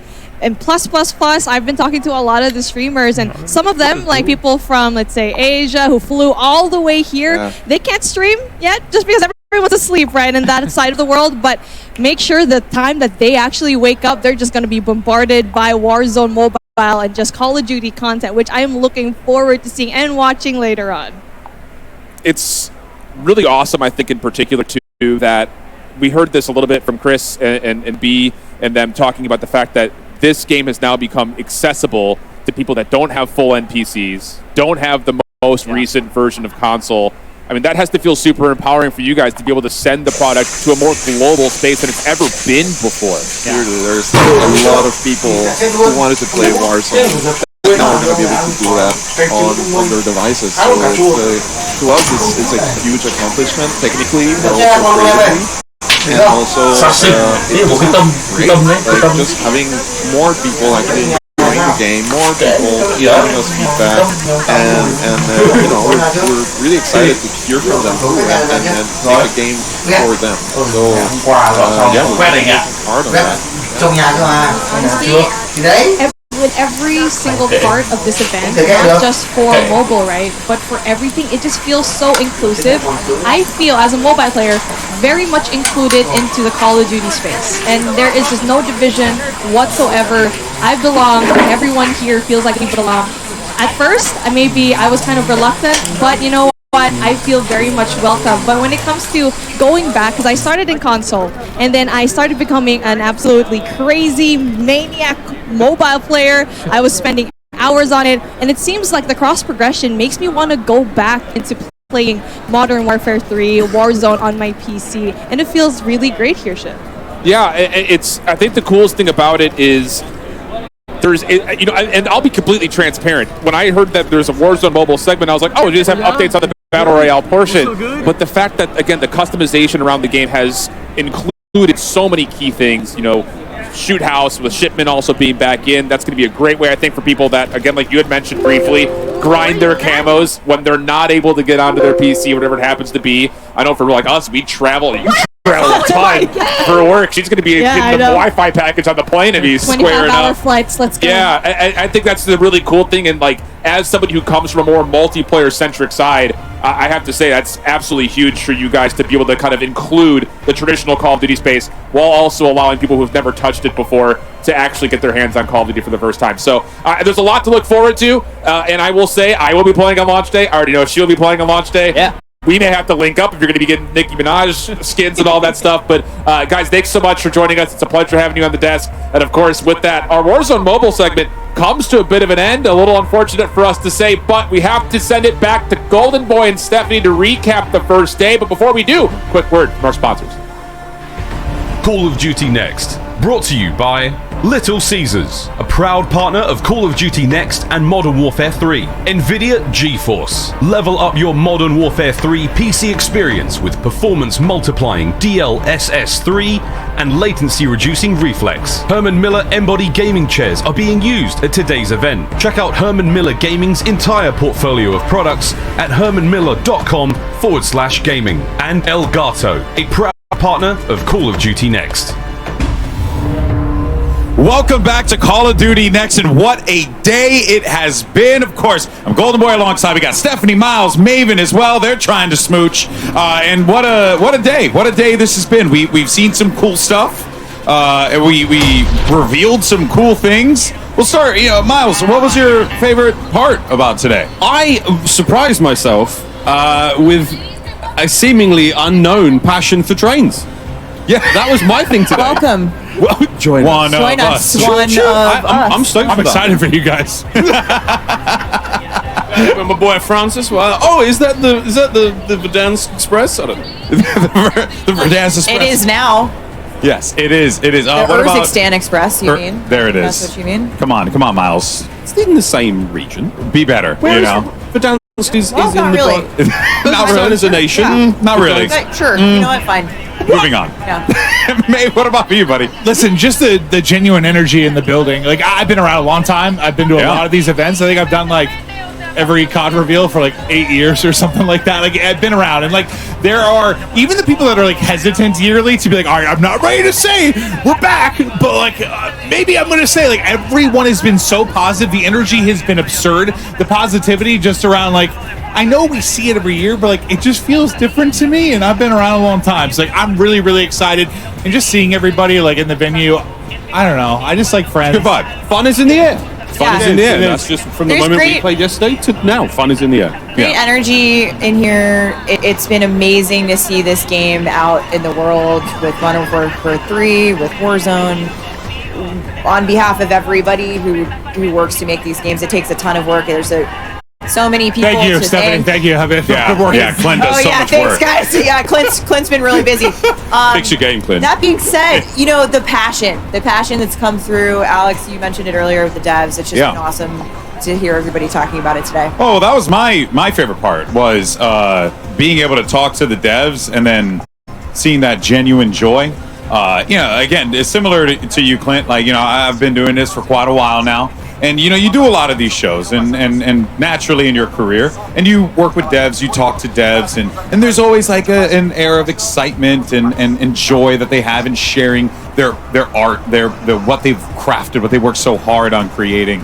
But this time around, what was really fun was the giddy joy that every dev had. Even, you know, every dev, our mobile devs, our Warzone, zombies, core multiplayer, like, you could just tell that there was like a real true passion, love, and respect for what it is that they built. And, you know, unlike Maeve, I have not been here year after year, and I could comfortably say, as a guy very much from the outside of it, I am stoked. I will gladly go on record right now and say that this game is gonna pound. And y'all can flame me all you want. I genuinely don't care. This game is genuinely fun, and I give him credit for that. Hey, let's pound zombies together. Dude, it's trios. Zombies. You're not invited. I'm in. Yes. Team. To be fair, though, I don't know if we would have wanted Maeve to have any control in a PvE setting. But you guys could run Cutthroat together. I mean, there'd be some backstabbing. I'm a filthy boy. They say it's PvE, but Maeve will find a way to make it PvP. But real quick to your point, like just about the devs and stuff. Like I know Teddy and I at Raven have like DM'd so many times about different things. Like, you know, if I have an issue, I'll message him and talk about it. And we've had this back and forth for years. This is the first time I like met him in person. I must have hugged him like 6 times. Like it is really cool to like a lot of times, whether it's with the content creators here or the different devs, like you have these relationships, these back and forths that are stuck on social media, just to like be able to meet. There are real people there who make these games, that It's love very these games, that And we make sweat them and- for yeah. you guys. We make them for people at home. We make them for the players. Blood, sweat, and for tears. It's all about the energy in these rooms, the energy with these players, and I think what we saw today is a great reflection of that. Yeah, I'm stoked. Really, I think like across the board, there's a lot of really cool stuff to look forward to. On top of that, you know, we have the beta, which we'll talk about in a little bit. There's so much to come. And Miles, I think, even also looking forward, like I'm pumped for you guys and the CDL season next year. It's going to be sick. Like it's really cool, especially getting a chance to see like these old MW2 maps that I used to play in CAS back then coming back. That's so exciting. We talked about it before. We're going to see hardpoint on these maps. We're going to see control players on these maps. It's going to be really fun, man. Another thing. Greg talk about control a little bit. We got a little CDLTs. Oh, a little sneaky CDLTs. Also, one I thing like we a good tease. Cut his mic. Anyway, cut his mic. One thing we didn't talk about too much today that I'm genuinely excited about, campaign. We got a little touch point it before, but I'm excited. I mean, I need to know. I also got a definitive answer, which was, I'm not going to tell you, is does Captain Price die? Because in the trailer, you teased it pretty hard. Like, there was very little to suggest that he ain't going down. But I need to find out, man. I Wow. really enjoyed this. Look at that. I love this. You're into the lore. You're in it. I know that Miles has early campaign access, but remember, if you pre-order, I believe you also get it. So pay attention there. PlayStation as well. I'm getting lockpick. You know, I'm going all in.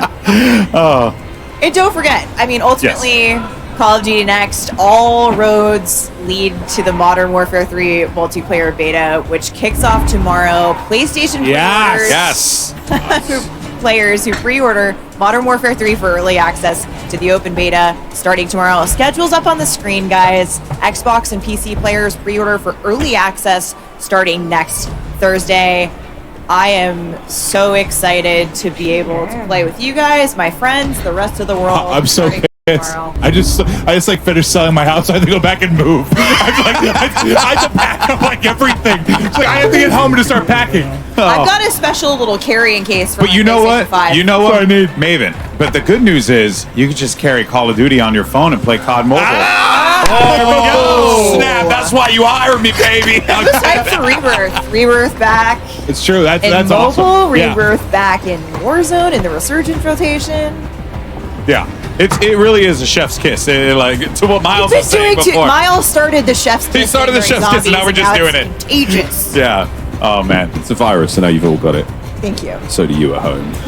Aw, look at that. The joy, the happiness. It's been a long day. For We sure. all need a hug after we, this. We all need a hug. It's been a long show. It's been a long day, but I think it goes without saying that there's a lot to be proud of here, Steph. And a huge shout out to you. I want to give you your flowers. Thank you for Appreciate it. putting this, working with an incredible crew. Excuse me, to make this a reality, but also from top to bottom. You were here from the beginning, so I respect you. Alex, you guys have hard carried me through the broadcast, you especially. So I love you guys. I appreciate it. My CDL family, we go way back. You and I go way back from some other fun games. And a huge shout out to the Activision teams, to studio teams, to Raven, to Sledgehammer, to the Call of Duty mobile team, to all of our partner studios who have made this game and everything that you've seen here in Call of Duty Next possible. Thank you. We can't wait to see you in the beta. Hell and yes. then when we launch later this year. It's going to be absolutely fantastic. And that is going to do it for us here today at Call of Duty Next. And just a reminder to everyone out there, the Call of Duty action does not stop with Call of Duty Next, because immediately following this show, we have Code Bowl 4 presented by USAA. So make sure you stay tuned to that. Thank you so much to everyone for watching today. Thank you to Maven, Miles, you're not Maven, Stephanie. You guys was going in the wrong order there. Saven, Siles, everyone, our entire broadcast crew, our production team, all of our creators that came through as well. Thank you, creators. It was 250 creators in one room. Absolute pandemonium. But don't go anywhere, because coming up next, Code Bowl 4, and we have plenty more to come. But for now, we're going to leave you with some awesome plays, top plays of the day presented by HyperX. And we'll see you in just a few minutes. Thanks for watching, everybody. Chicos, ha acabado el Call of Duty Next.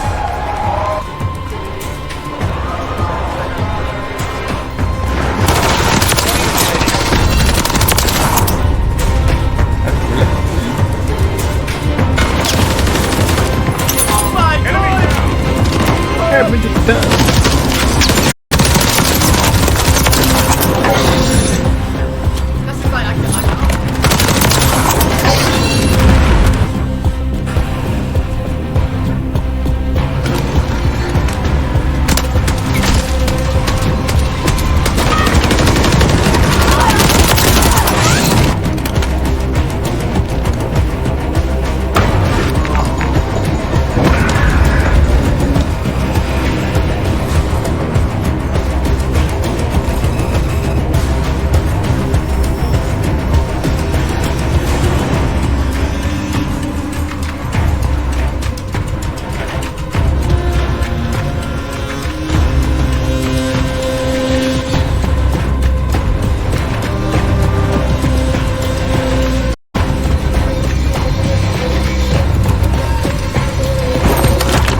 Me quiero suicidar en el juego, digo. Es que esta no va mal, esta clase no va mal.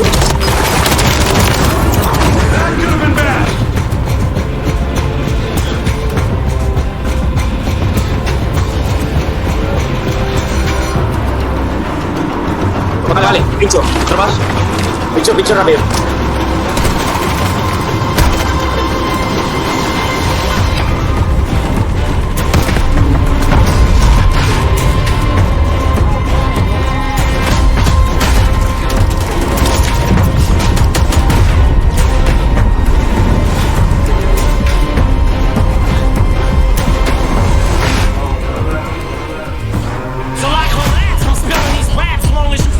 The day that I drop, you'll never say that I'm not.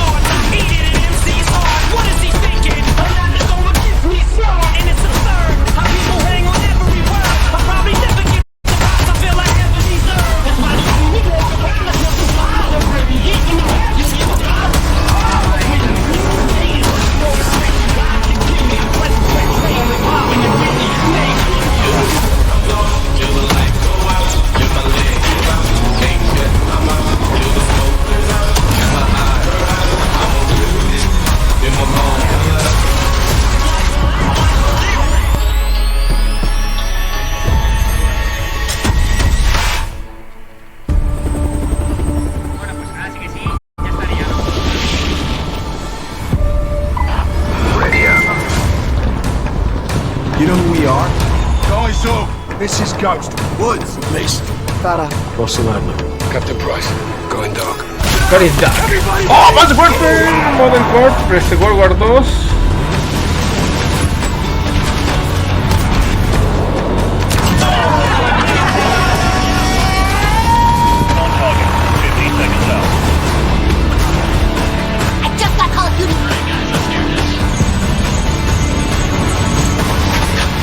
Good start, Dad!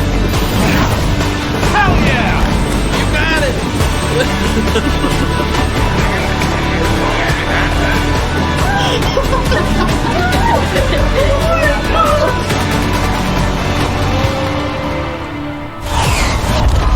Ah, la mata de Shepard. El original. No, Russia. Well, it's not over yet. Trust me. Nada de Rusia. Stop the train! Give us the fire, we'll give them hell. Black Ops, los zombies.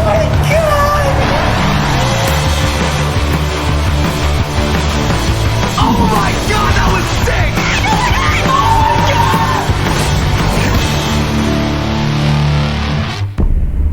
20 años de Call of Duty.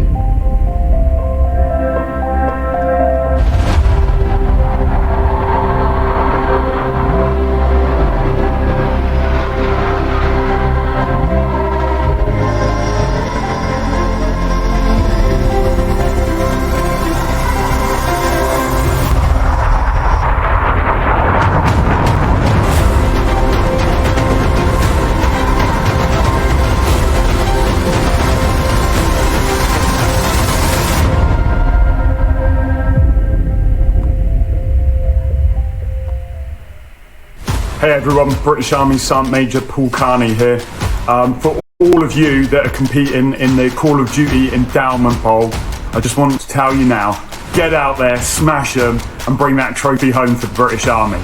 Take care, good luck. Hey, greetings, Airman and Guardian. I'm Chief Master Sergeant Larry Guyton. I'm here at the Air Force Services Center. I want to tell you today, as you compete in the Call of Duty Endowment Bowl, I want you to bring home that trophy to the United States Air Force. As a matter of fact, let's teach the other branches what those numbers really mean. Go Air Force! Greetings, members of RCAF Game Force. I'm Chief Warrant Officer John Hall, Command Chief Warrant Officer of the Royal Canadian Air Force. As you engage in today's Call of Duty Endowment Bowl, you have the full support of the Royal Canadian Air Force behind you. I urge you to set aside our typical Canadian politeness and show our friends what you're really made of. I wish you good luck and good gaming. Call of Duty Endowment.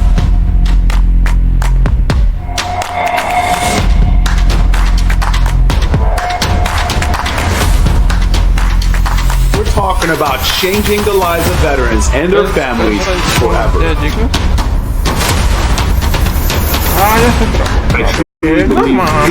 Literally the best platform to do it.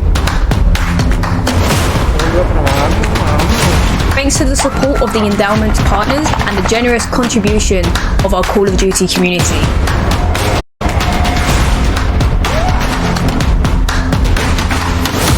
Everything the endowment is doing,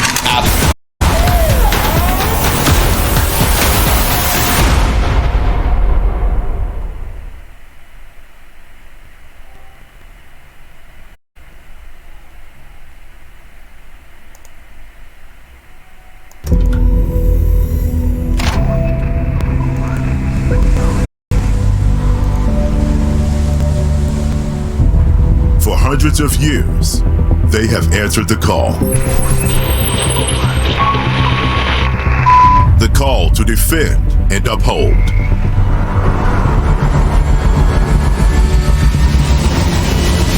The call to support and protect. United in honor, service, and sacrifice. Today, they answer the call yet again.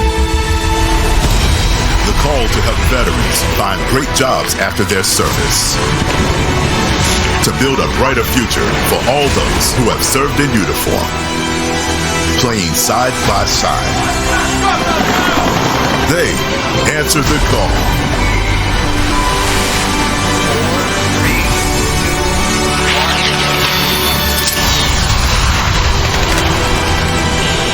I'm in, boys. Let's do this.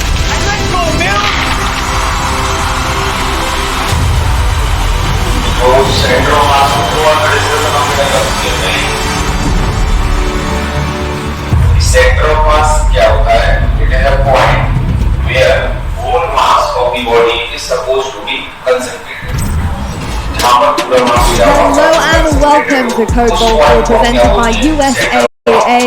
USAA is proud to continue their long-standing support for Code Bowl as the presenting sponsor for the third event in a row, bringing some of the world's best Call of Duty streamers together to battle it out with servicemen and women across the UK, United States and Canadian forces.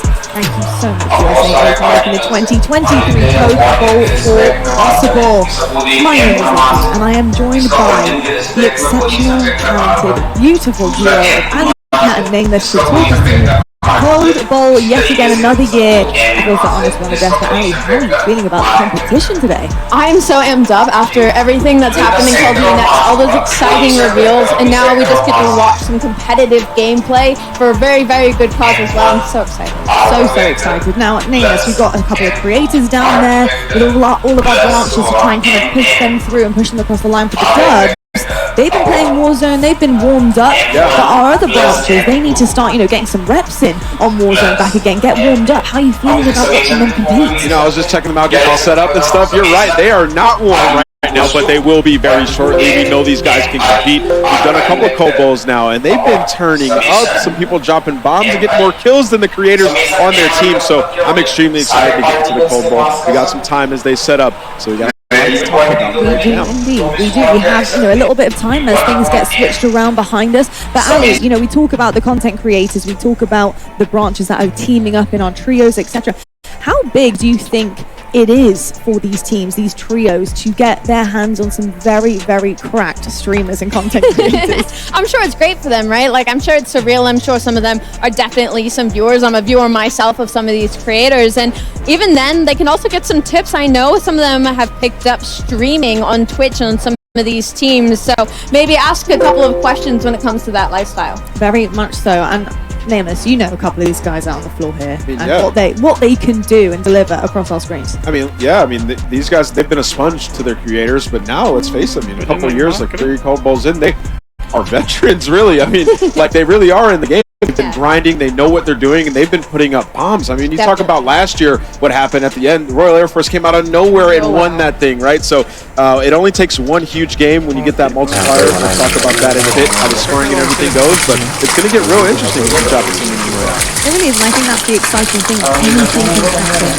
Code Bowl has brought some exceptional surprises, so I hope you guys are going to love that. And talking of surprises, for those of you joining us, we have some great rewards thanks to you.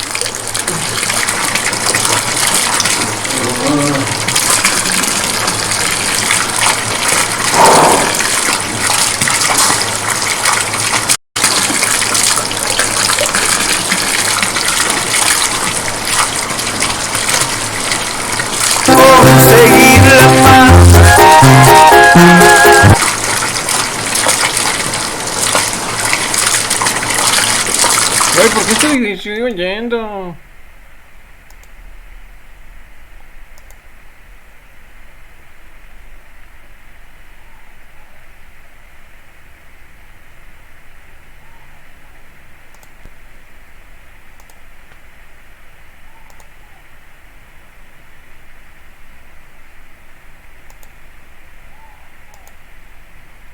Capitán de paso, tienes todo mi respeto, siempre he sido el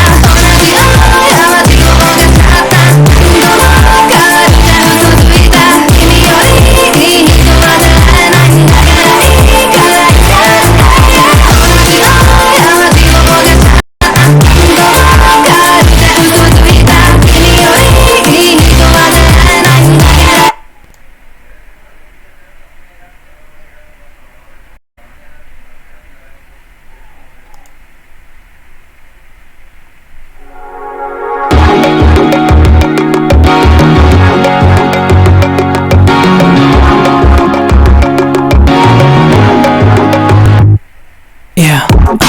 真夜中のもしもし遠いわかんない